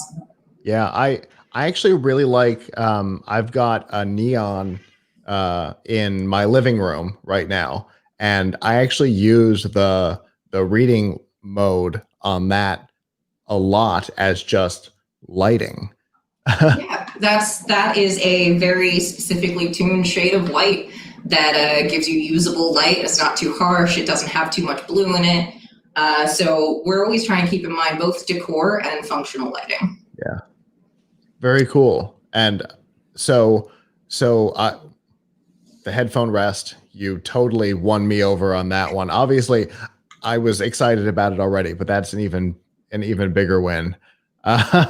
So what kind of timelines are we looking at on these two? So both of these are brand new. We're expecting probably a summer launch, maybe around back to school, back to college, but definitely coming out this year in all the same places that you can pick up the current Monster Smart Luminescence line. And, with these new products also come a couple app developments where we're working on an update right now. And the thing that I'm the most excited about, and it's a small thing, but to me it's wonderful, we're going to be putting in a dark mode for the home screen, because right now it's very white. And so everything is switching into this darker, more vision-friendly, more usable kind of consumer interaction here. Okay. So I want to show you something else that's cool in the dark. All right. I don't know if you can see these sitting on the table here, but this is a new version of the Prism that we're calling the Midnight Edition. Ooh. Yeah, so it's got this super glossy, completely black appearance. Front cabinet, back cabinet, all accessories are going to be black as well, because we did white because that's the perfect color and material for the LED light transmission. It doesn't mess up your colors, but maybe you're going for that really dark, really trendy aesthetic in your living room and you've got dark blue or black walls. A white product might not be what you're looking for. So now we have this smoky, glass-like version of the Prism and Digit that hopefully, we're still in engineering. Samples come apart. Still my early engineering samples. But hopefully we're going to try and get them cross-compatible so that you can have some white ones and some black ones, and you can create even more versions of your favorite patterns. And for me, I'm going to show my nerd card here. The starter pack of the Prism is 4 pieces, and you could make this lovely triangle. So if you can swap out the center triangle with a white one and a black one, and now you have a perfect Triforce. And it just looks great. Okay. Yep. And you were saying, the black ones on a darker background, and I can't help but maybe I might know somebody who would want one. I don't know. I can't think of anywhere that has a nice dark background that is already powered by this system. And if you've got the whole system going and you've got your voice control, no more buttons, you just tell your favorite digital assistant to control your lights. And all of these new products are going to play into that system.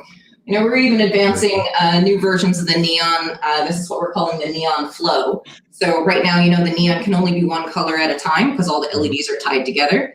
Right. This has individually controlled LEDs. So every single one in there is individually addressable. So you can get really dynamic flowing patterns, really cool things. So even better for decor, but also for like holiday lighting and just changing things up because you've got a lot more flexibility. Yeah, for sure. That's really cool. Of all the products, that being able to multicolor the neon is really exciting. And for those who may not know about the neon, what is it that makes that one unique? So the neon, unlike normal LED strips, has a silicone diffuser housing over it that blends all the LEDs together. It's also about 3 times as dense for LED count as normal strips are. Normally you'll be getting 30 LEDs per meter. This has 84 LEDs per meter. And that creates no dark spots, no gaps between the LEDs, and a nice crisp line of light. And this flexible housing makes it so that you can spiral it and you can do really tight curves. You can wrap it around things. It's so much more flexible than a standard LED cable. So, this has been one of our best selling items of just the normal neon, but now that we're adding the multi-zone flow features to it, I can't wait to get a bunch of these myself. And I know you'll be putting them up in your studio in your living room too. Yeah, for sure. And I can't not say that I can't wait to do some videos on these as well. Absolutely. And because you guys have been, some of our best support, we're definitely going to be giving you some sneak peeks. So don't make all your friends too jealous. So I also see on the table what looks like a ring light. Yes, you do. This is the studio. So, ring lights, work from home, vlogging, everything like that, very popular. A ring light is kind of a must-have item for any photographer or videographer. It gives you the best light, the ability to tune in your whites to get skin tone right, make the nice circle in your irises when you take a photo. Mm-hmm. But what happens to that product when you're not taking a video or when you're not streaming? It just gets shoved in a drawer, and that's rather unceremonious. So we've stepped up the ring light on every front. We've got full temperature controlled white LEDs, but also multi-zone swirling color changing LEDs. And it comes with a bunch of different accessories. It's a 5-piece lighting kit. So you've got your ring light and your extendable tripod stand, phone mount that locks into the middle, but it also comes with a decor table stand and a wall mount. So when you're not using it to take photos, it can live on your wall or on your table as a lamp. And we've got one really, really cool feature that's coming out on this that I'm so excited for. It's also a clock. So this is going to give you a fully color controllable time readout. Because it's a circle, why not have it be an analog clock? You'll be able to set your background and the color of your hours and minutes hands. And that's another mode that you can set with this. So it's an item that has a use every second of the day, not just when you're taking photos and videos. Okay, fantastic. So I don't know if this has been tossed around, but that one and the arc, was it the arc or the arch? Arc. It would be really cool if those also had the Zuckerberg thing, the sleep cube, where it changes colors slightly throughout the night. So if you wake up, you can see what time it is without having to actually look at a clock. So that sort of circadian rhythm timing is stuff that we are looking for future app updates. Cool. But just on a basic level, when do you need a clock? You need that in the morning when you're getting ready, and then after that you want decor lighting. So why not set yourself a schedule so that it automatically turns on into clock mode in the morning when you're getting ready?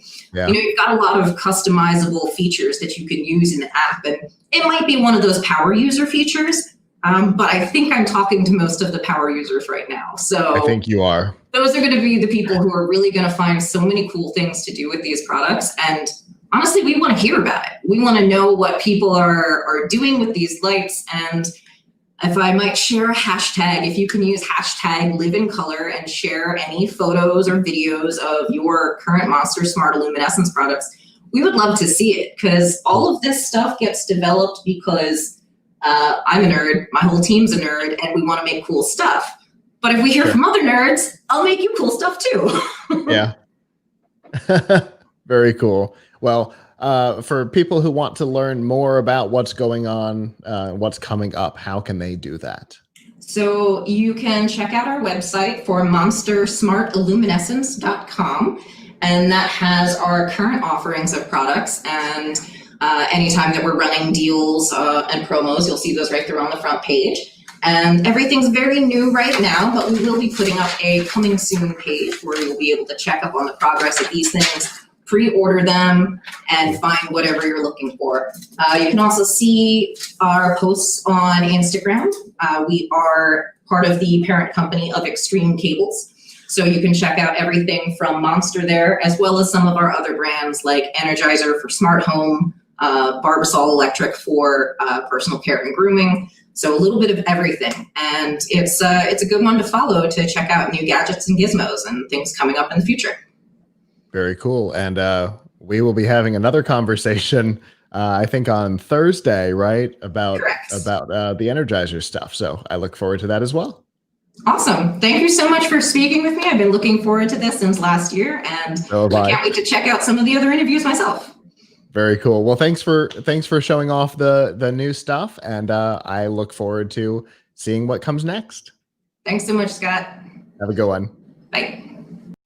All right, and I have to do a little bit of set changing here because now that Monster's gone, I have to take these products off, and instead I have to put this one on my desk because our next guest is here.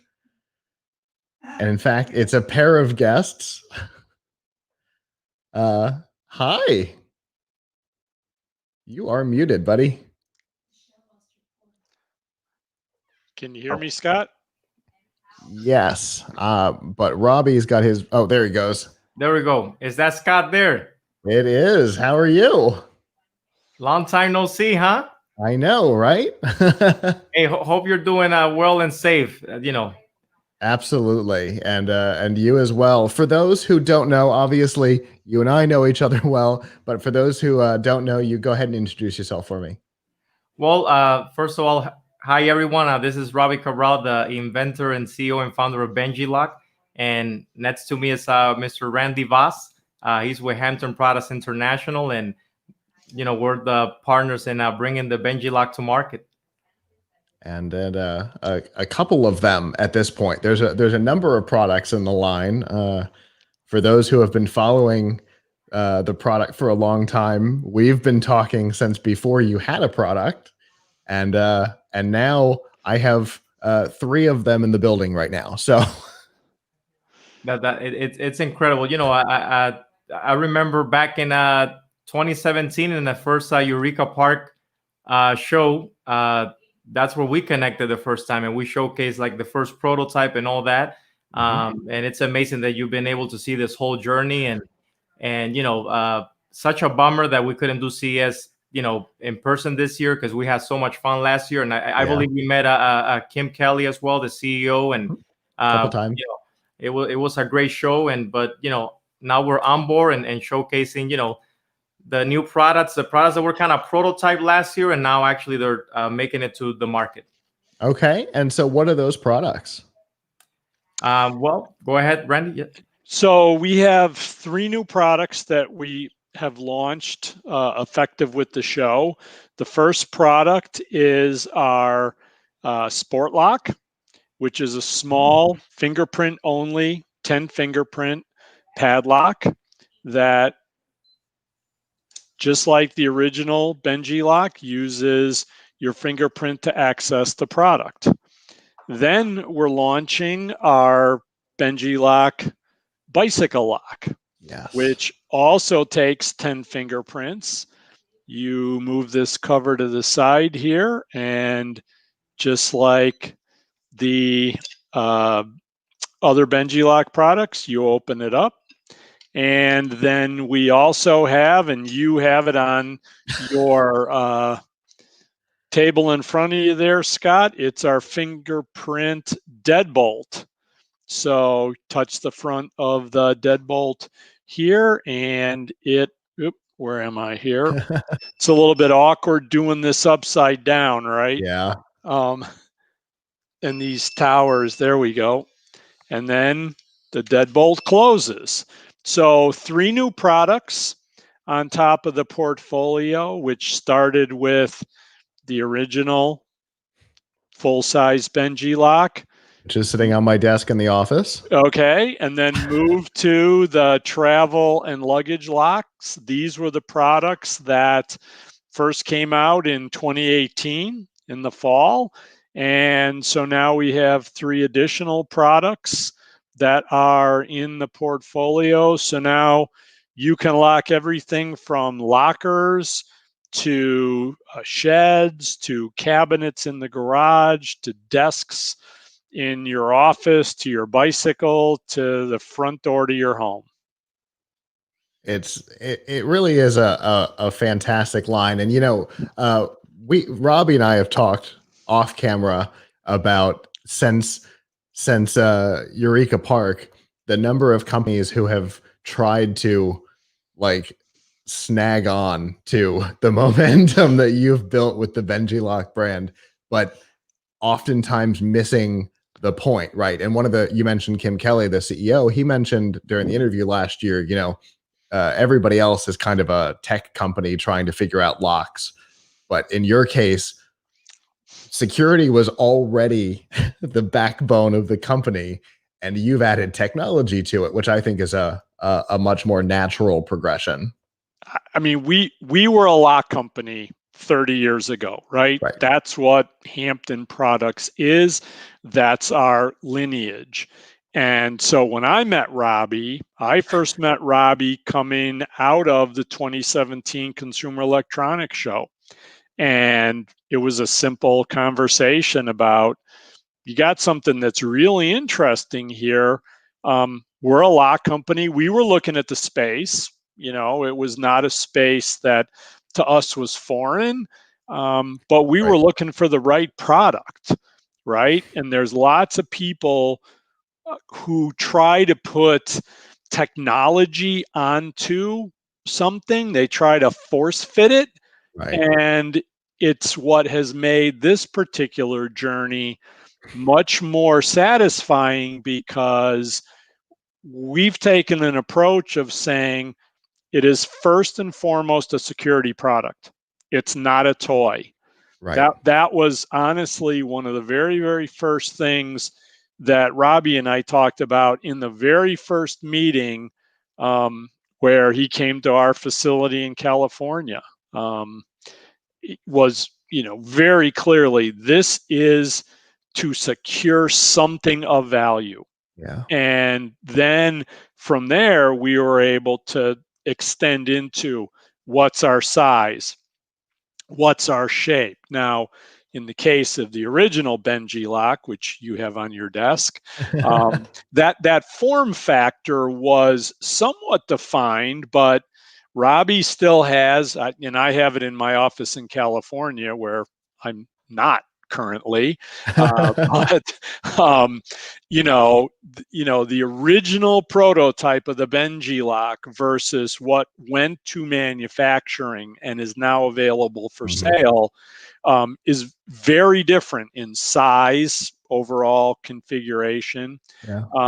And so we have taken that idea, the very strong patent capability that Robbie built, and moved it across an entire spectrum of products, which is frankly what we always envisioned. We always saw this as, everything I make has a key and a combination. So that's a lot of product, right? How do we now take this technology layer and put it into the most appropriate products that takes away some pain point from the user? Right. And I've always liked that mentality on it, that it is a security product. It is designed for to secure something of value. And Robbie and I have talked several times on air, and Kim Kelly and I have talked several times on air about the reason why the padlock has a key, why this continues to have a key. Not just because technology can fail, but but Why also, this has a key. right, but also because it is a security product. And I've had other companies that have tried to get into your space that obviously they don't have the Shark Tank momentum and the Hampton Products momentum behind them to keep moving necessarily. But they all try to explain to me why they don't have a key. They try to make it sound like a positive, and I've never had anybody explain it in such a way where I walk away going, "Okay, I get your reasoning." I always walk away going, "I think you couldn't figure out how keys work." Well, here's a really simple reason, Scott. The development of a cylinder, this thing right here. I mean, we all have a front door to our home, right? And they all take a key and they take a cylinder. It looks very, very simple, right? But it's not. It's incredibly complex, that little piece of brass and all the things that go into it. And so, in order to provide you that real level of security that you expect, there is an art to it. And it's not like just any old person can go in and say, okay, I want to start buying a bunch of cylinders. Frankly, if I turn it over and sort of point the spotlight at us, it's one of the reasons why for us in the biometric space, right? We have fingerprint sensors on here. Well, we're not the biggest guy in the world on incorporating fingerprint sensors into devices like this. So it's a little bit different for us as well, because we're hardware company lock guys. So we've had to do a lot of things in order to be able to make cost-effective products that perform well in the world when people actually start to use them. Right. And so it's been a lot of fun. It's been a ton of work. And hardware development is always a ton of work. Yeah. And when you add lock tumblers to it, it doesn't make it easier. No. Well, and Robbie, yeah. Well, Robbie would be the first to tell you. So here we are. We're sitting here, enjoying this wonderful podcast brought.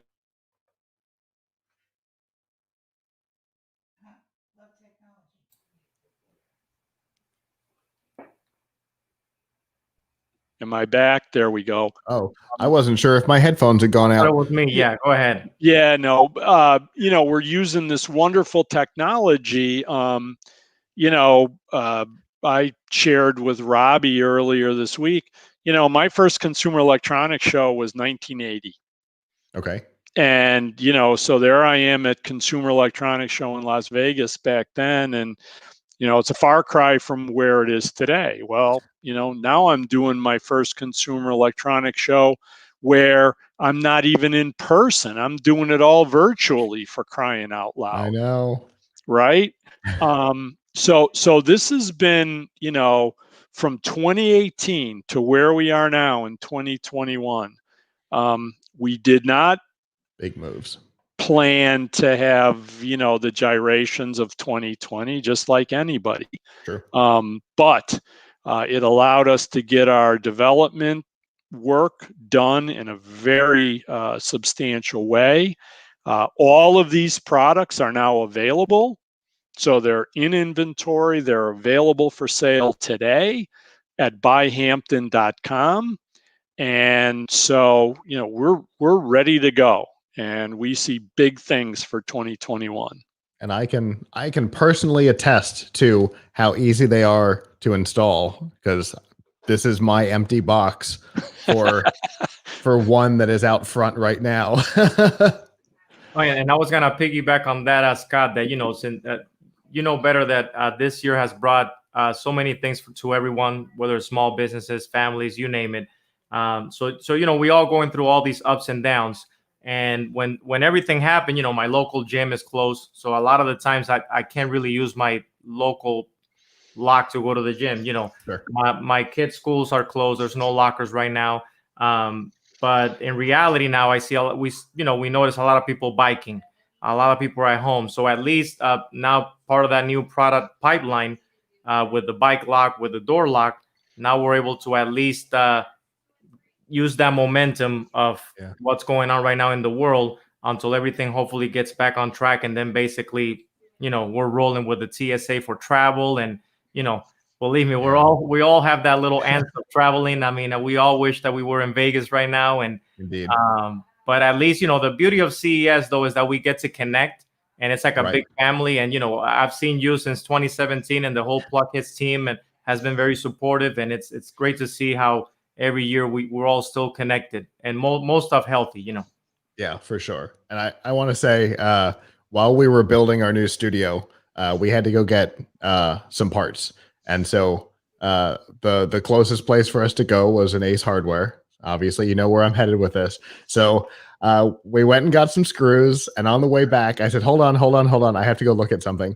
And I went down their security aisle looking, and I'm like, oh, I don't see oh, there it is. I went looking for the TSA lock because I knew it should be there, and there it was, and I was very excited to see that. It was the first, because I don't go into retail very often, so that was my first opportunity to see it on a shelf. Well, it was on a security peg, but it was my first opportunity to see it out in the wild like that, and that was cool. Out in the wild, I love it. What questions can we answer for you, Adam? Or Scott, I'm sorry. Scott. Oh, I was going to say, Adam is actually our next guest. Yeah, no, I'm reading and talking at the same time. I apologize. No worries. I think we've covered the core stuff here. I think really, if people want to find these out in the wild or online, what's the best way to find more or to pick one up? So today we are available at buy Hampton.com or at benjilock.com for the full portfolio. And there'll be more announcements coming later about retailers that we start to add into the portfolio. Very cool. Well, I look forward to that. And Robbie, it's always great to see you, even if it's just on a screen.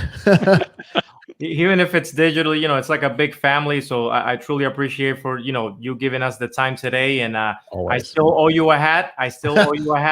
But, be surprised because this week we're coming with something cool. So I'm going to keep you on the loop. You'll see. Okay. Very cool. I look forward to it. Outstanding. Right. Thanks, Scott. Have a good Absolutely. day. You too. Bye-bye. All right. Obviously, some of our good friends stopping by for CES 2021 all digital. But our next guest is here. Hello, how are you? Hey, great to meet you. Nice to meet you too. Go ahead and introduce yourself for me. Sure. I'm Adam Lowe. I'm with Arculus, which is, we believe, the next breakthrough in cryptocurrency cold storage. Okay. And where, tell me about that. Sure. So Arculus is a brand of CompoSecure, which is a company probably not a lot of people have heard of, but we're actually in your wallets. So we make metal cards, for example, for American Express, Revolut, and some other fintechs and big banks you've heard of. So if you have a platinum card or gold card in your wallet, it came from us. So we kind of translated that security and controller expertise into the cryptocurrency space, as well as our government ID experience. And we think we've come up with a great solution. So if you're okay with it, to kind of frame the conversation, we have a great kind of intro video. It's about a minute long, if you'd like me to share that. Absolutely. Yeah, for sure.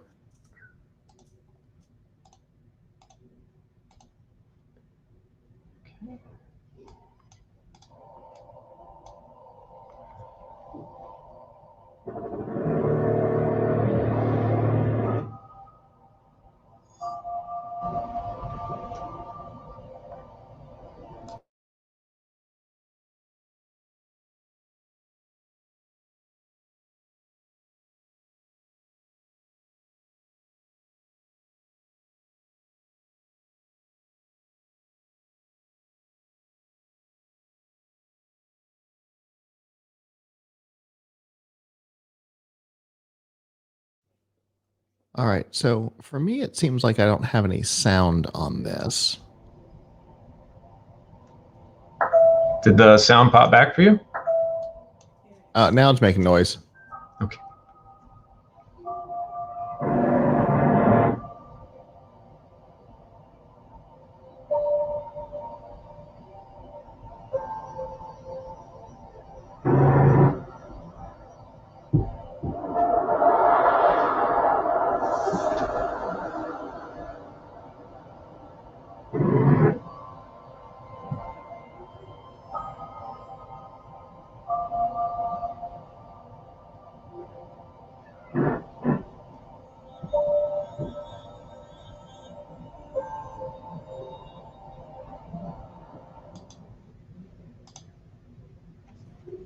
All right. So, that's our kind of teaser video. Okay. And I think it kind of talks about and shows the capability of the application. And I'm happy to answer any questions or maybe frame it a little more for you if you'd like. Yeah, for sure. So, I guess let's start far back for maybe those who don't have enough of a familiarity. Explain what crypto cold storage is. Sure. So everybody's probably seen in the news lately the big jump in cryptocurrency value, and coming back down a little bit in people like Bitcoin, Ethereum, etc. So a lot of people use big exchanges and store their cryptocurrency there. That's known as a hot wallet. Essentially, you don't maintain custody of your private keys, and it lives up on the internet effectively. So that is vulnerable to hacking. So which we've seen many times on our flagship show F5 Live. We've talked about a number of crypto hacks. Yep, there've been over $1.4 billion in, depending on what the value of the currency is of the day, in hacks. So that's a huge problem. So what cold storage does is it effectively gives users control of their crypto. You hold the private keys, and if you hold the private keys, no one can access your crypto but you. So it sends your funds to effectively an offline address, and it securely stores your private keys inside your cool Arculus card. Okay. So why don't I have a deck I can talk to that illustrates this a little better than just me talking. So there we go. So the big feature with Arculus is what we call three-factor security. Okay. So something you know, which is your PIN, something you are, which is the biometric on your phone, and your card, which is something you have. So you need all three of these to access your cryptocurrency within the Arculus app. So imagine, you've gone on Coinbase or somewhere else the first time, you've bought crypto, and you decide you want to increase your security. You would either import that wallet into this app or send it over the chain to our app, and then you would have access to all three of these security features. Okay, gotcha. So for my background, my brother used to be heavily into Bitcoin. He had a whole couple of mining rigs and stuff, and one of the things that he always said was that he had to be on top of transferring to cold storage because there were always people trying to break into his computer to take what had just finished mining. And so he was always trying to get to cold storage, but he was never quite confident in it, right? Yeah. So I think because there's not necessarily a whole lot of security to it, but this adds all of that physical security on top of it being physically separated. Yeah, exactly. So the big advantage to Arculus and the Arculus card is that it's completely air gapped. So your private keys are generated inside the secure element that live on the card. It never has to be charged. It never plugs into a computer. It never syncs to anything. So it really can't be exposed to any malware. And the only time it talks to anything is when it talks to the phone over a secure encrypted NFC channel when you tap that card to the phone. Okay. So kind of looking at the wallet, it's kind of a standard wallet. You can hold Bitcoin, Ethereum, all the major currencies. Sure. And jumping ahead to the use case that we talked about, here, imagine sending crypto, right? This is a classic example. So I'm going to send Bitcoin to an address. I enter my PIN. My biometrics already been tapped. Hit my fingerprint on the back of my phone, and you can see there the example where I'm tapping the card. The phone prompts you to tap the card to the back of the phone, and that's it. And we think that's our big advantage and solves our pain point relative to other hardware cold storage wallets in the industry. So kind of the go-tos are, say, Ledger or Trezor. And they're actually kind of cumbersome to use. So there's a couple buttons and you have to enter pins, and it's rather challenging to use. So the mantra we're talking about here is, it's simple as one tap, right? You enter a pin, you enter your biometric, you tap a card, and you're done. And that's really it. And we think that solves the big pain point and challenge for hardware wallets and cold storage that the market's missing right now. Yeah, for sure. That it's obviously it's a ton of additional security. The air gap capability obviously makes it super secure. Yeah, exactly. Exactly. And it's the form factor is really something that people can identify with. It's a pretty easy entry point. If you look at some other devices, they can be kind of intimidating, and the whole setup process can be a little intimidating. And we really wanted this to be as accessible for as many people as possible as more people get into cryptocurrency, and easy use.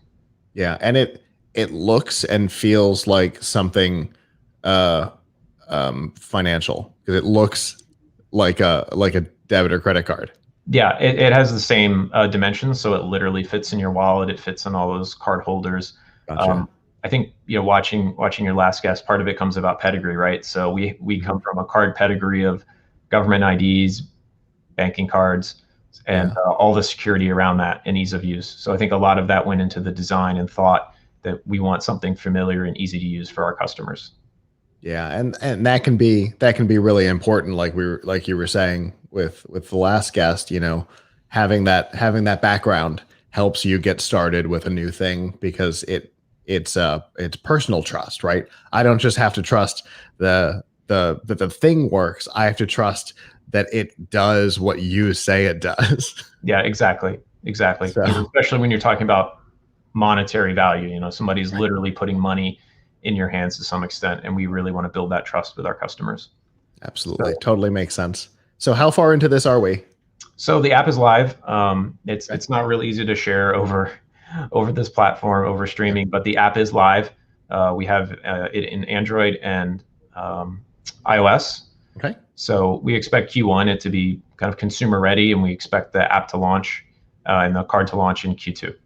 So we're really excited. We're kind of getting out in front of the product, kind of teasing the public, and looking to partner. So a couple additional features I wanted to hit is within the app itself, you can exchange crypto. So we again wanted to make this really easy for the consumer, not having to go out to an exchange and quote unquote trade.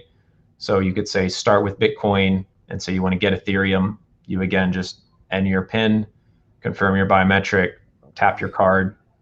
It's going to send Bitcoin and it's going to send you back Ethereum. So again, really easy for the user. Gotcha. That's pretty cool. Yeah. And then similarly, it's not shown. You can start with dollars. So you could start with US dollars and through a partner essentially purchase crypto if you're just kind of entering in the space. Got it. Okay. So basically you're looking to secure the process that people have come to know under, say, like the Robinhood brand, but that it seems to have no security behind it whatsoever. Yeah, I don't want to comment on Robinhood specifically, but hot wallets are inherently dangerous, right? It's like giving someone else the keys to your car and trusting them with it. So you're literally giving someone else the private keys to your money and saying, please take care of it. And I would say the crypto space is not regulated the same way the traditional banking space is. So your crypto can just disappear, and that's it. Tough luck. And it's story. definitely happened to people. Yeah, a lot. It's happened too many times that we don't even talk about it on the show anymore because we got tired of the topic. Exactly. So yeah, we're trying to really help people control their destiny, control their money, and secure their crypto in a very easy to use and straightforward way. Very cool. If people want to find out more, follow the journey, and find out when this thing launches for real, how can they do that? Oh, great.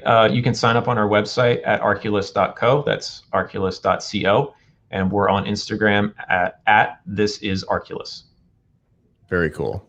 Well, thank you so much for coming on and talking about this. I'm personally very interested in it, and I imagine our audience is as well. Great. We really appreciate the time. Absolutely. And have a good rest of CES. Thanks. You too. For those who have followed along, security has been one of our top topics over the last couple of years because it's a big important thing, and being able to add security on top of something that is inherently not secure is always a good capability. Well, our next guest is here. Hello. Hey, Scott. How are you? Fantastic. How are you? Great. Go ahead and introduce yourself for me. So I'm Alex Bersagian. I'm CEO of a company called Robo Eats, North America. So I don't know how much you know about us, but if you don't mind just talking about Robo Eats, it's the world's most advanced autonomous robot kitchen. And at CES, we're introducing this robotic kitchen cart called ARC3. But let me kind of take you back. How it all started is the original founders, they owned 10 restaurants, fast food, noodle shops. And then they slowly experienced, high staff attrition, shortage of labor, and they built a commissary. So for the restaurateurs, for the folks who don't know the space, a commissary is like a communal kitchen. They produce all the food and then ship it out to the restaurant. So they did that, but it didn't alleviate the problem. So they're actually combined with aerospace engineers. So restaurateurs, aerospace engineers got together and created this autonomous machine that creates a whole bunch of different foods, which I'll describe in a second. But what's interesting is on a macro level is they're solving for major problems, right? There's staff turnover around the world for restaurants is at 75%. We know, especially in the US, labor costs are going up. There's tons of food waste. Just food waste alone in the US could feed about a quarter of the world's population, food waste from restaurants alone. And about 3,000 people die a year. So, when you think about restaurants that we experience or food that we get, we're kind of stuck back in the early days of the automotive world, right? Like the 1900s. It's still very manual focused, very repetitive. And what we're trying to do is make it much more automated, but still have served delicious food. So if you don't mind, let me just jump. I've got a little bit of a presentation of the robot. It's much easier to describe that, to show it to you, if you don't mind. That makes sense to me. Share screen, Chrome tab. And let me know if you get the audio on this. Did you click the little checkbox for include audio? I did. You tell me. Yep, I can hear it. Okay.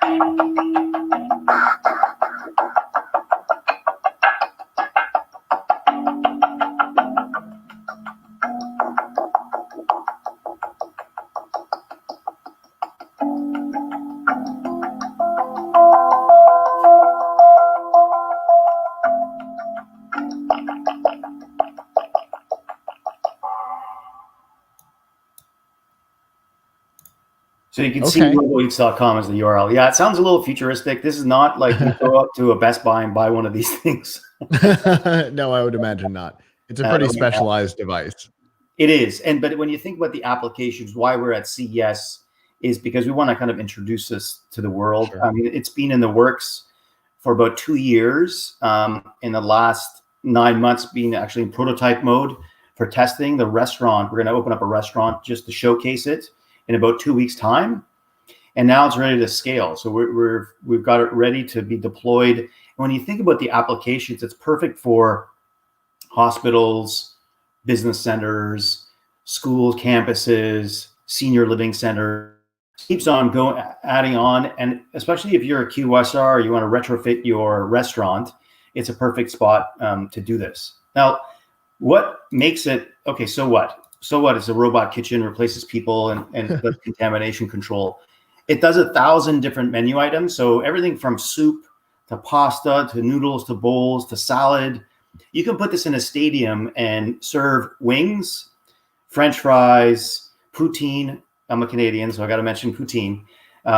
In one shot. So you can do breakfast.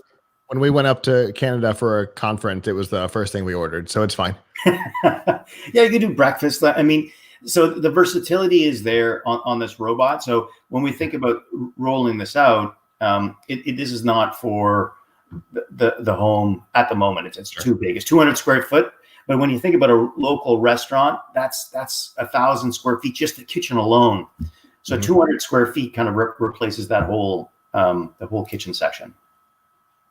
Gotcha.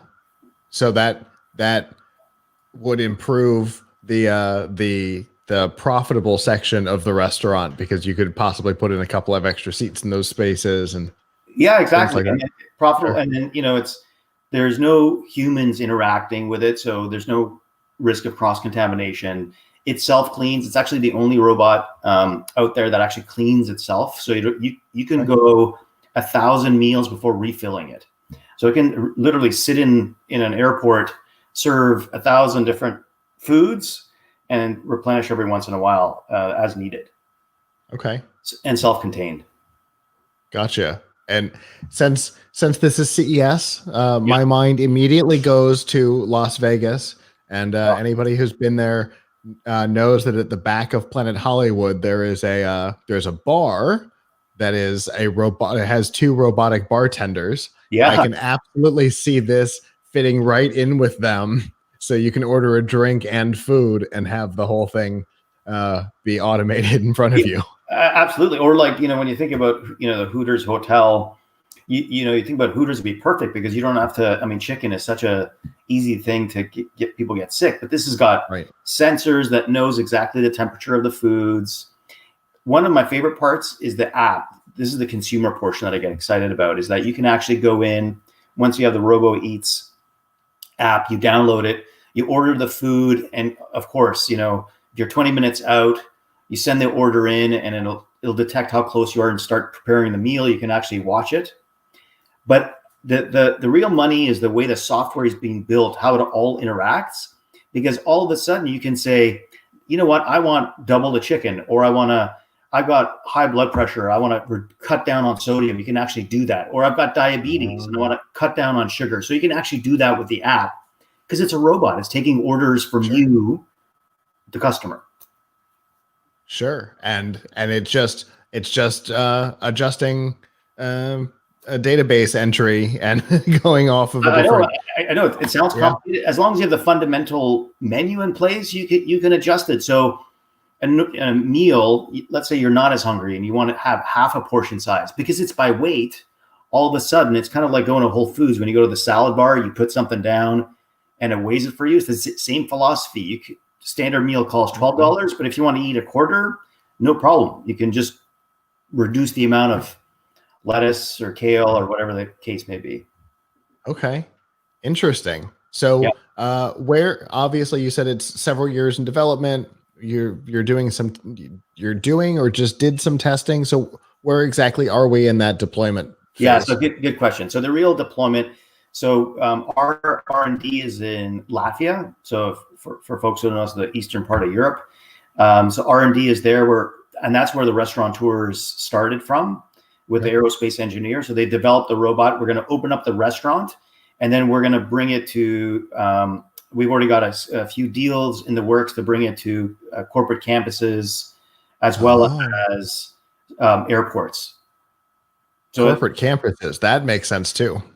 Well, yeah, when you think of, so when something works 24 hours, it's a huge advantage, because if you're in a hospital, things close at like 8 p.m. or 9 p.m. and you're stuck with grab and go. In corporate offices, the same kind of idea. So, you know, this is a huge advantage for giving fresh food delivered to what the customer or employee wants at that moment in time. Right.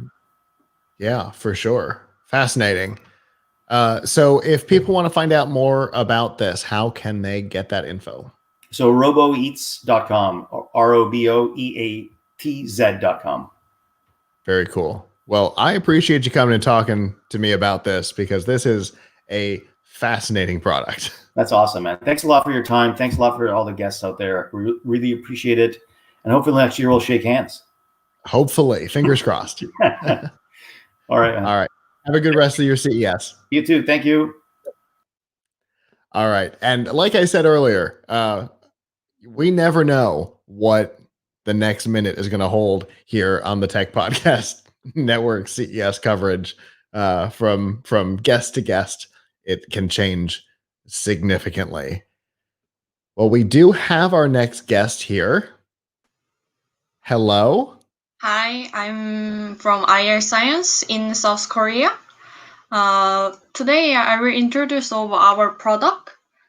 This is you can call this the Folinic, and this one is the premium scalp care device and new concept of dual care product that prevent hair loss from not only rejuvenate scalp but also stimulate follicle with dual effect of the world's first microcurrent and 4 wavelengths LED.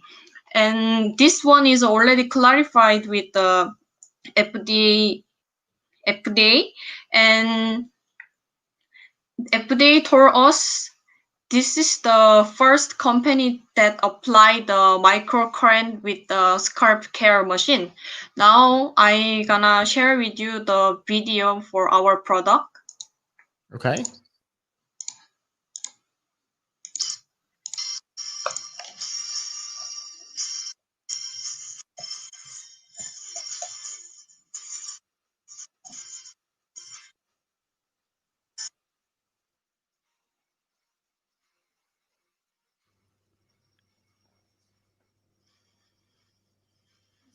We're not really hearing anything.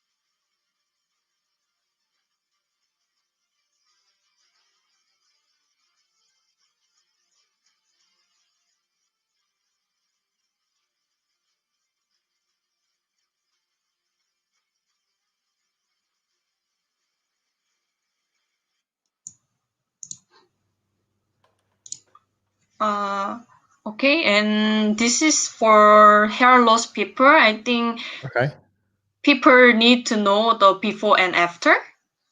So I show you the before and after. This is the 3 months before. Okay. And this is the after 3 months of the using our Folinic. Okay. Actually, this head is my father. Okay. Yeah, I gave him this. Of course, I bought this from my company without any sales, he used this 3 months every day for me to prove the effect. Sure. So I also shocked. This is the really work. I didn't really believe to our company's product Right. because we never know the effect in real. So Right. Especially when you're dealing with a product like this, right? That has Yes. Potentially nebulous effects, right? Yes. Because it's going to work differently for different people because biology is different, and so Yeah. there's always concern that something like this won't work, and even from the employees. So for those of you who are watching and Yes. you've ever seen a medical product on our show and you've gone, I don't know about that, don't worry, Yes. the employees feel the same way.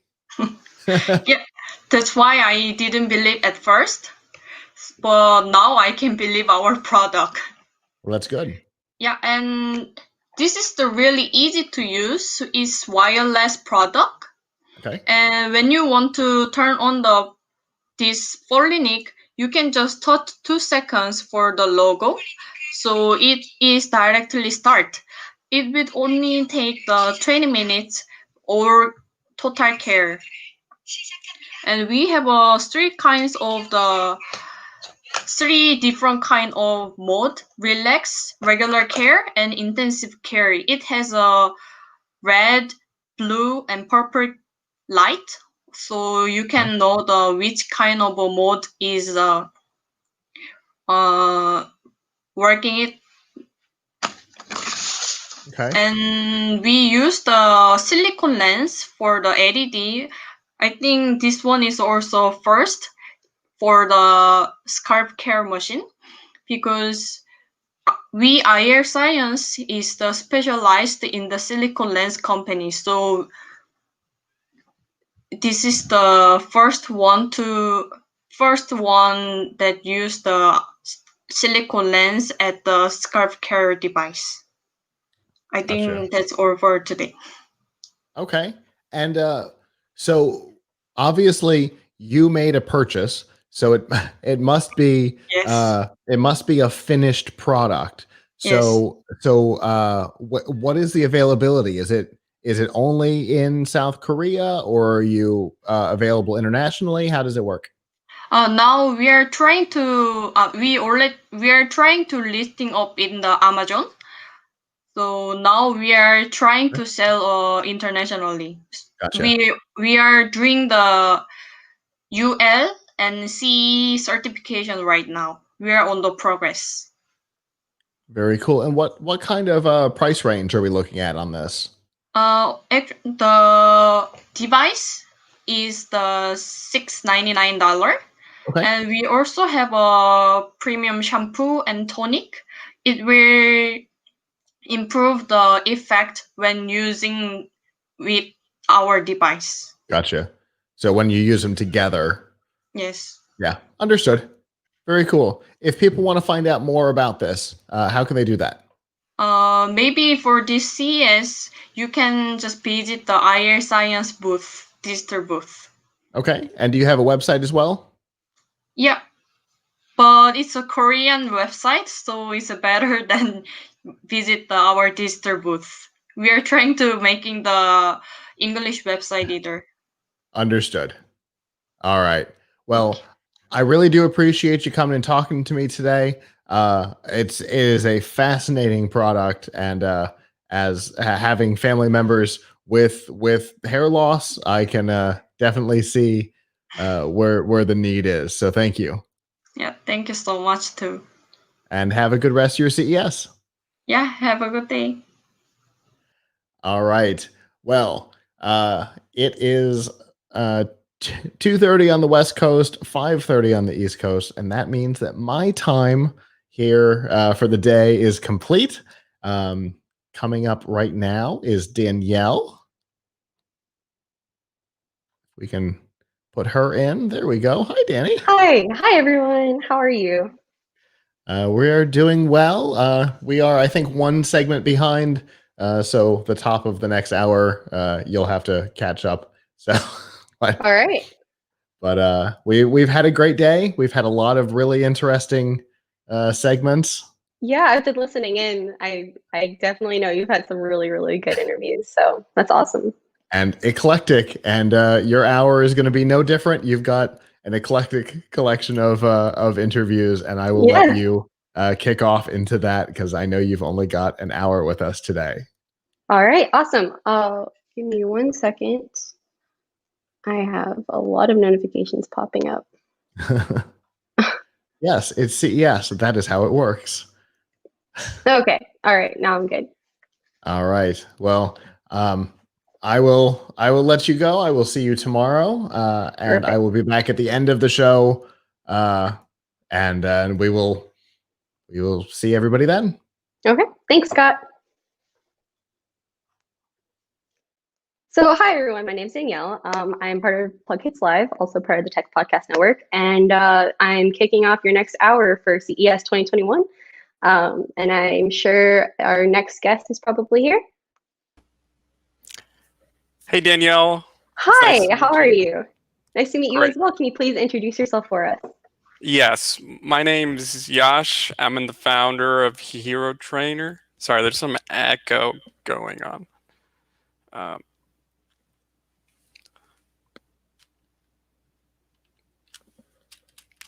All right.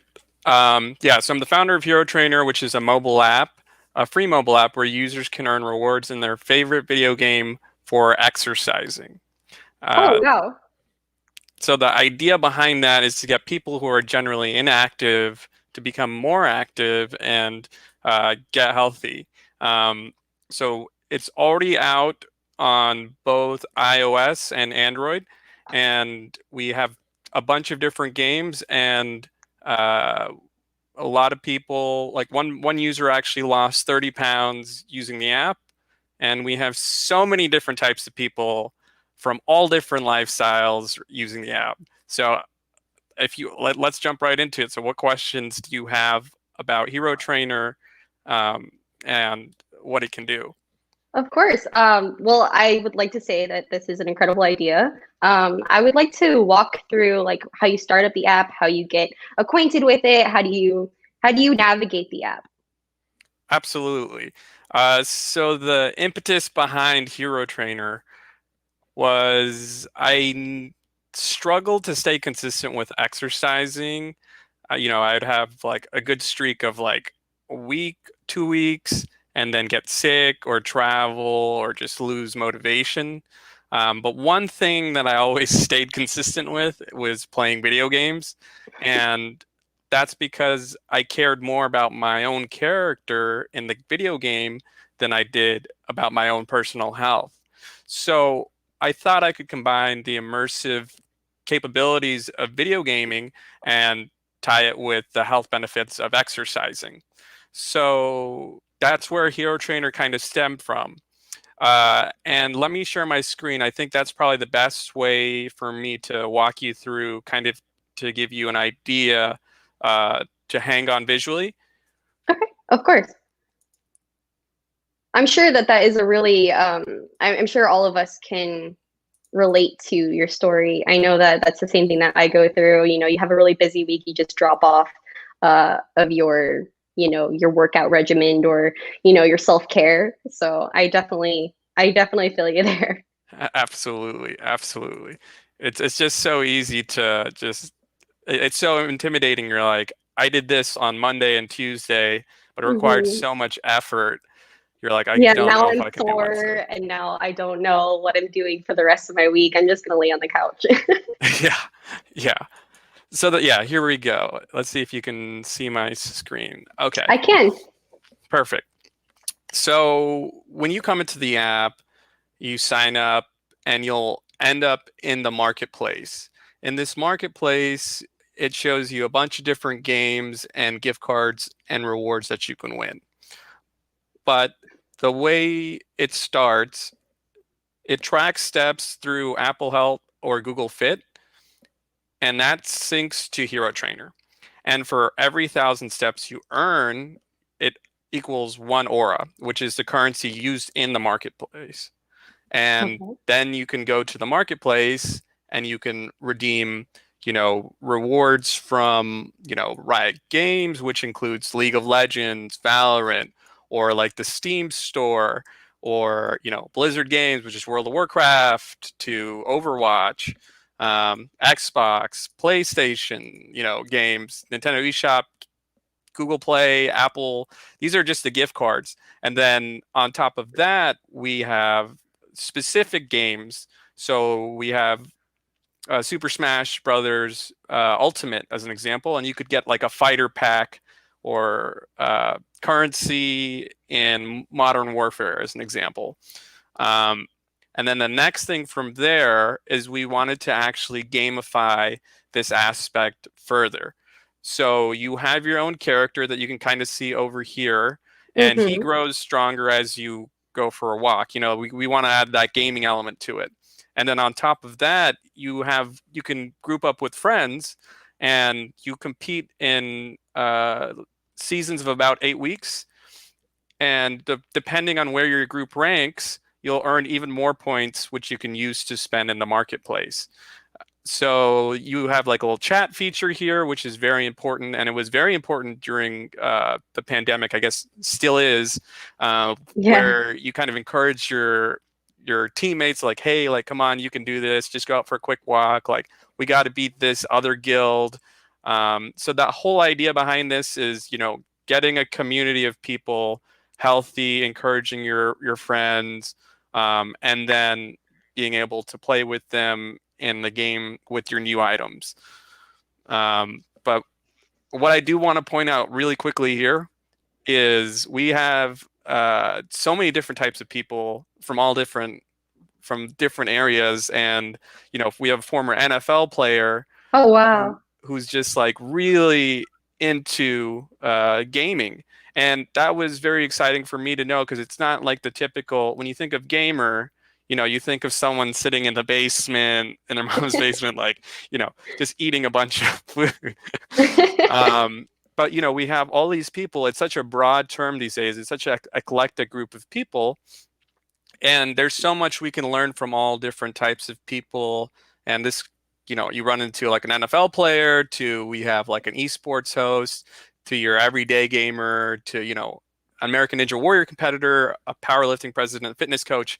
It's just, I really want to rebrand the gaming space with, when you think gamer now, it's like, oh, that guy is super athletic. Oh, he's fit. Or she's super athletic. She's fit. So I think there's a lot we can learn from just people interacting with each other on this app. I like that. So you mentioned that you can have multiple people, you can have your friends involved. Let's just say if I want to sign up and I'm trying to motivate myself before I get my friends involved, can I just hook up with anyone on this app and work out with them? So right now, the way it works is we recommend that people jump onto our Discord channel so they can integrate with people first. It's both a security feature, because we don't want to just people just joining into a random group of people without kind of some introduction and seeing if they vibe first, to prevent any type of, with having chat rooms online, a lot of things can go wrong quickly. Yes, so definitely. this kind of gets them acquainted first. It's just a really nice, supportive community, and you can interact in a public, no strings attached environment, and then you can kind of move on from there back to the app and be like, I want to be in your group, and we can go from there. So is it like a friends based? You add friends on your app? Yes. Okay. I want to go back to the Aura. I think Aura was your in-game currency, correct? Mm-hmm. So do you gain Aura by different tasks? It's just right now for walking. Okay. So every 1,000 steps equals 1 Aura. And in the future, we're thinking of adding different exercises as well. Like if you go to the gym, or you go swimming or rock climbing, you would get points for those as well. But we didn't want to encourage that right now, because we don't want people to go out into enclosed spaces with other people. But right now, just walking, You can run on your treadmill and basically anything where your phone tracks steps on Google Fit or Apple Health. Okay, and yeah, you can definitely use like any wearables for this as well, because that will track on your phone and then track on the app. Yeah, so we're gonna add Fitbit. It's not fully up yet, but anything else that syncs with Apple Health and Google Fit. So what people are doing right now for Fitbit is they get it onto their phone, and then they use a third-party app to transfer that onto Apple Health or Google Fit. But we're in the process, actually, probably in the next 2 weeks or so, that Fitbit, that wearable will directly sync with Hero Trainer. Oh, that's awesome. All right, so how would someone get this app? Is there any kind of pricing tied to it, or explain the availability? It's fully free, no payment. They can just go up onto our website, herotrainer.io, and from there they can click on, the App Store link or Google Play, and they'll get taken through there. Or they can just search Hero Trainer on the App Store or Google Play Store, and they'll find it there, whichever is easier for them. Perfect. And if anyone wanted to find more information about Hero Trainer, where can they go? Just your website, or is there any contact information that they can reach out to you? Herotrainer.io would probably be the best place. If they wanted to reach out to me, they can reach out at Yash Jain at hero-trainer.com. All right, perfect. I absolutely love this idea. I know that I'm going to get on it. I have plenty of gamer friends that I'm sure will love this as well. And we'll all just motivate each other. So thank you so much for introducing this for me. Absolutely. And it was a pleasure being here. Thank you so much, Danielle. I hope you have a great rest of your CES. You too. Bye-bye. Yes, so that was really interesting. I know that I have tons of gamer friends. I'm not considered a gamer myself, but I absolutely love the idea because it's hard to motivate yourself to work out. Believe me, I struggle with it myself. But I believe our next guest is here. Hi. Hello. Good afternoon. Good afternoon. Can you please introduce yourself for me? Yeah, my name is Richard Carrier. I'm the SVP and General Manager of Cyberlink. We're a multimedia company headquartered in Taiwan, but doing business worldwide. Hi, Richard. Can you please explain what Cyberlink is all about and your product? Yeah, of course. So if you've used a PC in your life, you have used our software either to play back movies, videos, edit movies, photos. That's the space we're coming from. As I was mentioning, we've been around for about 25 years, and we've evolved a lot. So our latest products that are pretty hot in the market are the different versions of our photo and video editing solutions, both on PCs and Mac, as well as mobile phones, whether it's iPhones or Android phones. These are very popular. You're talking about hundreds of millions of units used all around the world. So that's one thing we're doing. In the context of CES, and we keep innovating there. Like we introduced a Mac version of our Power Director video editor this year. Introduced two solutions for small businesses, one called Ad Director, which is an app that helps small business owners create in 3 minutes pretty compelling video ads for their marketing on social media or any kind of video marketing. A business version of our Creative Suite. So these are things we've done there. The main reason why we are at CES is to talk about our latest line of products, which is facial recognition technologies that are being embedded inside all sorts of products, from smart locks to health kiosks in the context of COVID, to extensive security systems for large businesses. And this is an area that's very hot right now. We have one of the most accurate, most flexible, so one of the top solutions in the world at a time where there's a lot of demand for that. So you're talking about facial recognition. What is your product called? Okay, so for facial recognition, we have a family of tools called FaceMe.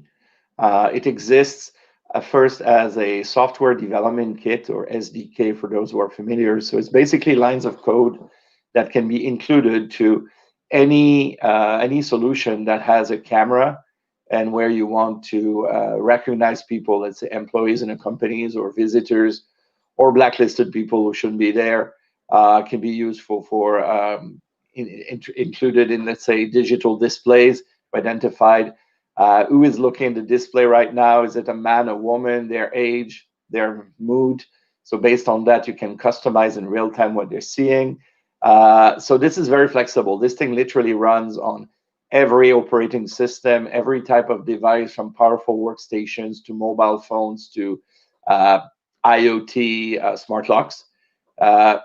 Also part of the FaceMe family, we have ready-to-go software. So if you're a company, you don't have IT capabilities to include or add our technology to your existing system, so you can buy a solution called FaceMe Security, which is a software you install on a computer, plug security cameras, anywhere from one camera to hundreds of IP cameras, and suddenly you have complete monitoring system for your business.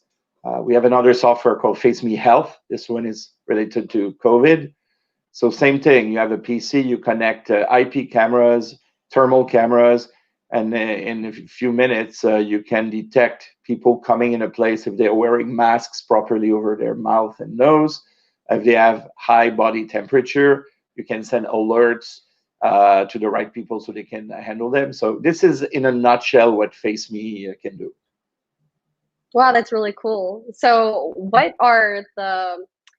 really got you into this space? It's interesting. It's, I would say, augmented reality apps, creative apps. So as I mentioned, we come from the space of creating these fun apps for consumers. Some of them you can put virtual makeup on your face. You can replace your face with avatars, whatever it is. So we were able in the last maybe 5 years ago to create very precise facial recognition and algorithms, so measures vectors in someone's face so that you can very precisely apply augmented reality components to someone's face. And you can make it run even on a smartphone not connected to a network, very fast, very precisely. So having that in hands, we turned around, we benchmarked our engine with the other facial recognition engines used in the context that I described just a few minutes ago. And we realized we had one of the best algorithms in the world. In fact, NIST, the National Institute for Standard and Technology, puts us in the top 5 for accuracy alone, never mind all the features and flexibility. So we're one of the top 5 if you remove some companies from countries like Russia and China that cannot really market outside of their home country. So that's how we came about that. And because of our couple decades of experience working with very large original equipment manufacturers, both in our home country of Taiwan, but also the US, Japan, and Europe, it was pretty quick for us to start engaging with these companies, offer them the technology so they start embedding it in all sorts of solutions they develop, as well as approaching system integrators who are doing that also in a smaller scale. So what would AI facial recognition, what would that mean for the average consumer? What would that mean for their future and like specifically FaceMe? Okay, sure. I mean, what it does, basically, your face can be the most precise way to authenticate you. Much better than a PIN, password, iris readers, fingerprints. And when you implement this technology, if anything, for the average consumer, I mean, if you have a smartphone, chances are that you use it already to unlock the phone and access a bunch of things, even payments. So you start bringing it everywhere to access your home, to access office, and you have for banking. Our latest product is for fintech, basically to match an ID with a live face, and you cannot spoof it like with a picture or video. We have technology. Part of our technology makes sure that the live face is the real person. So now suddenly you can help prevent all sorts of identity fraud, You can enable automated access to products like alcohol and cigarettes, let's say, to verify the age. People can apply for loans, credit, insurance from their home because of the security of this. So these are the kinds of applications that are accessible to everyone and have nothing to do with Big Brother watching you, but everything to do about protecting your own security, your own privacy, all that done in a very secure way. We don't need to keep someone's pictures in a database. What we do is that we collect in a very unique way that's highly encrypted. We collect vectors of someone's face, put that in a small file, and this is the kind of information that is used. So it's totally useless unless you're the instigator of this exercise, of this activity. For sure, I completely agree with you. Is this technology live? Yes, right it now? is. It is. So it's deployed, I would say, between commercial deployments, proofs of concept, and others, a few hundred different deployments in the last year and a half. Here in the US, there's a few. In fact, there's one very interesting. It's embedded in health kiosks called Sentry Health that are used in all sorts of businesses, restaurants, shopping malls. It's used by some industrial companies to make sure that the employees, when they walk in the morning, their health is okay and they can go work. There's a few large shopping malls. They do that. Like every employee, when they walk in the morning, they are tested using the kiosk with our technology. They are recognized as, yeah, they're the right employee. Everything is logged. And there's a printer printing a little wristband saying all day that day when they wear the wristband, well, they're safe. There's a hotel, part of the Marriott chain, that just deployed it, Minneapolis, very recently. And there's a whole lot more of these things happening. So it's moving very fast and all in the right direction. Awesome. So if people were interested in contacting you or learning more about this product, where can they go and how can they find out more? Yeah, sure. They just should come to our website, cyberlink.com, cyberlink.com/faceme, FACEME. There's a wealth of information there about our technology, as well as about the industry. We pride ourselves of being a thought leader in the space. So between all sorts of recorded webinars, articles of substance that were written by our management team, by our team, including our founder, who's a pretty famous professor in Taiwan and the National Taiwan University. So there's a wealth of information on that site. Of course. And I'm assuming that pricing would depend per contract, correct? Oh, absolutely. Every case is different. We offer pricing that matches our customers' business models. So in most cases nowadays, it's an annual license. So you can offer it as part of a smart lock for your home. It comes with that service, just like several services today. So if you want to add facial recognition protection, it will be X dollars per year. So that's the most popular, but we can have all sorts of different things. It depends on the volume and the context. But it's a technology that's relatively affordable if you compare to any other biometric technologies. It definitely lowers the cost. And that's why you start seeing it everywhere versus you don't see iris detection everywhere. Yeah, definitely. Well, thank you so much for coming on the show today and teaching us about FaceMe and your company. Yeah, it's a great pleasure. Thank you. Thank you so much. Have a great rest of your CES. Okay, goodbye. That is really cool. I love learning about AI, facial recognition. That's definitely the future of all of our technology, of anywhere you go, anything we do, it's probably going to be there. Probably in the coming years, even quicker with this company. But I believe our next guest is here. Hello. Hello. Hi, how are you doing? Hi, I'm good. How are you? I'm doing great. Can you please introduce yourself for us? Absolutely, would love to do that. And first of all, thank you for having me here. My name is Rahul Devarakunda. Just call me Rahul for the ease of it. I'm one of the co-founders of a consumer technology company called VooBlue Inc. And we are headquartered here in Raleigh, North Carolina in the States. and we have teams in India and China. This is our first time we're launching a first consumer product, and this is our first CES experience. With all being digital, it's exciting and it's different. Kind of crazy. Yeah, welcome. Yeah, thank you. So tell us about Wooblu. So I have our device here. So we months back, and the whole idea of Wooblu is to build cool consumer products. Today we have a lot of technology that's available to us. It's voice recognition, it's gesture recognition.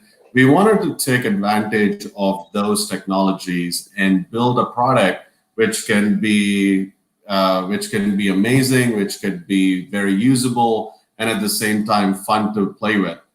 So our first product is Wooblu Smash. As you can see right here, this is a combination of multiple features all put into a single device. Today, there is a smart speaker. It could be an Echo or it could be an OK Google. And then they have projectors, and then they have Bluetooth speakers for them to pair with their phones to listen to music. We kind of took all of that and put that into this sleek looking device. And as you can see on the background, it's actually projecting, and I don't want to hit it on your eyes, but that's the projector. It's a combination of it's a smart projector, which has projector, Alexa built in, and now it's going to start listening to us. And you can pair your phone and play Bluetooth music.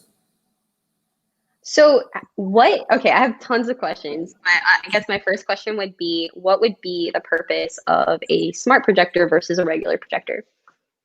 Yeah, I think that's a great question. Today, I think people have got into the mentality that everything has to be mobile. You don't want anything to be fixed on a wall. You don't want anything to be screwed on to a drywall because you want to move things around. So let's say there is an NFL game and the games are coming up, and you want to go to the backyard, have a few drinks, spend some time with your friends, but then you have your TV, which is inside your living room, or you have a projector mounted onto the ceiling in some other room, and you can't necessarily enjoy it. So with something like this, you could carry it in your hand. As you can see, it's pretty light, and you can carry it in your hand. You can take it to the backyard, or let's go a little more family oriented. I got two beautiful girls, and if I'm telling them a bedtime story, and typically in kids' rooms, you don't recommend having a television as they're growing up. Now, if you are telling a bedtime story and you want to do a Disney, princess story, then you can basically project this. You can't see the ceiling, but you can project it onto the ceiling while you're sleeping on the bed right next to them, telling them a story, and that could be another element. Or you're going on a camp. Let's say you're taking a trip down to the Smoky Mountains or wherever, or taking an RV out with you.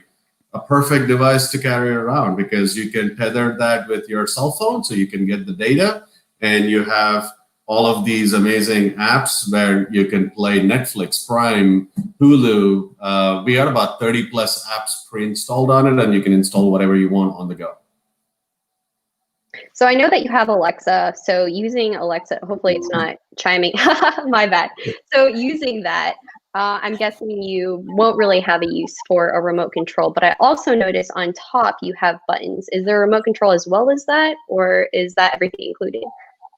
Well, that's a great question. I think we have different kinds of consumers. Some consumers are pretty smart in using a voice assistant. So you can use, I'm going to just call it A.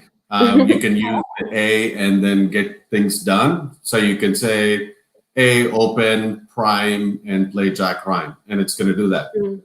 Some consumers, if I take my elderly parents, they probably are not going to use a voice assistant, so they probably would need a remote. So we are giving a remote with it.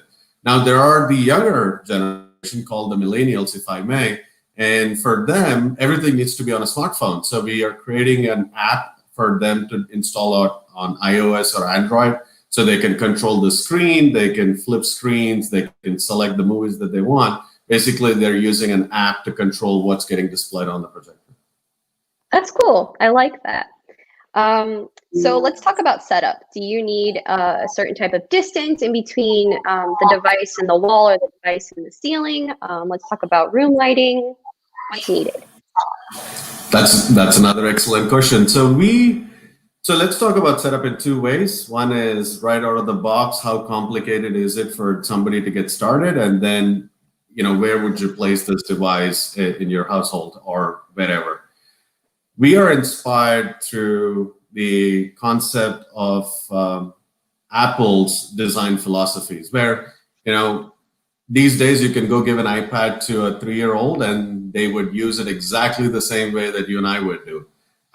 We were inspired by that. So right out of the box, when you unbox it, all you have to do is you would go ahead and hit on the power button, and it's going to start the projector. It's going to give you display messages on the screen on how to connect to Wi-Fi, and you're done. The moment you're connected onto Wi-Fi, it's going to install everything it needs to install based on your regional location, because some apps that have some regional locks. So based on where you are, it's going to install everything. In about less than 5 minutes, you have a portable projector that's ready to go. From a distance perspective, where would you keep it? Right now, I'm probably about 4 feet away, and that's displaying about a 45, 50 inches screen behind me. And it has an auto zoom adjustment, so I can keep going as back as I can with a max display of 120 inches. So you can sit down and enjoy a good movie, even in a small room or in a big room. And as you can see in ambience lighting, I have all the lights on. I mean, it's about 6 p.m. in Raleigh. It's pretty dark outside, but I have all the lights on, and it's fairly visible. Even on a video call, you can clearly see the image. So it's a full 1080p, 120 inches portable projector. That's awesome. And I can definitely see that the picture is pretty clear even through a camera. So really good job. I do have a question on battery life and charging. So obviously it's wireless, which is a huge perk, but can you talk about how long it takes to charge this and what the battery life is like? I love those questions. So we wanted to make this very convenient. It's our entire emphasis from a company's standpoint is driving convenience. So what we have done is we have created a beautiful looking charging dock. So you can connect your cable, the power cord to it, leave it anywhere you usually would leave it, and you can come and all you have to do is put this and it's going to start charging. From a battery life perspective, we have 10,000 mega amps of battery in it, which means it's pretty powerful.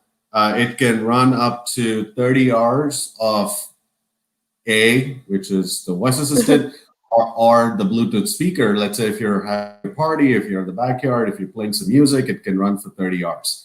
And if you're using the projector, it can play a full NFL game, which is 3 hours, including your halftime.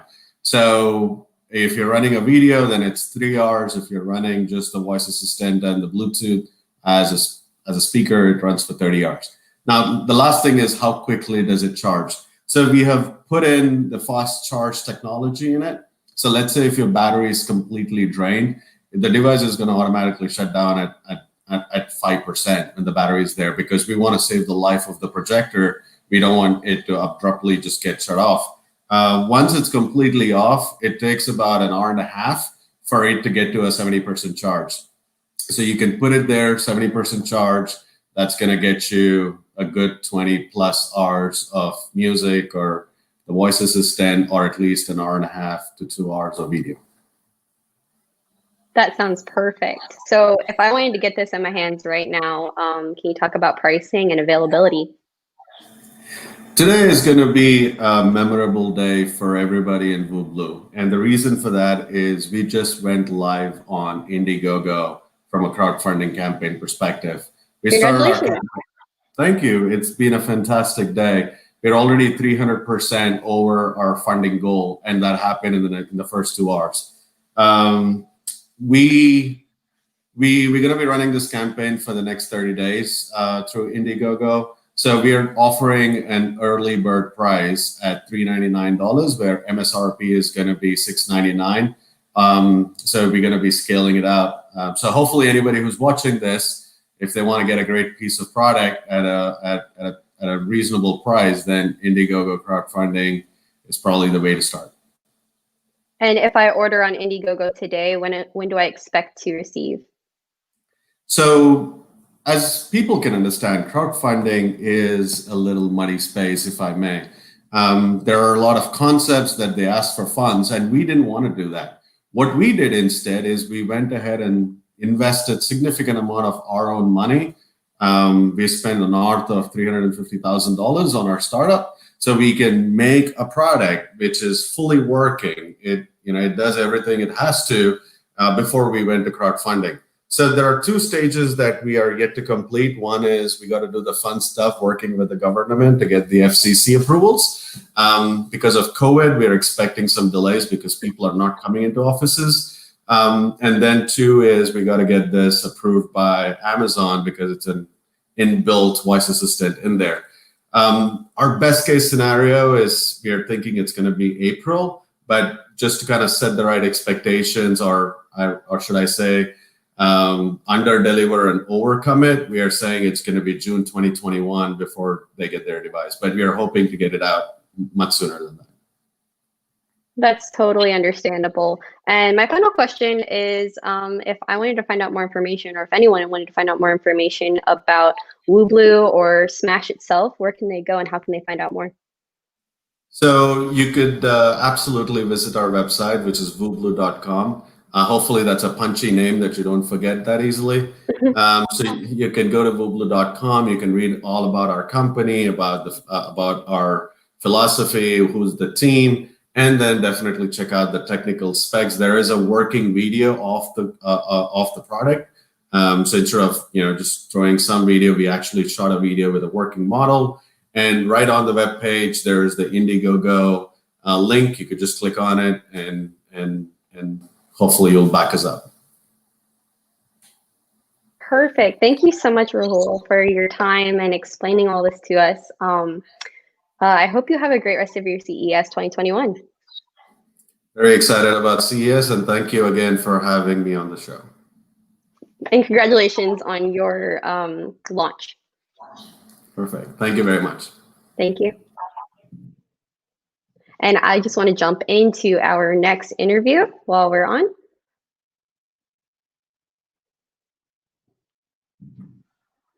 I'm very excited about this one.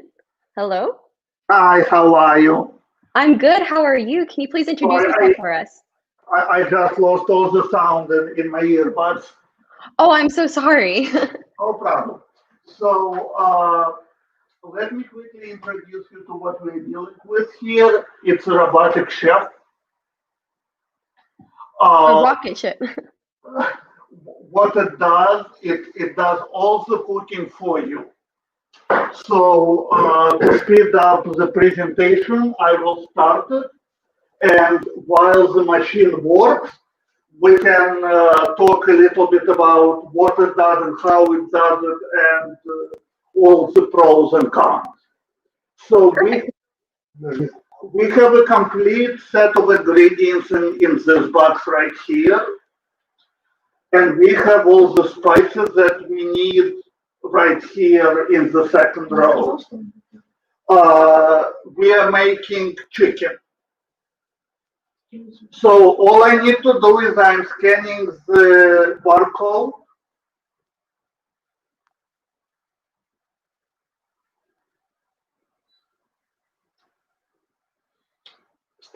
The machine knows what it needs to do. Now I hit start. Надо было закрыть. Да все не то.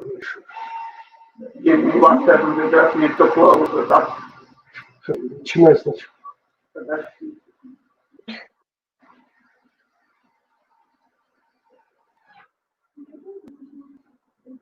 I think I screwed up a little bit. I should have closed it before, but we will do it once again.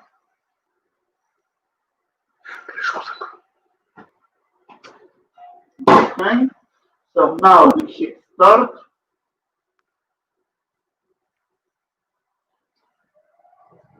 And that's all there is basically to it. In 7 minutes, we will have a fully cooked meal. Wow. So what makes this really different from all the other machines on the market today? Obviously it's small. You can see it fits on the standard size countertop pretty much. We have it sitting in our hallway in our home.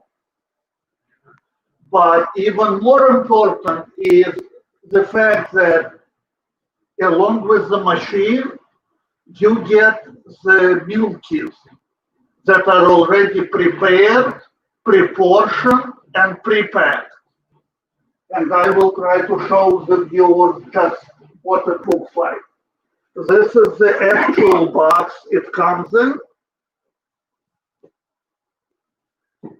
And the second box contains all the spices. And these are the ingredients inside the box. So you can see that each ingredient is stored in its own separate container. And they don't come into contact with each other up until the very moment they get cooked. So are each of these cooked separately? You put them into the machine separately? The machine does all the loading. The machine loads the ingredients. It monitors the temperature. It cooks. It basically does everything you would normally do in the kitchen. So it will take in all three of these ingredients at the same time? No, it goes in one at a time. Okay. So the one that takes the longest to cook goes in first.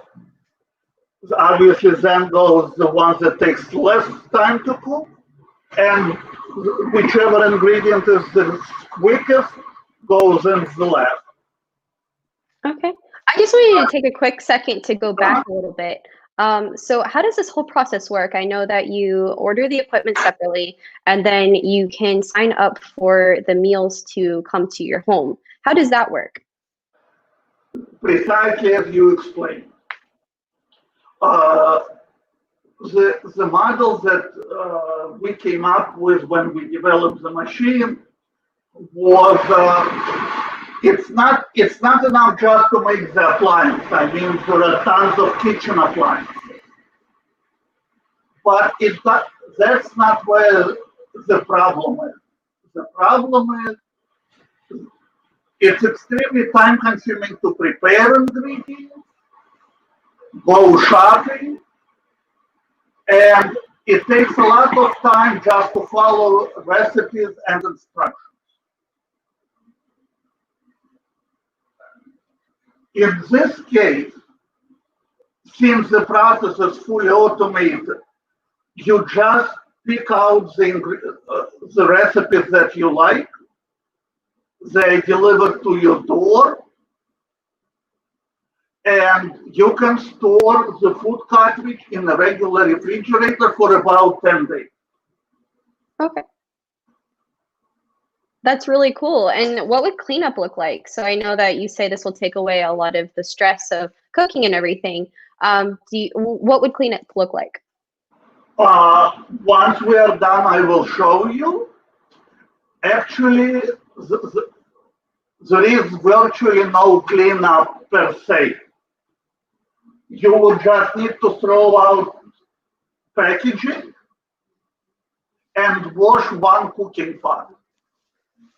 That's awesome. And we actually have a cooking pot right here, just sitting outside for the viewers to see. And as you can see, it's a fairly standard cooking pot. It's we just picked the size that works for our machine. Okay, and I was on your website. I noticed that you said these are prepared foods, but it's specified that these aren't pre-cooked or frozen. How are the meals stored and sent to you? As you see, each ingredient is sealed inside the box. So even if I was to flip it over, nothing comes out. As it's being sealed inside, we use what is called MAP, modified atmosphere packaging. It allows us to extend shelf life of most ingredients without any preservatives.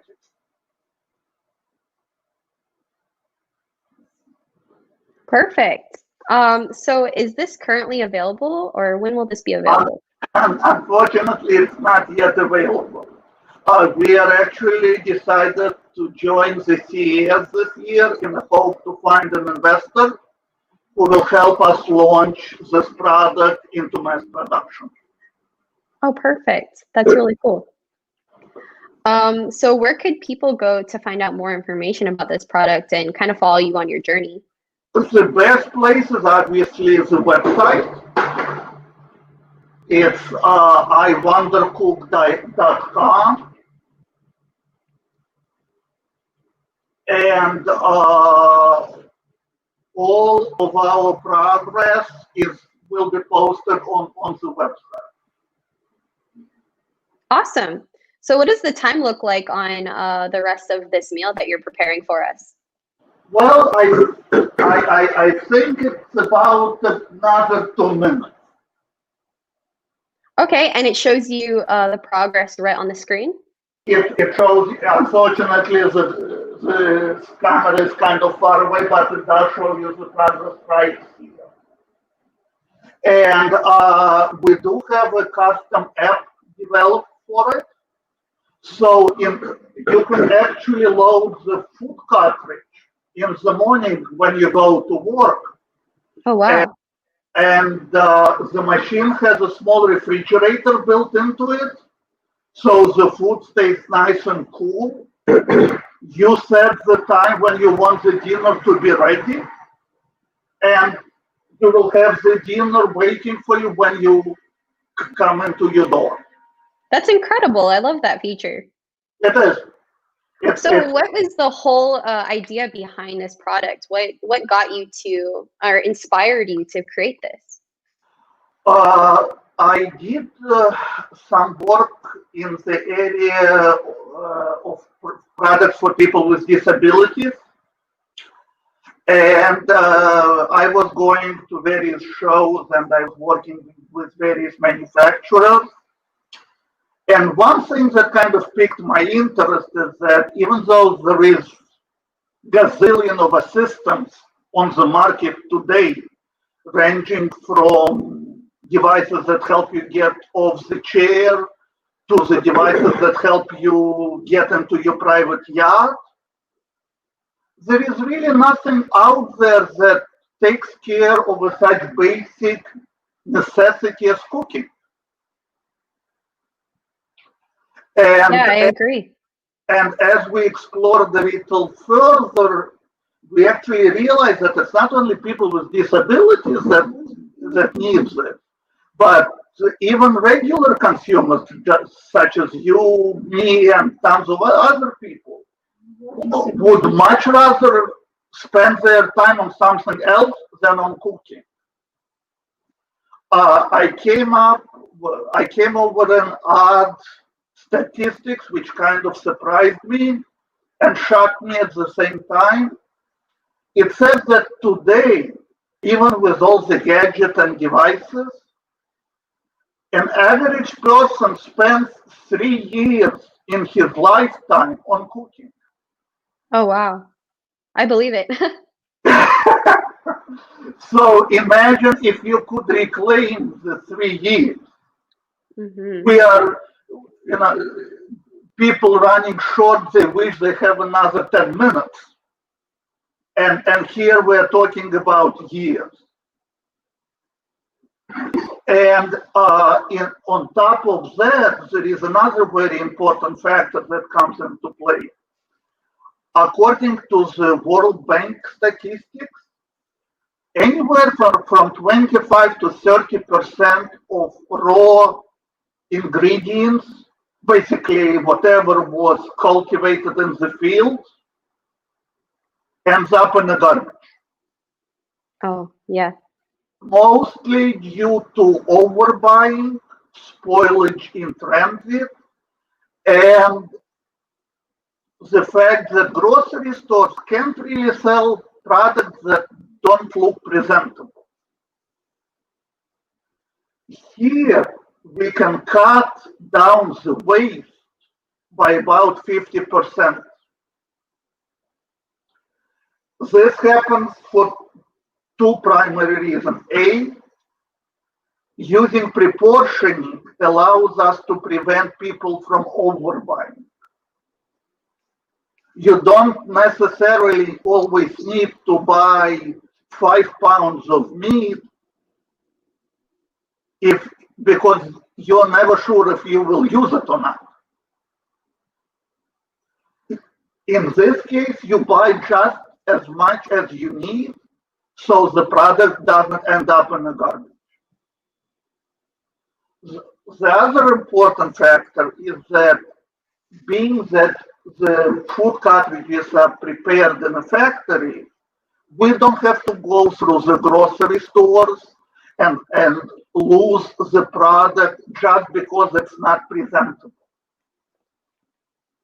That's really cool. I love this idea. I know that for me, I know that when I'm having a really busy day and I'm not really in the mood to cook, it's just easier to spend money to get something delivered to me. So I think this is a really good idea, and I'm really excited to see this at CES this year. And another interesting feature, and that would be, and we are ready to see the final product. Oh yes, I'm excited. Yeah. The actual cost ends up being about the same as what you would pay for a regular meal kit. Oh wow. We don't need to charge our customers more simply because we save a lot of money on. So give me 1 second. I will just make sure I grab this right and try to show it so hopefully everyone can see it. Oh wow. And this is a chicken dish? It's a chicken with pasta with vegetables. I will put it on a plate so you can see it a little better. Give me 1 second. Perfect. It looks delicious. It does. And it's incredible that this was able to be prepared in the span of, like 10 minutes. I mean, just over the span of an interview. Actually less. Okay. The actual cooking time. So unfortunately, we cannot feed this through the camera, but whoever is interested in tasting, we invite all inquiries, and we would be glad to show the actual machine. Right now, unfortunately, we are somewhat limited to New York area, as traveling cross country is somewhat complicated. Mm-hmm. But if someone is within New York Metro or even tri-state area would like to see it, would like to taste it, or wants to join us in this project, we would be glad to hear from anyone. Perfect. Thank you so much, Michael. So one more time, if someone wanted to reach out to you, or so your contact information, or where they can go to find out more, where can they go? So our website address is www.iwondercook.com, and my email address is info@iwondercook.com. Perfect. Thank you so much for coming on the show and telling us about I Wonder Cook. Thank you so much for your time. I hope you have a wonderful rest of your CES 2021. You too. Thank you very much. Thank you. That's really cool. I'm really excited. I did look at their website beforehand, and I noticed it is an incredible product. Like I said, if you are exhausted after a long day and you're not really in the mood to cook anything, he's right. It will literally take all of those minutes away, do it for you. So I love that. And on that note, I believe our next guest is here. Hello. Hi. How are you? Good. How are you? I'm good. Can you please introduce yourself for us? Yes. My name is Tai Takayanagi, and I'm a vice president of Triple W. Triple W. Can you please tell us what Triple W is all about? Sure. We are a startup company that developed the world's first wearable device for urinary incontinence or loss of bladder control. Okay, so what is this device called?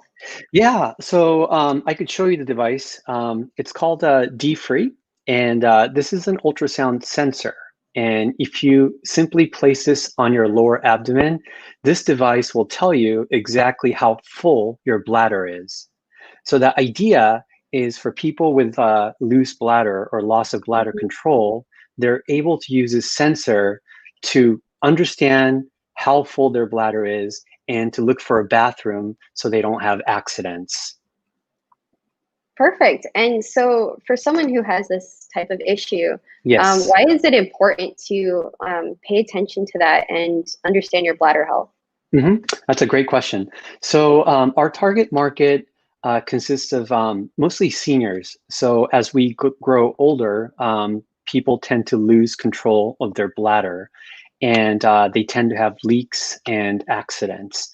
So we developed this product to help people with urinary incontinence mitigate some of those accidents. Yeah, definitely. And how exactly does this technology work? So this device, believe it or not, in this little sensor that you see here, consists of 4 ultrasound probes. And Wow. when you place this on your stomach, it's completely non-invasive, by the way. So it's not an implant. All you have to do is place this on your lower abdomen, secure it with a medical tape, and then you're good to go. And all you have to do is get your phone and launch an app, and it'll show you how full your bladder is. So yeah, it's a very simple device that's very effective. So stepping through this process, you said that there's an app involved. Yes. How would I navigate the app to find out more information about what's going on? Yeah, it's the app itself is very simple. You can download it for free for your Apple devices or Android devices, and it's going to show a number between 0 and 10, and 0 being your bladder's completely empty, and 10 being your bladder's completely full. So normally you're going to be somewhere in between 0 and 10. And then you can also set a notification threshold. So let's say you typically go to the bathroom and your bladder is 80% full. You can set the notification threshold at 50% so that you have plenty of time to look for a bathroom if you happen to be outside, for example. That's really cool. So does this include all of the app's capabilities? Yes. In addition to seeing how full your bladder is, there's analysis function. So you could see on a day by day how much urine you've accumulated in your bladder, how many times you've gone to the bathroom, what's the time interval between toilet visit. So you're going to learn so much more about your bladder than you ever want to. But all of this information can be useful for people living with urinary incontinence. That totally makes sense. So since this is a device that's not really plugged into anything, what is the charging on it and how long does it last? Yep, so that's a great question. So this product has a USB port here, and it's a simple USB charging. And once it's charged, this device will be good for 24 hours operation. So you can pretty much wear this all day if you need to. It's very powerful. Yeah. Yes. Definitely. And what is the story behind this device and why it came to life? Yeah, so we started our company in 2015, and you know, urinary incontinence is something that we don't really want to talk about very much. It's a very personal issue, but there are over 500 million people worldwide affected by this condition, and we felt that there's a need for technology to help these people. And so that's really the idea behind coming up with this device. And we launched this product in 2017 in US and Japan. So we've been selling it for about 2 years now. Awesome. So is this currently available? Yes. So you can purchase this device through our website. Our website is www. I'm sorry, dfreeus.biz. www.dfreeus.biz. Awesome. And what does the pricing look like on these devices? Yes. So we sell this device for $399.99, and it's just for the hardware. There's no recurring fees. And the only other items that you need to purchase would be an ultrasound gel and a medical tape, which is relatively inexpensive. Okay, that's awesome. Well, thank you so much for coming on the show and Sure. telling us about D-Free. Thank you very much. I appreciate it. Thank you. Hope you have a great rest of your CES. You too. So I think on that note, I did not catch up like Scott said, but is Chris on? Hello, hello. How are you? Hello, hola. I'm good. How are you? Oh, doing great. Doing great. The coverage today has been fantastic. I've been sitting here at home watching, commenting. There's been some great stuff. Like that would be a fantastic product for someone like me who has a young child. You're going out on a road trip. You know, maybe they're about 2-3 years old, going through potty training, maybe not to the point of going, hey, I need to go potty. You're right. You could get an alert and be like, hey, we need to go potty. That's a really good point. Accident. Let's I didn't even think about that. Yeah, like absolute whole nother market.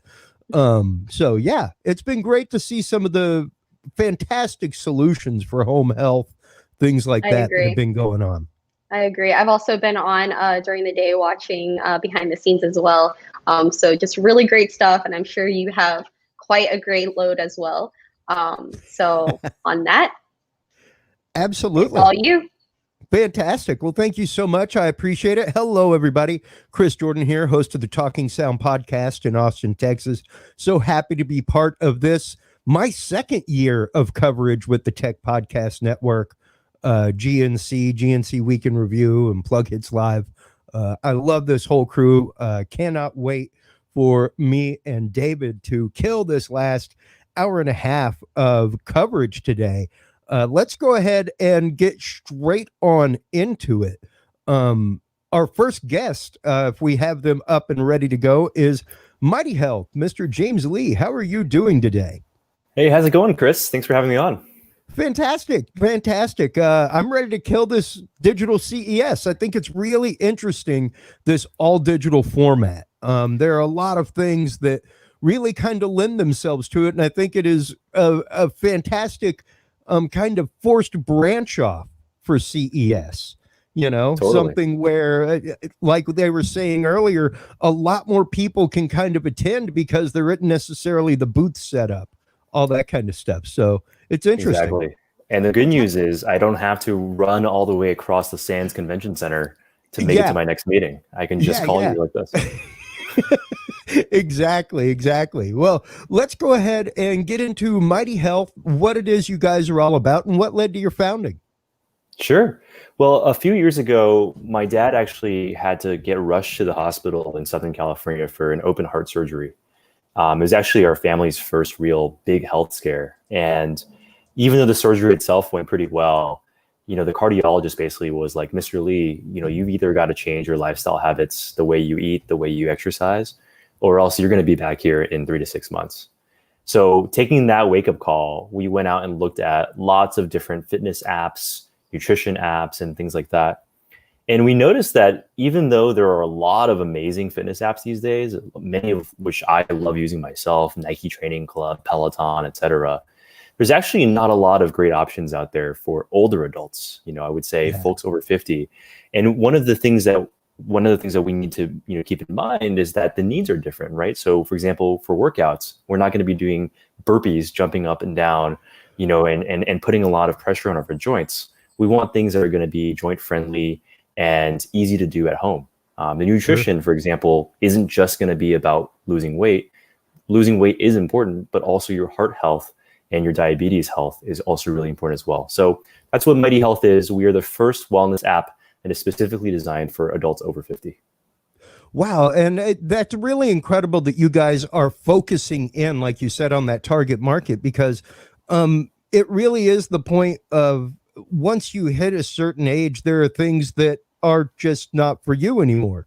You know, maybe if you have a YMCA near you, you can go out and take some water aerobics, something along those lines. But yeah, you can't go out and maybe run 5Ks the way that you used to.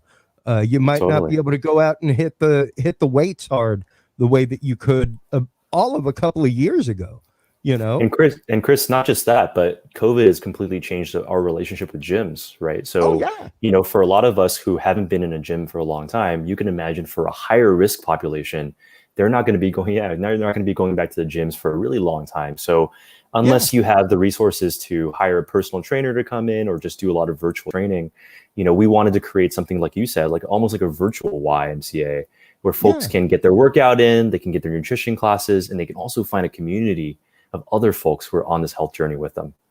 Now, I think the community part is really interesting in that. Let's get into that a little bit. What was it that kind of brought you to that aha moment of including the community? Because, of course, you could have, like you said, 101 different training apps, but having something like the community involved, I think, is really important for personal accountability, things like that. What was it that sent you down that journey?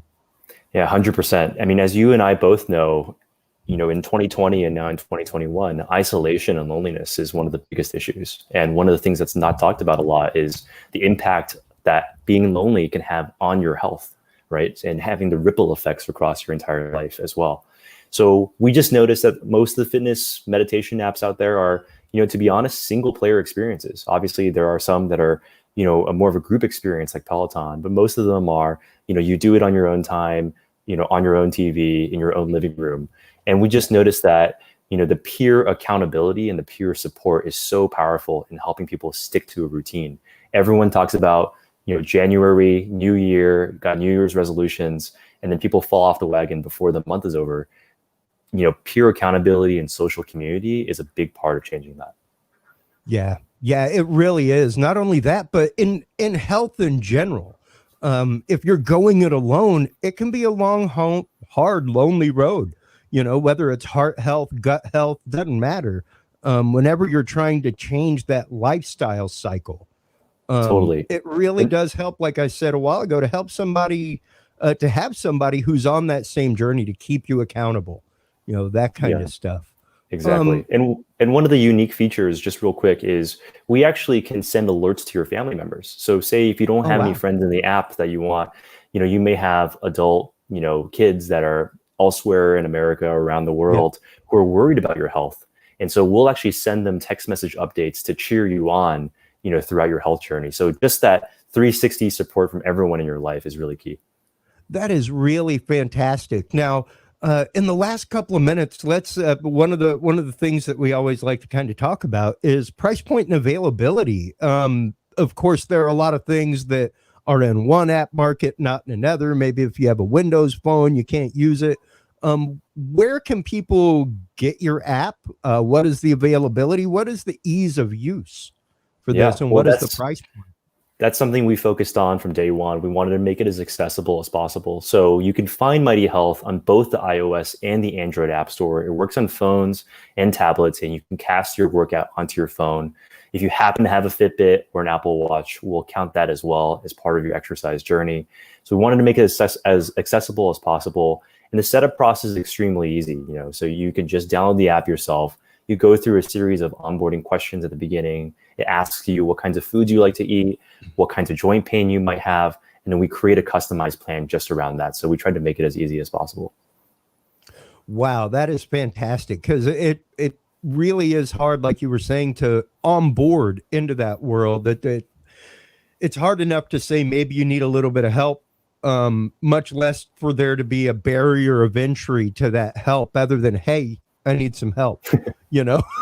So the fact that y'all have made it easily accessible, easy to use, especially for people in the 50 and up crowd, you know, I myself am 45, and there are some things, man, like I don't know what to do with TikTok. Like I don't know what to do with that. I know people older To be than me honest, with TikTok. I don't either. Yeah. And I'm like, what are you doing with TikTok? Because I don't know what to do with it.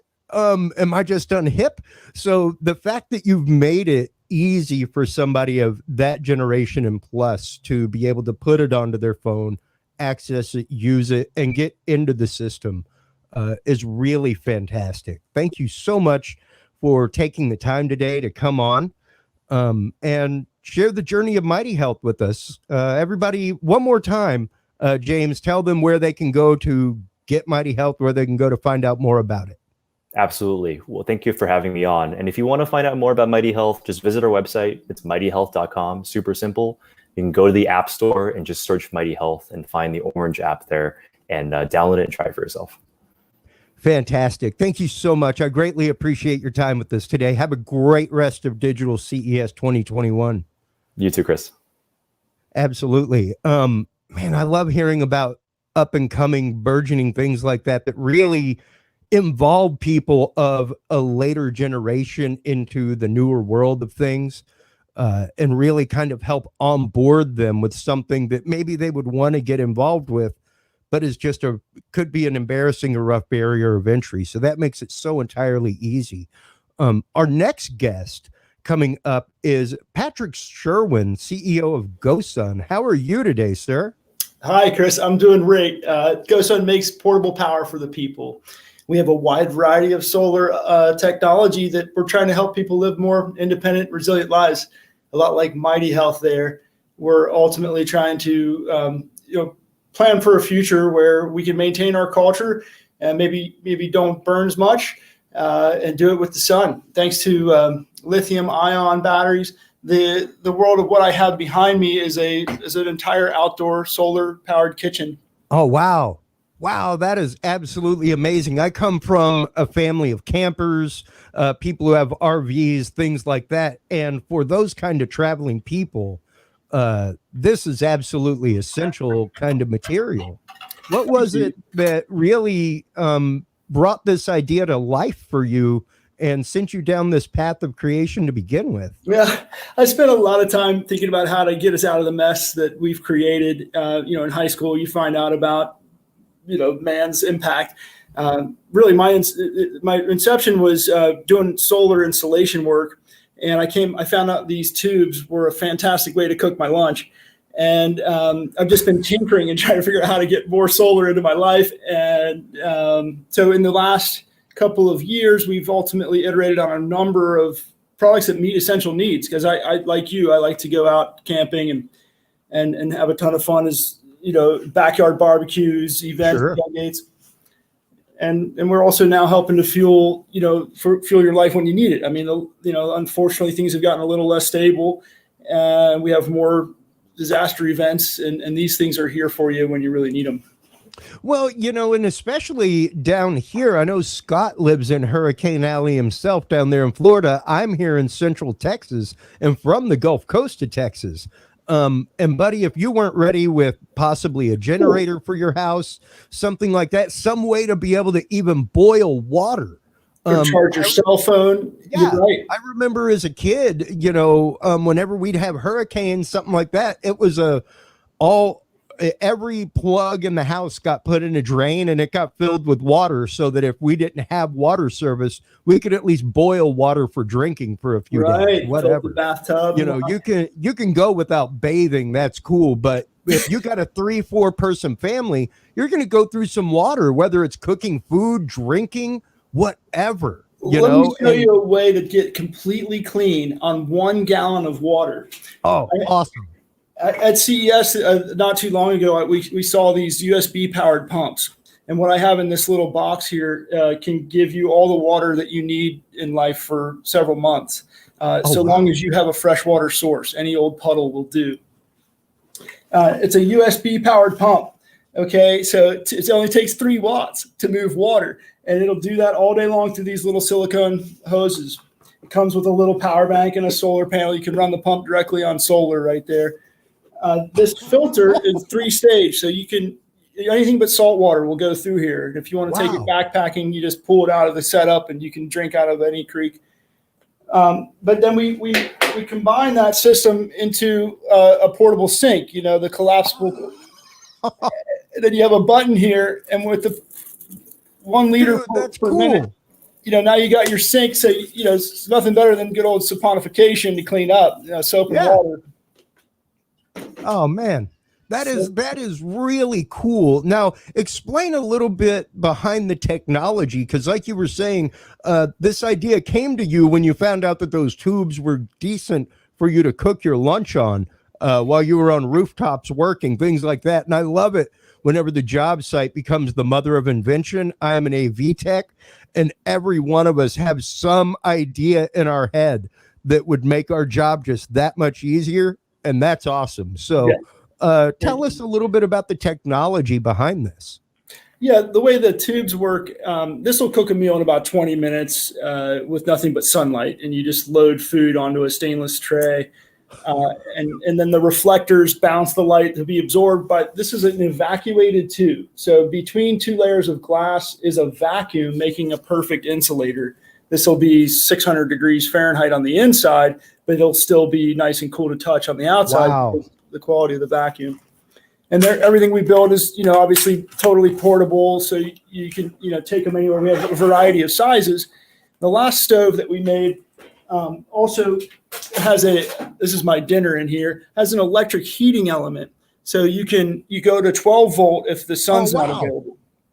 That's cool. That's cool. Now, do you have, of course, you were showing a battery pack a minute ago, but what kind of longevity do you get out of a fully charged pack? How many of these is it induction that you're using whenever you're doing that, or? No, those are Kapton encapsulated resistance heaters that we run on 12 volt at about 12 amps. So with 140 watts, you can cook as well as a toaster oven that uses 10 times more power. This battery here will give you about 2 full hours of cooking, maybe 2.5. And then keep in mind the oven is designed to run on the sun, and that'll work on a wide variety of sun, including freezing cold. Yeah. And because that's just it. It doesn't matter. As long as the sun's out, you're going to be able to get the infrared energy and cook from it. It's the visible light spectrum as well. And then that same battery will run all these other accessories. So this is our solar powered cooler that the battery will run for days. And then the table is a solar panel. So that will charge up the battery in less than a day. And now you can, this is like a 20-pound bag of ice. So now basically every day you've got a whole giant recharge of a canister or like a charcoal fire, as well as 20 count, depending on how you use it. Of course, it's got all the other things, USB-C for all your laptops, and it's got an integrated light. And we're staying on the DC side rather than trying to power AC appliances for now. Absolutely. And there is a lot you can do with DC, and even with a decent DC inverter, but what kind of charge time are you looking at between, let's say, the table and the battery? Like you were saying, full day charge time, is that something that what's the dissipation on the battery? How long does that last with average usage?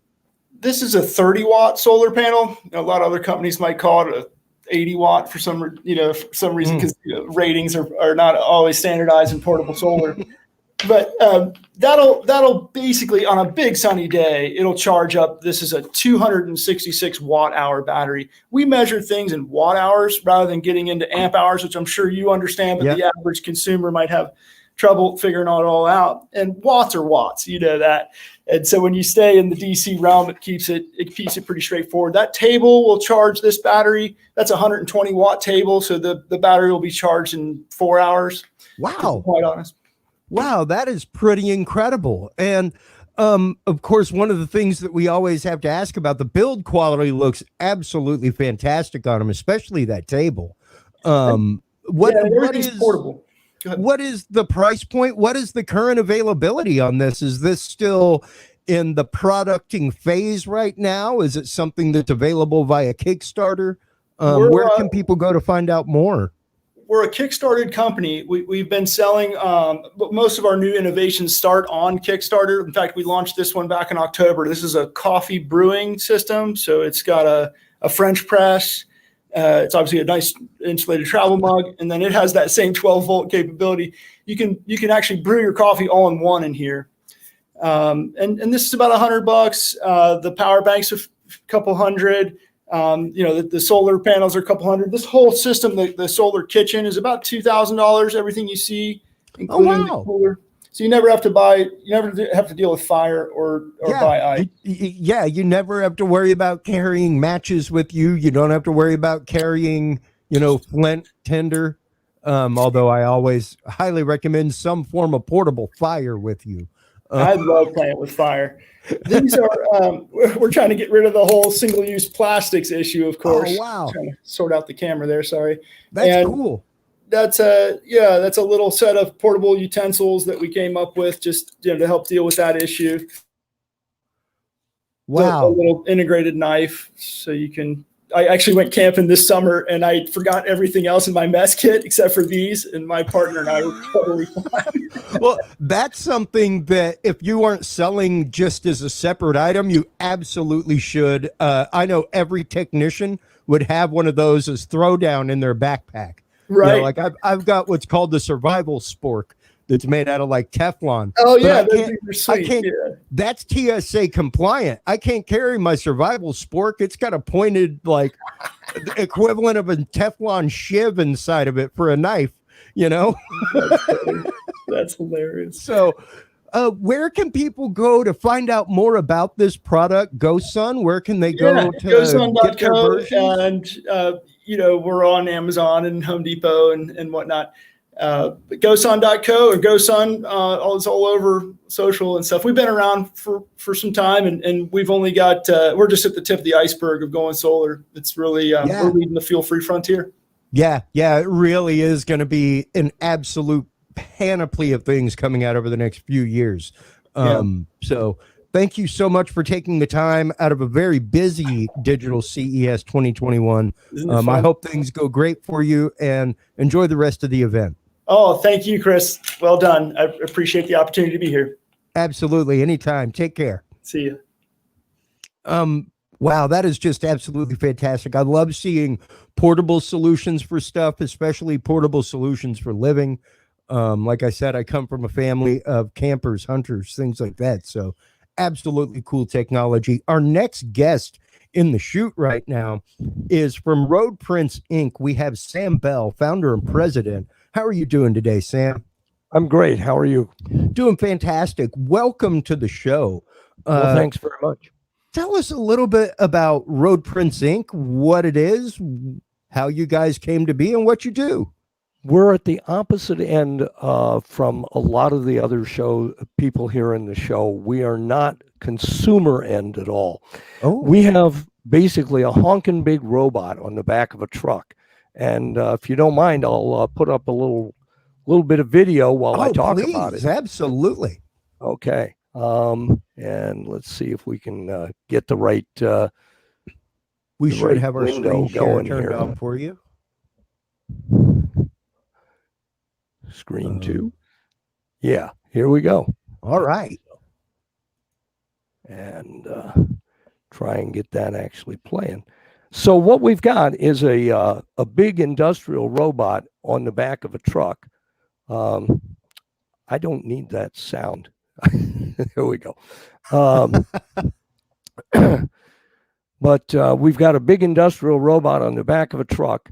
What we do is we paint the things which are normally painted using hand stencils.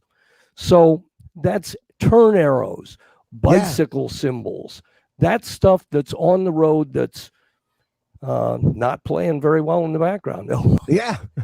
Sorry about that. That's okay. No worries. But what happens is that you have a crew of maybe 5 guys standing in an intersection, stenciling a left turn arrow, and then they stand there on the street like bowling pins waiting to get hit.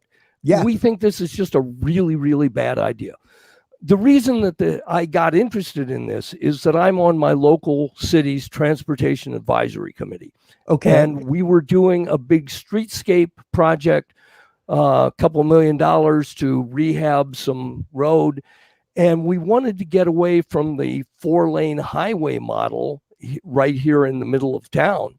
Sure. And we thought, well, if we had a shared center turning lane, so you have a lot of opposing left turn arrows all along the center, and then some diagonally striped buffering like you see on my shirt, and then the bike symbols next to each curb. There we go. Sort of show myself there. And we wanted to do that. Everybody signed off on it. There's lots of good public health benefits and good commercial benefits and so Sure. on to doing that kind of streetscape.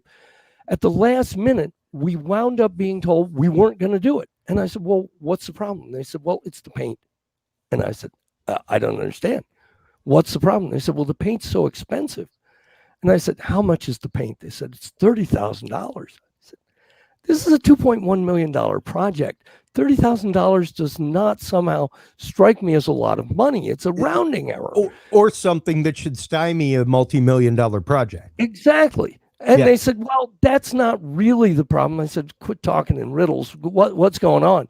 They said, well, the problem is we have to repaint it every year.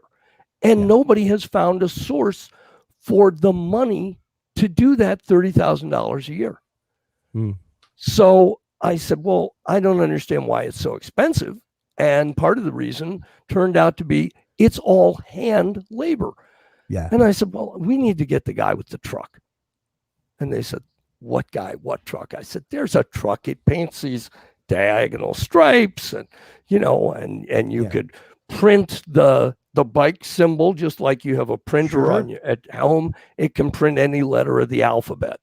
And it doesn't need a stencil. So why should I need a stencil to do that in the middle of the road? Well, you can't do it. I said, oh yeah, I can. Wow. Incredible. So that's how we came to this concept. And like you were saying, I used to know somebody that was on a road crew for that, and he was just the guy that held the slow sign. Like Right. that was his whole job. Like, there's granted a lot of people that have that job, but it is also an extraordinarily time-consuming job. Causes a lot of backups, causes a lot of road shutdowns for a lot of days sometimes. And it's a very dangerous job. That's the fifth most dangerous job in the country is working on a road crew. Absolutely. Absolutely. And it is a huge safety concern. And when you're talking about that, especially liability wise for a city contractor, insurance wise, it can definitely get into a lot of money. So how long have you guys been around? What all have you guys been doing? We started about 2 years ago. We were lucky enough to interest a local truck upfitter. This is a guy who takes trucks and turns them into trucks with cranes or trucks with boxes on them. anything your little heart can desire. Right, exactly. And so we hooked up with him, and we hooked up with Yaskawa Motoman Robotics, which is a major international robot company. They're sort of about the size of General Electric, and they are often called the GE of Japan. They lent us a robot. We put it on the back of this truck, and then we had to teach it all how to paint, do that sort of stuff. So that's what we've been doing. We now have gotten beyond that first truck, which was a proof of concept, and have moved to a second truck, which is an actual prototype. And the prototype is still pre-production, but it's much closer to what we'll actually be selling. And we expect we're going to sell these to contractors and not to consumers. Yeah. This is not necessarily a general market device. No, it's really not much by more any of a means. specialized Very much market. a specialty. Yeah. It's definitely a specially contractor market. That's right. But man, the uses for this, especially for city use, that kind of stuff, it really does put it into the realm of being able to be under a city program instead of being subcontracted out. So, which saves tons of money over time. Absolutely. For larger cities, it'll make sense. For small cities, they won't use it often enough to make it worthwhile to invest in their own. Yeah, but you're a it's city the certainly. size of Austin with a million Oh yeah, plus absolutely. people. Austin will Absolutely. need more than one. Yeah, yeah. So smaller cities may not need their own, or they may need one or two. Well, it sounds like you've had a pretty quick turnaround, at least from concept to prototype. What do you think your journey from prototype to market is going to be for this? Well, we were lucky. We got some good funding from the National Science Foundation for a grant, which we've just completed. And let me just crow for 1 second about that. As part of our grant, we were working on camera calibration for machine vision, because it's really important that the robot hand-eye coordination be good so that you wind up with a good quality graphic. And we were able to improve the current state of the art for camera calibration enough that it is now being ported over to stereoscopic vision application on a Da Vinci surgical robot. That's just a spin-off for Fantastic. us. Fantastic. And to know that you have that kind of proprietary technology that you're coming out with, to know that you have those kind of patents that you can lean on to further your own research, as well as the brand of the company, everything else, and to underwrite all of this is really fantastic. Yeah, so we hope to be taking orders for this next summer, or this summer now. Wow, that is a really quick turnaround, and what great news for a fantastically innovative technology that is incredibly necessary. Like you said, one of the most dangerous jobs out there. So to be able to at least automate some of that is really, really forward thinking. Thank you so much, Sam. Tell everybody where they can go to find out more about Road Prints, if they're in a city office anywhere, city planner's office, even a contractor that works with city planners. Absolutely. Where can they go to find out more of course, about it's roadprints.com, and that's Road Prints with the Z. Oh, with the Z. Got to make sure to get the brand because correct. The S was taken. It's amazing how a brand changes when your URL is gone, isn't it? That's right. That's right. So Road Prints with a Z. Well, thank you so much for taking the time. Once again, amazing technology. Enjoy the rest of your digital CES. I hope you have many, many more great meetings to come. Thanks so much, Chris. We appreciate it. Absolutely. Wow, really cool stuff to know that there are robots out there getting ready to live print our streets. Really, really cool stuff. Our next guest right now in the studio is Macroact Inc. Marie Christine Kang. Not even a hard name. So sorry I tongue tripped over that. How are you doing today, Marie Christine? Oh, thank you. I'm very well. Yeah, I'm a little bit nervous having this interview, but I'm very glad to have it. We're just the way I try to tell people is that we are talking about you and what you're passionate about. So yeah, that's great. Yeah. I mean that is the most relaxing conversation in the world, is somebody wanting to know what you're all about. So tell us real quick. Number one, is this your first CES? Number two, oh, fantastic. Welcome. I love the first timers. Last year was my first time. So, well, at least to attend. I've been like a budding CES with other shows that I work. So I've walked through the floor, seen it, things like that. But welcome to CES. Tell us everything that Macroact Inc. is all about and what brought you to be. Yeah, all right. Well, hello, I'm Marie. I am the CEO of Macroact, and we are an AI and robotics startup. And we are working on solutions to build autonomous robots. And behind this is our autonomous motion control solution, which can basically train any kind of robot in a virtual environment to learn optimal movement via reinforcement learning to fulfill any specific tasks. And while we are here at CES to take the opportunity to introduce and show our AI-powered autonomous robot cat, MyCat. And the idea to create a companion robot cat came to us after evaluating today's reality. And we see a huge increase in single households. For example, I guess in the USA, it's about 36 million in 2020. Mm. And yeah, Yeah, yeah, that's I got wild.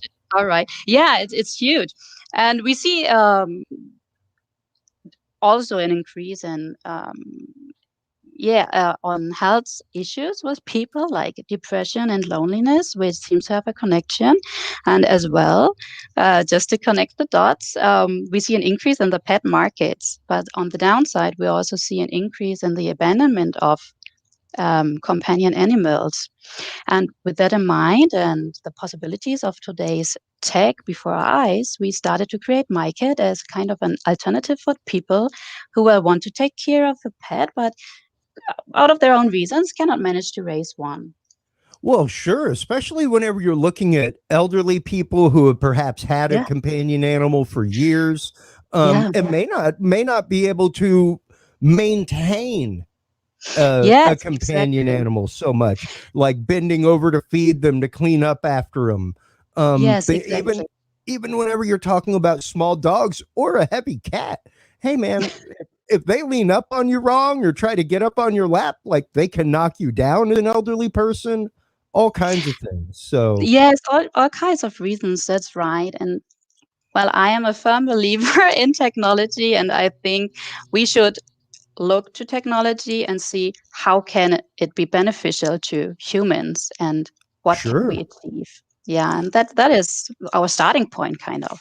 Yeah, yeah, and I mean, even the fact that I've got a young child and we have an older cat, we have a younger cat, and Yeah. he is presently going through the motions of, okay, that you can't do with the cat. So to be able to program things in, instead of maybe a kid getting scratched by a live cat before you get a cat, Yeah. that kind of Yes, stuff, yes, you know, yes. to train younger children how to behave with cat, even people with learning disabilities, you know. Yes, yes, as you rightly say. I mean, there's a huge spectrum where it can be possible to interact with a robot cat instead of a real pet, as you said, for the elderly or for young children. It's even possible if you have a pet at home and you need something like a pet babysitter for it, Yep. or there are kinds of, I think the possibilities are huge, and our Sure. part is to make sure that the technology just supports that.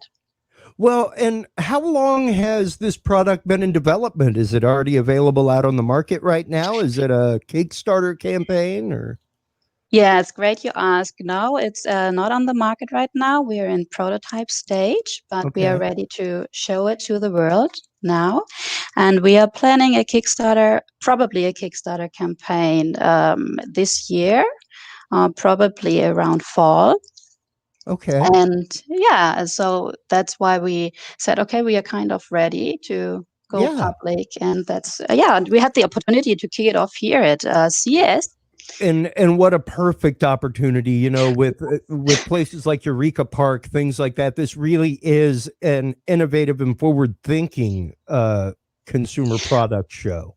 Yes, it Whereas is. a lot of them are just like, hey, look at this new TV. It's really interesting to see some of the new technologies that are coming out, like you guys with this autonomous robot as a companion Yes. animal. Yes, and for us, what's really important is the movement of the cat, because we thought, okay, of course you can always pre-program things, but we wanted to follow the approach to let the robot or create an environment the robot can autonomously learn the best movement, and that's why we created our own autonomous motion control solution, which Wow. we trained MyKit on, and it's of course it's still in progress, and we are trying to optimize our approaches. So far, we are pretty content and happy with the outcome so far. And if you don't mind, we prepared a little video. Maybe Oh, I can sure, share so sure. that you If can. you've got some mixed media, please do let us see it. I would like to share some movements. Just to give you an impression. I Sure. try. Okay, let me try to Yeah. share. Uh, okay. Okay. I believe there's a share screen at the bottom. Oh There yeah, we go. here it is. Here we go. My cat. Yeah, there's my kid. Okay, Oh. just watch and tell me what you think. Oh, that's awesome. Yeah, we put them both together just to see. And interesting, because if you're a cat person, even the motion that just happened between the two cats, where he came up and nuzzled the side of its head, that is an Yes. utterly natural cat reaction to another cat. Yeah, that's what we were thinking. This MyKit, of course, had all these interactive features, and she can estimate your emotions and is using face, voice, and emotion recognition for that. And she is wow. basing on your interaction and emotion and her own emotions on how to react in a given situation. And that's it. It was pretty short, but I think you got okay. Cool. Here we are. Yeah, that is really neat, and I can see a lot of applications for that. Before we let you go, Yeah. the one question that I know is on everybody's minds is: are there laser eyes, and will they kill cats if it has them, or mice? Will it kill mice I don't if know. you have them? Would that be a I know that's going to be in the comment thread somewhere. Like, only if it catches mice. So Yes. Yes. Yeah. Let me get back to my team and come up with a solution for that. well, thank you so much for taking your time. I hope we thank put you you a so little much. bit at ease with the interview. Tell everybody where they can go to find out more about MacroAct Inc. And more about MyCat. Yeah, sure. Of course, you can find us under macroact.com. It's spelled macroact, just .com. And of course, we are on social media everywhere, Facebook, Twitter, YouTube. We have a couple of videos provided there. Just go for macroact and you'll find it. Absolutely. Well, thank you so much for taking the time out of what I know is a very busy CES. Yes, for, it is. But people making public launches. So congratulations on the big steps for you guys. I cannot wait until next year when we get to see a MyCat in person. oh, yes, we are absolutely planning on do so. Maybe then Absolutely. next time again. Sure. Yeah, Well, thank you so much for your time. Absolutely. You have a great rest of Digital CES. Thank you. Such cool technology. I love seeing in anything robotic, anything automated. I'm absolutely fascinated by, and know that they are trying to use auto ranging technologies, things like that, for the cat to become more personable, get more used to your movements, motions, things like that. Awesome stuff. Our next guest is already in studio. We have Joseph Castingway. You're on. Good job. All right, fantastic. From AutoSlide LLC, tell us a little bit about AutoSlide and what you guys do over there. So AutoSlide is a design and development and manufacturer of automation systems for doors, windows, hardware parts, lock sets, that kind of stuff around the fenestration industry. We concentrate on residential and light commercial applications. So that's why we're involved in the entire smart home industry. We have a sister company, Addis, that's been around for 30 years, doing commercial automation, kind of like the stuff you see that Stanley and Horton makes. So we basically took that and brought it into the residential application. Wow. And, it's nice to see whenever a company does adapt things that have been out there for commercial use and tried and true products for the home and for residential use.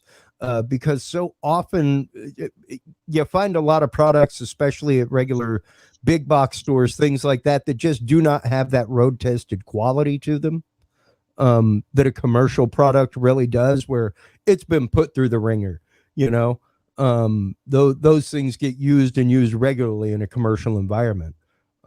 What were some of did y'all have any issues with, I guess, finding new ways to apply this technology into smart home use, into regular home use, things like that? Yeah, so one of the biggest challenges was to figure out how to use that door automation in a residential application versus a commercial application. With a commercial application, it's very utilitarian, where it's just there to open a door for you to get in and out. Get into a department store or a grocery store. Now, when you bring it to residential, you're actually bringing automation into your lifestyle, right? Into your everyday life. This door is going to be there, when you're home, your children, you might have pets. So we had to figure out, all right, what do we need to do from a functionality wise to this system to make sure that people are able to use this and it actually makes sense and it creates convenience and accessibility for them, as well as providing security for them in their home. So it took a little while to figure that out. And if you look at all the things we have, sensor wise and activator wise, there's a lot, but it's because some people have pets, some people don't. So not everyone needs a pet sensor. Some people want to walk up to the door and it opens for them. Some people want to control it from their phone. So as we've grown our ability to be able to operate our door, but we also had to look at the fact that we didn't want to create a product that was going to require to change your door. So we wanted to create a retrofit product that you can install on your existing door, which makes us very unique. We have the only existing retrofit automation system for sliding doors, which makes it really cool. So, wow, you have a patio door in your home, it works perfectly fine. We're not going to say, hey, go buy a new door with this automation. We're going to say, hey, add our automation onto your door. Boom, done. And is it only sliding doors, windows, things like that can be automated, or is it normal swinging doors, stuff like that as well? So we started out with the sliding door automation, just for the convenience, thinking of patio doors primarily. They're sliding, but there's a lot of French doors out there. There have been existing swing door systems in the marketplace, not necessarily honed at the residential application. So we figured let's start with the sliding. And we are actually launching a new swing door system that will launch next month, which is one of the things we're promoting here at CES. It's our auto swing system. Oh, fantastic. Yeah, specifically for residential doors. So for your entry doors, for your French doors that go on your patio, and even for internal doors, for your home office or a bathroom or whatnot. So, so sliding and swing options will be available starting in February with us. That's fantastic, especially whenever you're talking about people with special needs, people with walkers, that kind of stuff. Not just accessibility, but security is really key there when you're talking about a home door entry system.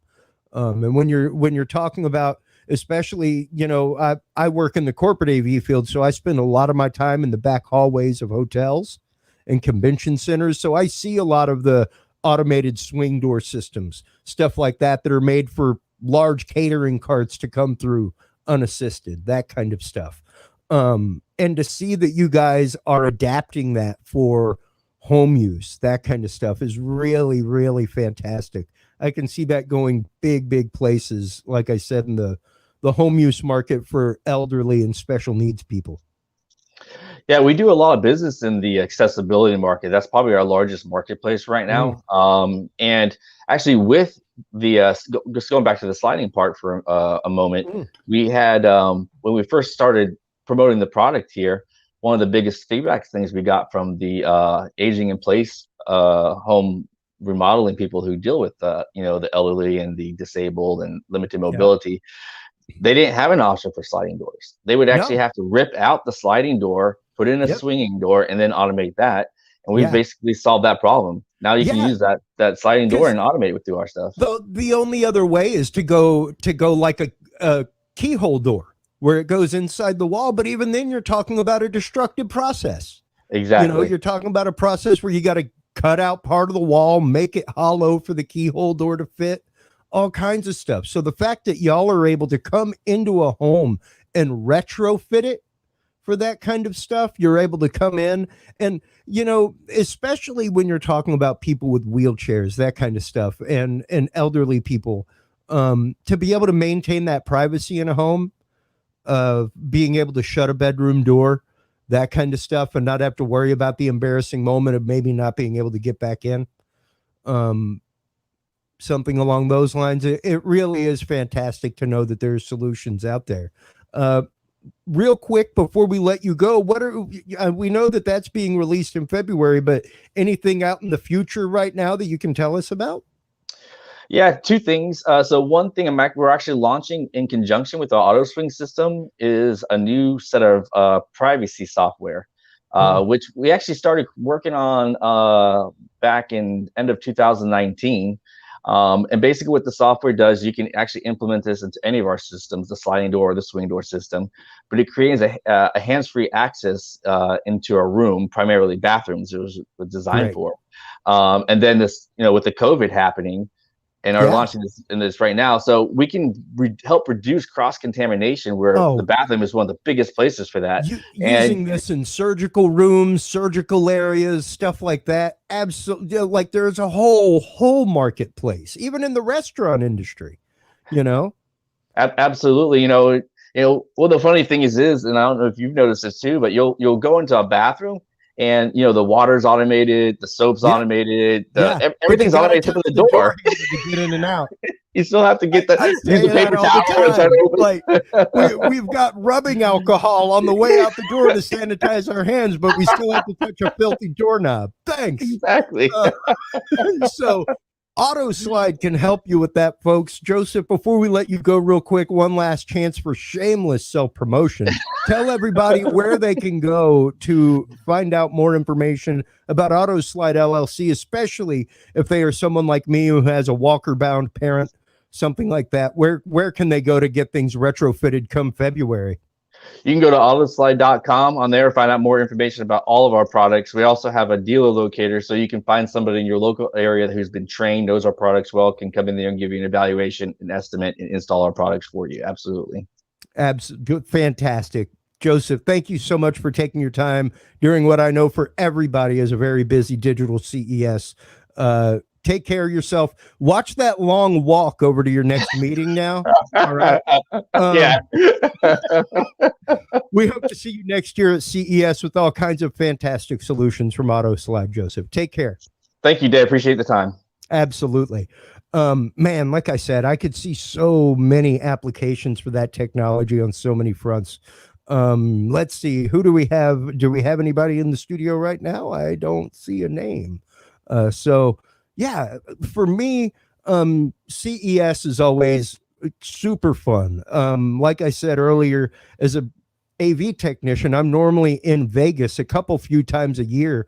They're at the Sands Convention Center running a show, and one of them abuts CES every year. It's like, and normally it's one of those, we're in the hallway trying to bring our boxes in, and they're in the hallway like stacking boxes in the hallway so that they can get out. And it's like, hey, move your boxes. We're trying to set up our show. But last year was interesting. Not only was it 2 straight weeks in Vegas, which was more than tiring, but it was really interesting to see the space transform from CES and one high-tech show to becoming another high-tech show. And to see the space used in that way, to see what they did with Eureka Park downstairs in a space that I'm used to seeing set up in a totally different way, converted into totally different means, was really, really amazing.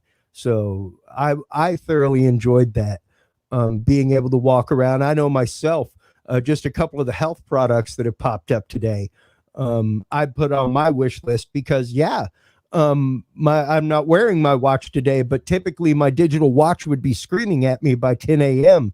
if I was home from the road, because by 10 a.m. normally I'd be walking the convention center and I'd have like 10,000, 15,000 steps behind me, within a couple hours, just walking around. It was nothing for me to bang out 10, 12, 15 miles in a day, walking around running conventions and running AV. So now, let's just say I put on a little bit of COVID weight. I'm maybe not as spry as I once was in that, right? So I think a few of these digital things are going to come in handy. I really, really liked the scale earlier that detected your balance and helped you work on your balance for a while. I know coming up, I don't know if it's on the show, but I know I saw another vendor at CES had like digital insoles that measure your instep, things like that. To see those kind of health products coming out, I think is what is absolutely amazing. To see so many things just coming out in the marketplace regularly. That Hey, Chris, this is Michelle. Hey, Michelle, how are you over there? I am great. I've been watching you, and actually I've been That's watching kinda most creepy. of the day. And well, you know, that's what I do. I creep. But no, I agree with you. And honestly, I was kind of leery about this year, but it's been really cool. Well, you know, it's like I told Scott earlier this morning on a comment whenever he first started. I think that this is really probably the most CES that you could get. Doing a fully digital event like this. Now, granted, like we were saying the other night in our private chats and all that kind of stuff amongst the crew, it's going to be different because it is a flesh presser. You know, this is as opposed to a lot of conferences out there that could be taken into the digital world and nothing is really subtracted because you're normally going to keep up with certifications or see a speaker, you know, something like that. CES is really one of those with a lot of burgeoning experimental technologies. And it's a little bit different when you get to spend that one-on-one time with the creator in a booth, you know? I agree. But it really is interesting to see how well this is done. I got a hat tilt to you guys over there in the production booth. You guys have been doing fantastic all day as thank you. live broadcast technician and live AV tech. You guys have been killing it, doing a great job. On behalf of the team, we thank you. It's been really interesting to like I said, see the day unfold and see what kind of great technology has come out.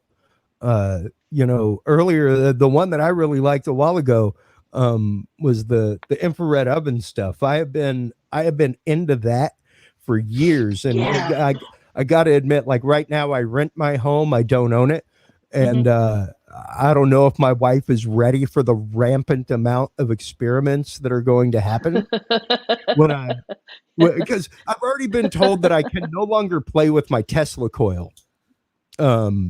Here at the house. See, hearing it out loud is probably different than when you're saying it, but I understand what you're saying. Well, I mean, I had it over. Oh, you can't see it, but over here on this side of the room is a fully operational electronics bench. You know, I build and design circuits, all kinds of stuff, and I always wanted a Tesla coil, and I bought a small little desktop one. You know, not like crazy mad scientist Frankenstein the size of me Tesla coil, but I started doing some experiments, and I had a radio clock that had been in my studio for 5, 6, 7 years, you know, one of those that like satellite syncs to the clock in Cheyenne Mountain and all that kind of stuff. Yeah. After about a week of experimentation, it just looked like alien letters. It looked like letters coming off of the Predator's wrist. Like all the RF coming off of it had just destroyed the clock. And when my wife saw that, she was like, yeah, no more of that until you get a space away from all the equipment. No more playing with things like that. So, yeah, I don't know if she's fully ready for the realm of experimentation that will take place. I will find the wormhole, Michelle. I assure you. I'm sure you will. So, I see we have a new guest here. Ooh, somebody with recycling. I am all about that. Well, let's see what they have to say. We have our guest here, Stuart Chatter from Lasso Loop. How are you doing today, Stuart? I'm doing very well, thank you. It's 11:30 here in Sydney, Australia. So wow. A little bit early than it is there, but yeah, it's good. How's everything? Are you in Vegas? I am in Austin, Texas, actually. So yeah, wish I was in Vegas. Probably hands down my favorite city in the country. I love that town. I love traveling there for work, and I miss it. I miss it regularly. So, and you over there in Sydney. Let's talk a little bit about Lasso Loop Recycling, what brought the idea about, and what you guys are all about. Fantastic. Yeah, so Lasso is about 2 years old now. We did a equity crowdfunding round in 2019 to raise money to build our prototype. And the appliance is a home appliance that will do your recycling. So the existing system, we all roughly know what that is. Everything goes off to a sorting facility, and then some of it, a percentage of that, ends up getting closed loop recycled. But what we're aiming to do is make sure that 100% of your recycling gets closed loop recycled, which is back into a product of the same quality. And when you say closed loop recycled, let's kind of crack that nut a little bit and get into some of that technology and concept. Because I mean, having worked in kitchens for years, I practice a little bit of that myself, but it's really more the fact of like, yeah, I'll keep my chicken bones in the freezer and I'll make broth out of them later. Trying to reuse things as many times as possible before it is finally refuse and goes away. But closed loop recycling is a little bit different. So let's go into that technology and that concept for the audience out there and those just tuning in. Absolutely. So one of the biggest issues with our current recycling systems, whether it's the US, the UK, or Australia, is that the end product, once it gets through all of those steps that I sort of mentioned, going off to the sorting facility, you putting it in your bin, even as early as the manufacturing process, you have contamination that goes into the system. So that effectively renders the materials, they can't be used in a product of the same quality. So that's the system we've designed uses sensors at source. So whether it's in your house or in your office, to detect what type of material it is. We can then keep it in one stream. So if it's PET plastic, it stays in the PET plastic stream. If it's clear glass, it stays in the clear glass stream, etc. And so we detect it, then we wash it and clean it, which, that's great for the user. It's a convenience thing. At the moment, you're meant to be washing your recycling, and most people probably don't do that. And then the material is ground. So if it's plastic, it's flaked. If it's metal, it's shredded. If it's glass, it's crushed, and then stored in the storage container as a pure product that is at that point at industry specifications to be reused in a product of the same quality. So we're cutting out a whole bunch of steps, and we are just making the experience a lot more elegant and tidy for the user as well. Sure. And I mean, now granted, I'm sure that this could at some point be scaled to home use, things like that. You're really looking more at commercial, industrial applications, things like large high-rise businesses, that kind of thing, where they're trying to get that like gold star certification, so to speak, where it's like, hey, we're environmentally friendly. We recycle here on site. We separate our recycling. Like I know the Austin Convention Center is one of those that does their own separation, all that kind of stuff to make sure that it actively gets separated. Because like you're saying, frequently a lot of that stuff is outsourced by major cities, things like that. And that's how it ends up in our rivers. It just flies off the back of a truck or off the back of a barge into the water. Well, so much of it gets landfilled as well, which is a real shame, or incinerated. Exactly. But actually, we're doing the reverse of that. So I'm kind of with you, and I think most sort of sensible people, their immediate thought is we should be going to the mass scale. So we should be going to the office workers in Silicon Valley or these big kind of places, but it's easier to go to that scale once you come down to the household level. So we're actually starting at the household level and then bringing it larger. So the first model that we make will be for homes. Yeah. Wow. That's really interesting. The fact that you're going the opposite way, because there are so many people out there. Like I practice recycling, at least in the fact that we have it here where it's like, here's your bin. put your recycling in it. We don't have to necessarily separate it or anything like that. But once you start getting people into that mentality, like when I lived in Portland, Maine, where it was you had to break your boxes down, you had to have glass in one thing, plastic in another. It really does get to a different point in your life, and you really do start thinking about that in a different way. So what is the entry point for people with this? Is this a product that is currently available, product that is still in prototyping and concept, or what? Give us a little bit more information here, Stuart. Sure. So we, as I mentioned, we raised the money to develop the product in 2019, and since then, I think we're about a year and a half into development, and we've gotten to the point now where all the different components, so those different kind of grinding, detection, storage modules are all in our, they're all designed and tested. And so the next step for us is to combine all of those into a unit and have our first model available 2022 for purchase. But this year we'll have our first prototype developed.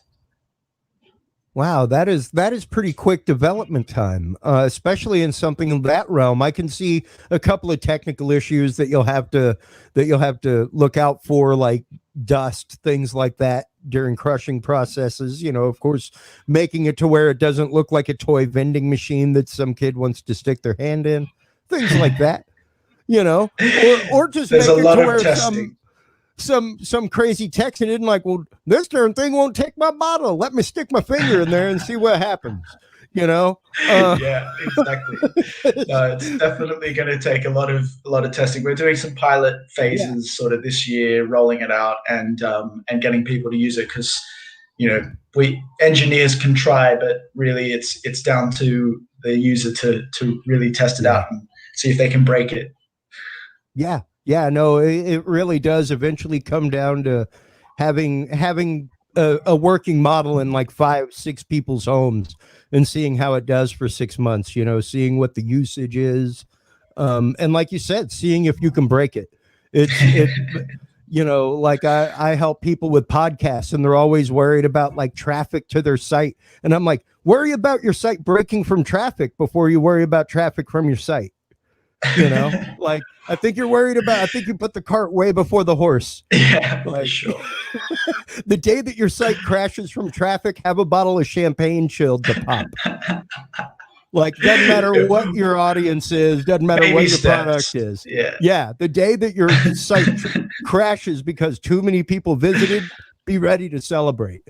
That is something you should strive to attain, actually. So to know that you guys have a really quick window for release on this and for prototyping is really good to hear, especially to know that this kind of stuff will be available for home use before it's available for commercial use, which is so often the opposite way around.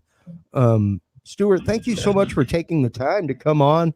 Tell us a little bit about Lasso Loop Recycling. Where can people go to keep up with the latest from you guys? Where can they go to become a part of crowdfunding, anything like that, if that's what you guys have going on? Yeah, great. So we are lassoloop.com, or Lasso Loop, sorry to the Americans out there. No worries. And we're also Lasso Loop on all of the social media channels, so you can find us on Instagram, Twitter, etc.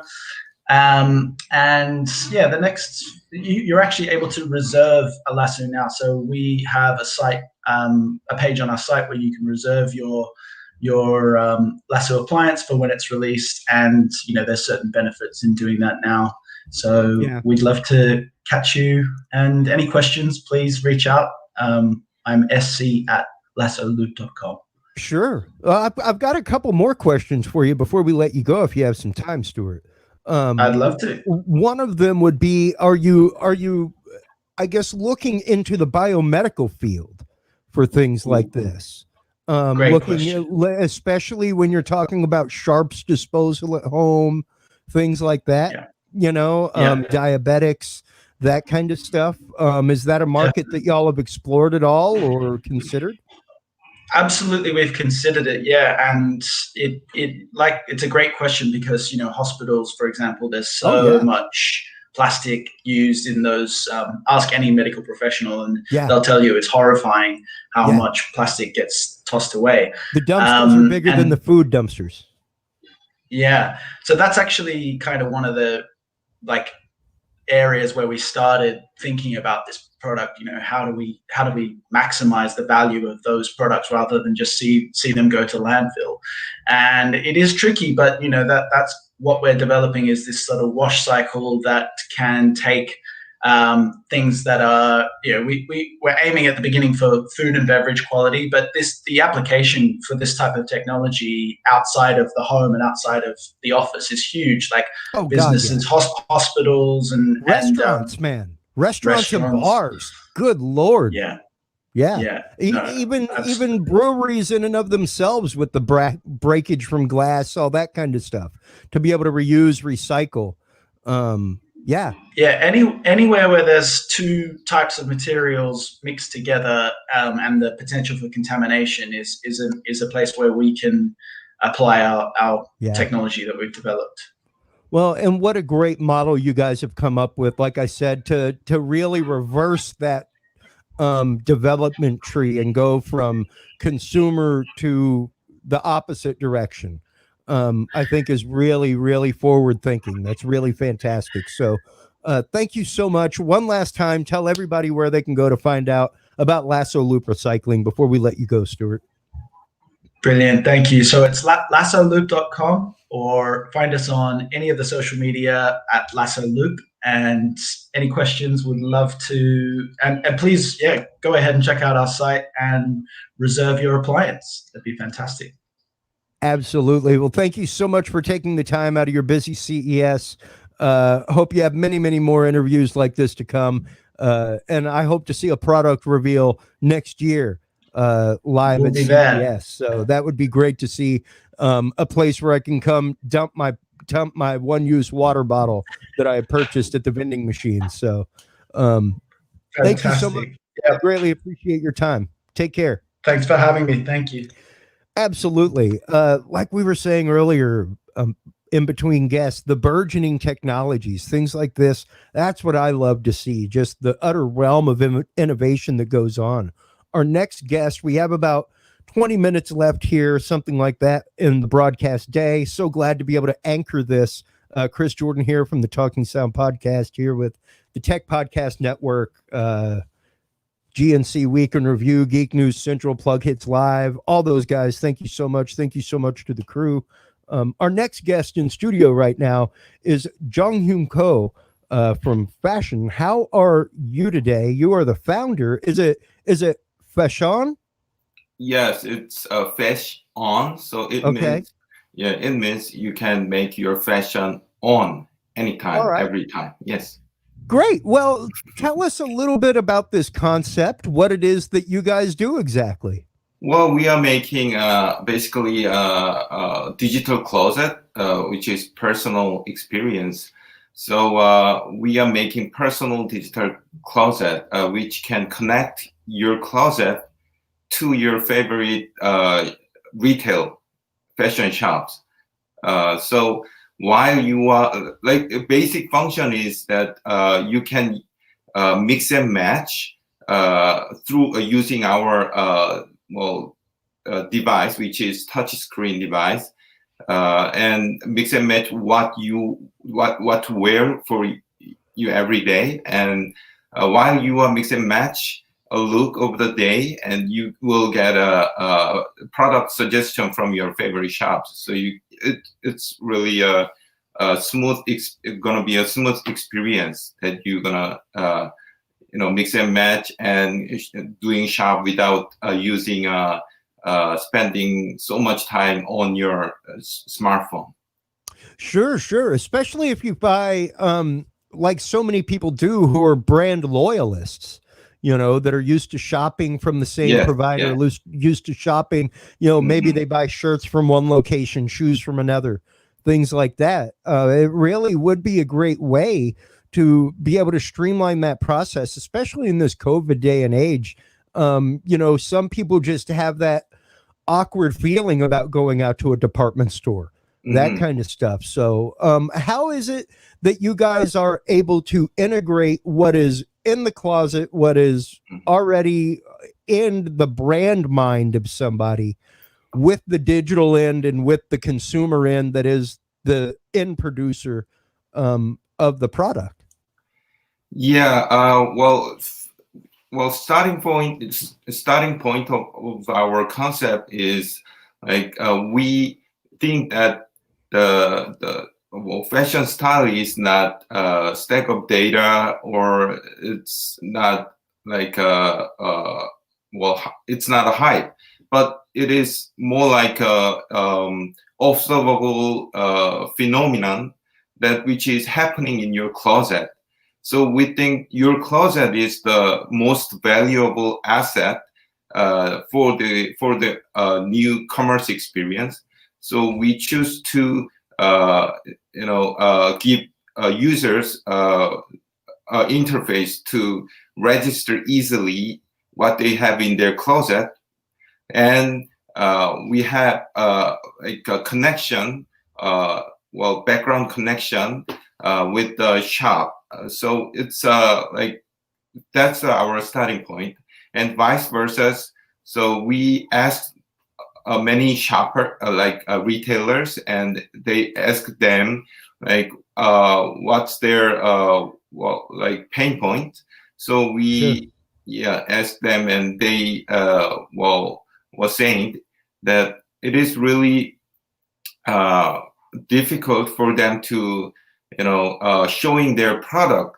I mean, they have for the big size store, and for not only for the big small size store, but also big size store, they all have like a customer service problems. Like like they have a core product to show them, but it is difficult to suggest them for their core product. So our solution is when like customer get to the store, even it is offline store, they get to the store, they will get to chance to meet our fashion the kiosk and explore the recent core product from their store, and they can log in to that kiosk, and they can call their personal closet data to the shop kiosk, and they can mix and match and decide to purchase decisions.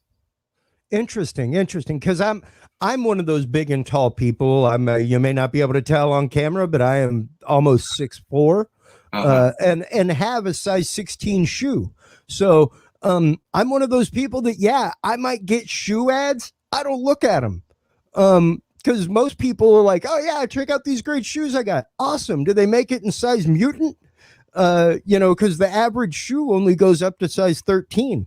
So the odds of me being able to get the later, like, it's a pretty depressing thing. My wife has gone out shoe shopping with me and literally been out on an 8-hour excursion through Katy, Texas to try to find shoes, to come home and not have shoes.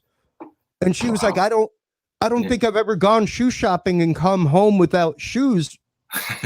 It's normally because I didn't find anything that I liked, not because I couldn't find something that fit.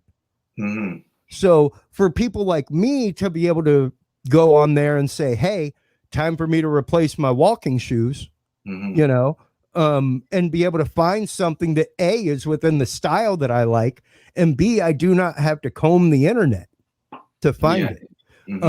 That's incredibly valuable. So the fact that you have keyed into that kind of demographic is really huge.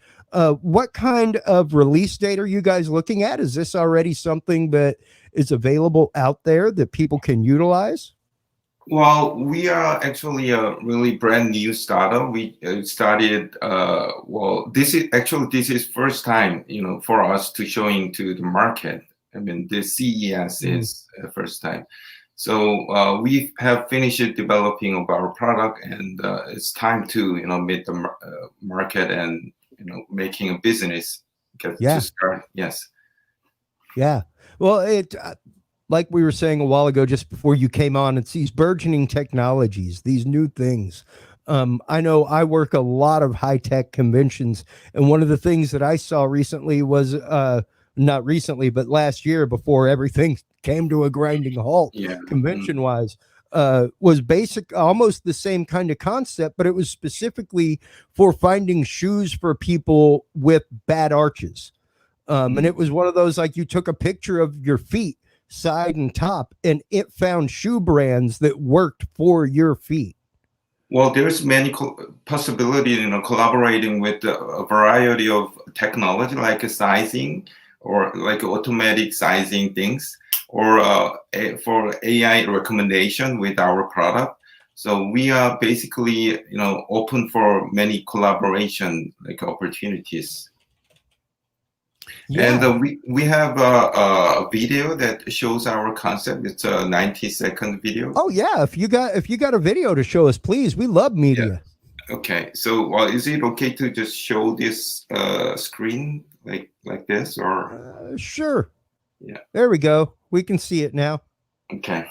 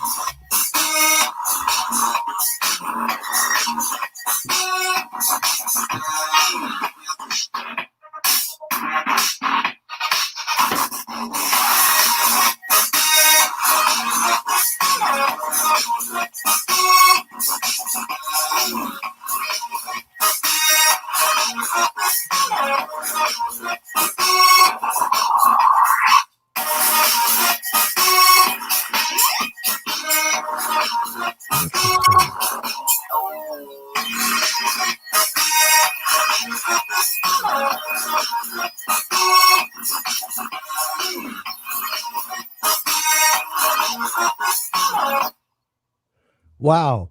Wow. Yeah, we have solution for home and the offline shop. So the video shows both scenery, and it can be installed on your physical closet door. Also, we provide a personal app. Yeah. That is really cool. That's some forward-thinking technology to be able to give the people options considering what they already have in their closet. Yes. Yes. Like obviously you're a fan of this cut of shirt. Here's some manufacturers that make it in your size that you may want to consider. And bringing that kind of, like I said, especially for odd-sized folk like myself, who I might find a shirt that fits like this, but it comes up to here with sleeves, and it's like, great, that doesn't fit right. So for me, yeah, I've got like 3 or 4 manufacturers of shirts like this that are on my list, that if I'm looking to buy a shirt, I can just go buy it. I don't have to double think about whether or not the clothes that I'm buying online are going to fit me. They're a manufacturer that I've already purchased from, that I already trust. So to be able to go directly to them, to bypass Amazon or anything like that, and go directly to them. Yeah, exactly. Yeah. It's making really shorter your shopping time. Like online shopping usually takes 1 hour per day.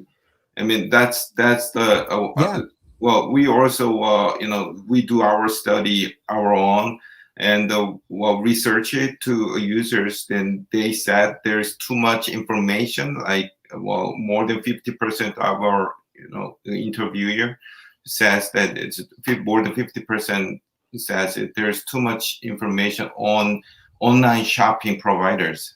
Too much shops. So they cannot find it. You go to find a shirt, and then 30 minutes later you purchase 2 sets of headphones and something else, and you're like, oh yeah, I was supposed to buy a shirt. Yes. So number one, it kind of helps that shopaholic instinct, because there is that cooling response in the brain of that. I've been scrolling so long, I haven't clicked. Where's the satisfaction? Yes. So to be able to get to that satisfaction point of the brain to buy something and be out actively makes you spend less money. Yes, correct. That's correct. So we also, saving you from using your smartphone. I mean, well, it's yes. So and just registering your size and your favorite shops, like using at the starting point, and you don't need to take a look at spend too much time on your smartphone for your shopping. Also, we are providing personal styling service using our product. So your favorite shop can see what you have in your closet and able to mix and match for you and suggest you a product. Well, not only that, but finding new designers, finding new things that may be along the same vein of what you already have that you may not be aware of. That are not available in your main big box stores, that are not available at your, local department store, let's just say, because they're a smaller designer. This would be a great way for you to be able to link up with that kind of stuff and really bring the world of small individual design to a much larger audience. Yes. So first, our approach of marketing is like finding hidden luxury brands from Europe and bring them to Korean or Asian users, so they can subscribe. Well, the hidden the luxury brand from Europe, but which is not like major luxury brand, but there suppose there are many mid to high range of brands. So we have a Milan team we are collaborating with. They are fashion expert and merchandiser, visual merchandisers, are working with luxury brands in Milan. So they are looking for forming the brands categories which our users can subscribe for our first product experience. Wow, that's fantastic. And to know, like you're saying, to be going to Milan, I mean, that next to Milan, you got Paris and a couple others that are cities of fashion in the world, So when you're going to Milan, you're talking about some of the, like we were saying, some of the larger small manufacturers that are luxury lines that you may not just have heard about because you haven't had a chance to stroll down the Champs-Élysées in France or something like that, or even to go to Milan. Because it's an entire district over there. I've been there numerous times, and it's really interesting. So to know that there are companies like you out there bridging that gap in fashion, not only bridging that gap in fashion, but bridging that gap in fashion for odd size folks like me. Yeah, of course, yes. To let me know that there is more than what's at the big and tall store 3 miles up the road. That there are other options out there, because so many of us, like, it becomes a point of shame after a little while, like you want to dress up, but it can be hard because things don't fit right. Things don't look right, So when you do find somebody that you can buy from, and when you do find somebody, especially through an app like this, that you can trust, it's fantastic. It's great. So good for you, Jong, for finding a way to bring that to people, for finding a way to launch that. Where can people go to find out more about Fashion, the app? Where can they go? Is this something that is out right now? Where can they go to get it? We have, we are not product ready yet, but we have our product homepage, webpage, which is fash-on.store. So you can come to our website and contact with us for many business opportunities. Great, fantastic. Well, thank you so much for taking the time to come on and talk with us during this first virtual CES. We hope to see you next year with a booth, all kinds of good stuff. And we wish you the best of luck. Thank you so much for taking the time on to ending today's broadcast for us. Oh, my honor. Thank you very much. Absolutely. Man, I love hearing about new technology like that. It is so refreshing to see people bringing new light, new ways of connectivity. Like I said, especially for odd-sized folk like me. I remember the day that my wife went out shoe hunting with me, and I was like, baby, you don't have to come. You may not enjoy it. It may not be a happy result at the end of the day. And she's like, oh my God, you're so funny. And then after literally 8 hours of driving around, she was like, my God, that must be depressing to go out just to try to find something that could fit and find nothing, like strike out everywhere. So yeah, it's interesting to see technologies like this that are bridging the gap in our modern world, where that 8 hours wouldn't have to happen anymore. I could hop on and find 2 or 3 manufacturers and actively have a choice now, instead of the one style of shoes that I know fits. So yeah, wild stuff. It's great to see all these tech companies out there working on solutions. I saw earlier today the gearless blender that Todd was interviewing earlier this morning, and that was cool, where it's just wireless connectivity, no hard gears that touch each other, high torque motors, really, really great stuff. Oh, looky there. There's a Scott. Air powered. Hey, guy. Yeah, I know. That was awesome, right? Yeah, that was a really cool product. Yeah. And you know, we've had the opportunity to take a look at a lot of very cool and very different products today. Indeed. There were quite a few. And I mean, even the one just before I came on with Danny for bladder control. Mm-hmm. Like I said, to take that into the parent market, you know, for long road trips with kids, or even kids, you know, I'll be honest at the end of this. I was one of those that had bladder control issues on into life. And it's something that happens. Yeah, you know? absolutely. It's not unusual for younger kids, teens to, you know, it's absolutely.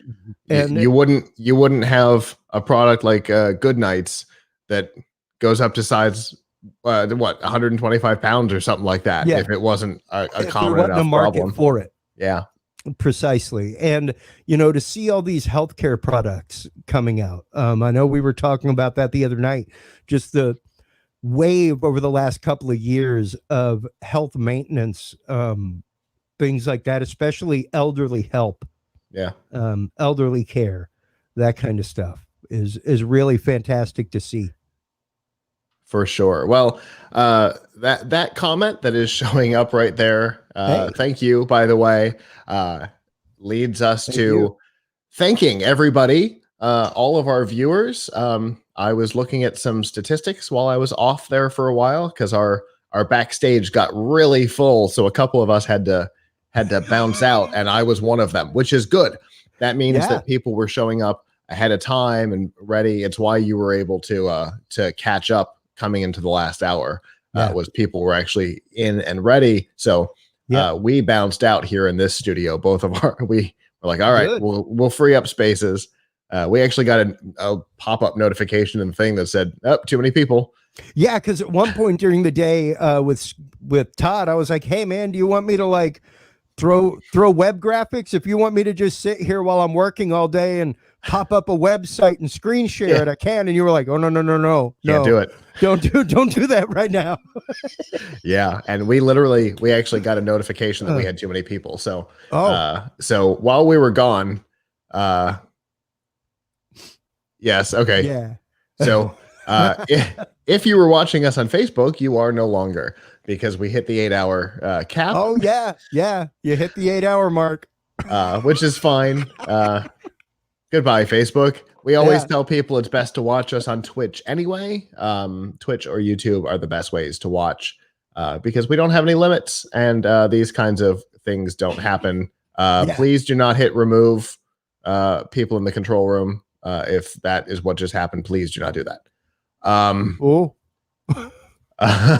No. I feel like there's one less thing up there, which will be a disaster. Hopefully that's not what just happened. Anyway, for those of you who stuck it out during the day, we really appreciate it. Like I was saying, I was looking at some stats while we were out, and if the numbers are what I think they were, we did great today. We had so many people watching.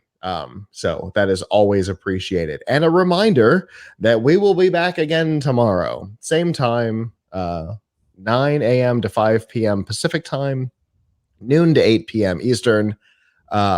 We will be back and with a whole new slate of guests and toys and amazing things. For sure. We will be starting with Todd again, and then I think we're gonna cut to you, and then I'll do a cut shift around Danny at the end. Okay. And we've got an almost full schedule. I think we've only got 3 empty slots tomorrow. Nice. So yeah, we've really filled up. I'm Good. excited. There's some really interesting stuff tomorrow too. So I can't wait. Okay, I got to admit, I was pretty jealous whenever I saw that Todd got to interview Movo today. Because I'm a big Movo user and big Movo recommender. I love their products. They are absolutely amazing. When I saw that, I was like, oh man, God, I didn't want to have the green envy around me today, but I do now. So, it happens. Absolutely. Well, thank you as always for having me a part of it and talking sound. I absolutely love it. It's great, fantastic, super fun time. So. Glad to have you a part of it. And before we go, there's a couple of things we've got to do. The first is if you want to help us pay for our coverage, this and make other events possible, there are 2 ways you can do that. The first is when you shop for Amazon, if you go through plugitslive.com/prime, there's some features out there you may not know about. Prime Music, which gives you several million tracks for free. Prime Video, which most people know at this point, which has TV, movies, and documentaries. And then there's Prime Gaming, which is my favorite because you get free games every month just for being a Prime subscriber. And you can subscribe to a channel on Twitch, which you could use to subscribe to us, and all of that's for free. And the other is through a service called Privacy, which is one of my favorite services that we've ever had partner with us. With Privacy, you get a special credit card number for every online service that you use. So if there's a breach, they can only use it there. And since it's attached to your account, they probably can't use it there either unless they're shipping it to you. So it cuts down on online theft of cards and personal data. Plus, you can turn them off. For me, I've got cards because I use it all the time. It's the only way I shop online. I've got one for personal and one for corporate. And when I'm not using one, like I'll shop that I use infrequently, I'll make my purchase, it'll clear, and then I'll pause the card again. Nice. So it'll decline even if it does try to get used. So that makes things. Oh, and if you sign up for one of those trials for, say, you sign up for the trial for a streaming service, you're going to forget to cancel it. If you use your privacy card, just pause the card before it gets used. Pause it right after it's charged. Well, no, you're not going to charge it. You're just going to create the card. You're going to create the card. Yeah. Use it to sign up for your trial and then pause it. And you'll know immediately when it happens because your software won't work. And you'll get a notification on your phone. You tried to get billed by Peacock. Oh, right. Yeah. I forgot about that. Yeah, I need to get. I liked that. I need to continue that service. Or I totally forgot to dump that. Yeah. Yeah. I just had a $20 app on the App Store go through the other day, and I was like, oh man, I knew I forgot one. I knew I forgot one at New Year. And that is why I use Privacy. There you have it. Because I don't have to worry about any of that. And if you go to Plugits Live, pack back in my fridge. There you go.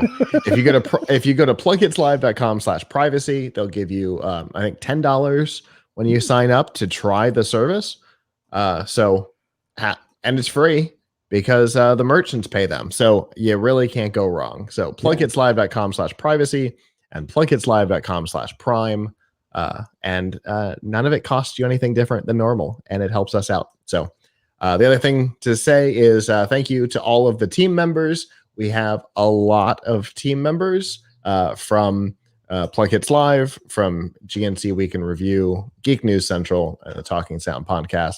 So thank you to the entire team, because without you, you see our faces, but you're talking to them.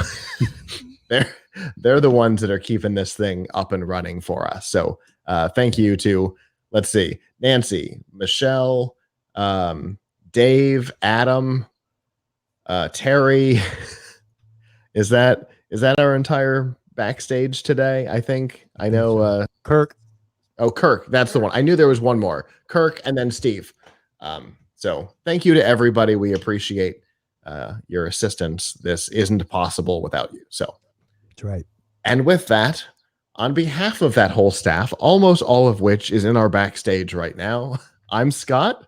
I'm Chris. And we will see you tomorrow, bright and early, 9 a.m. Pacific, noon Eastern. Ciao.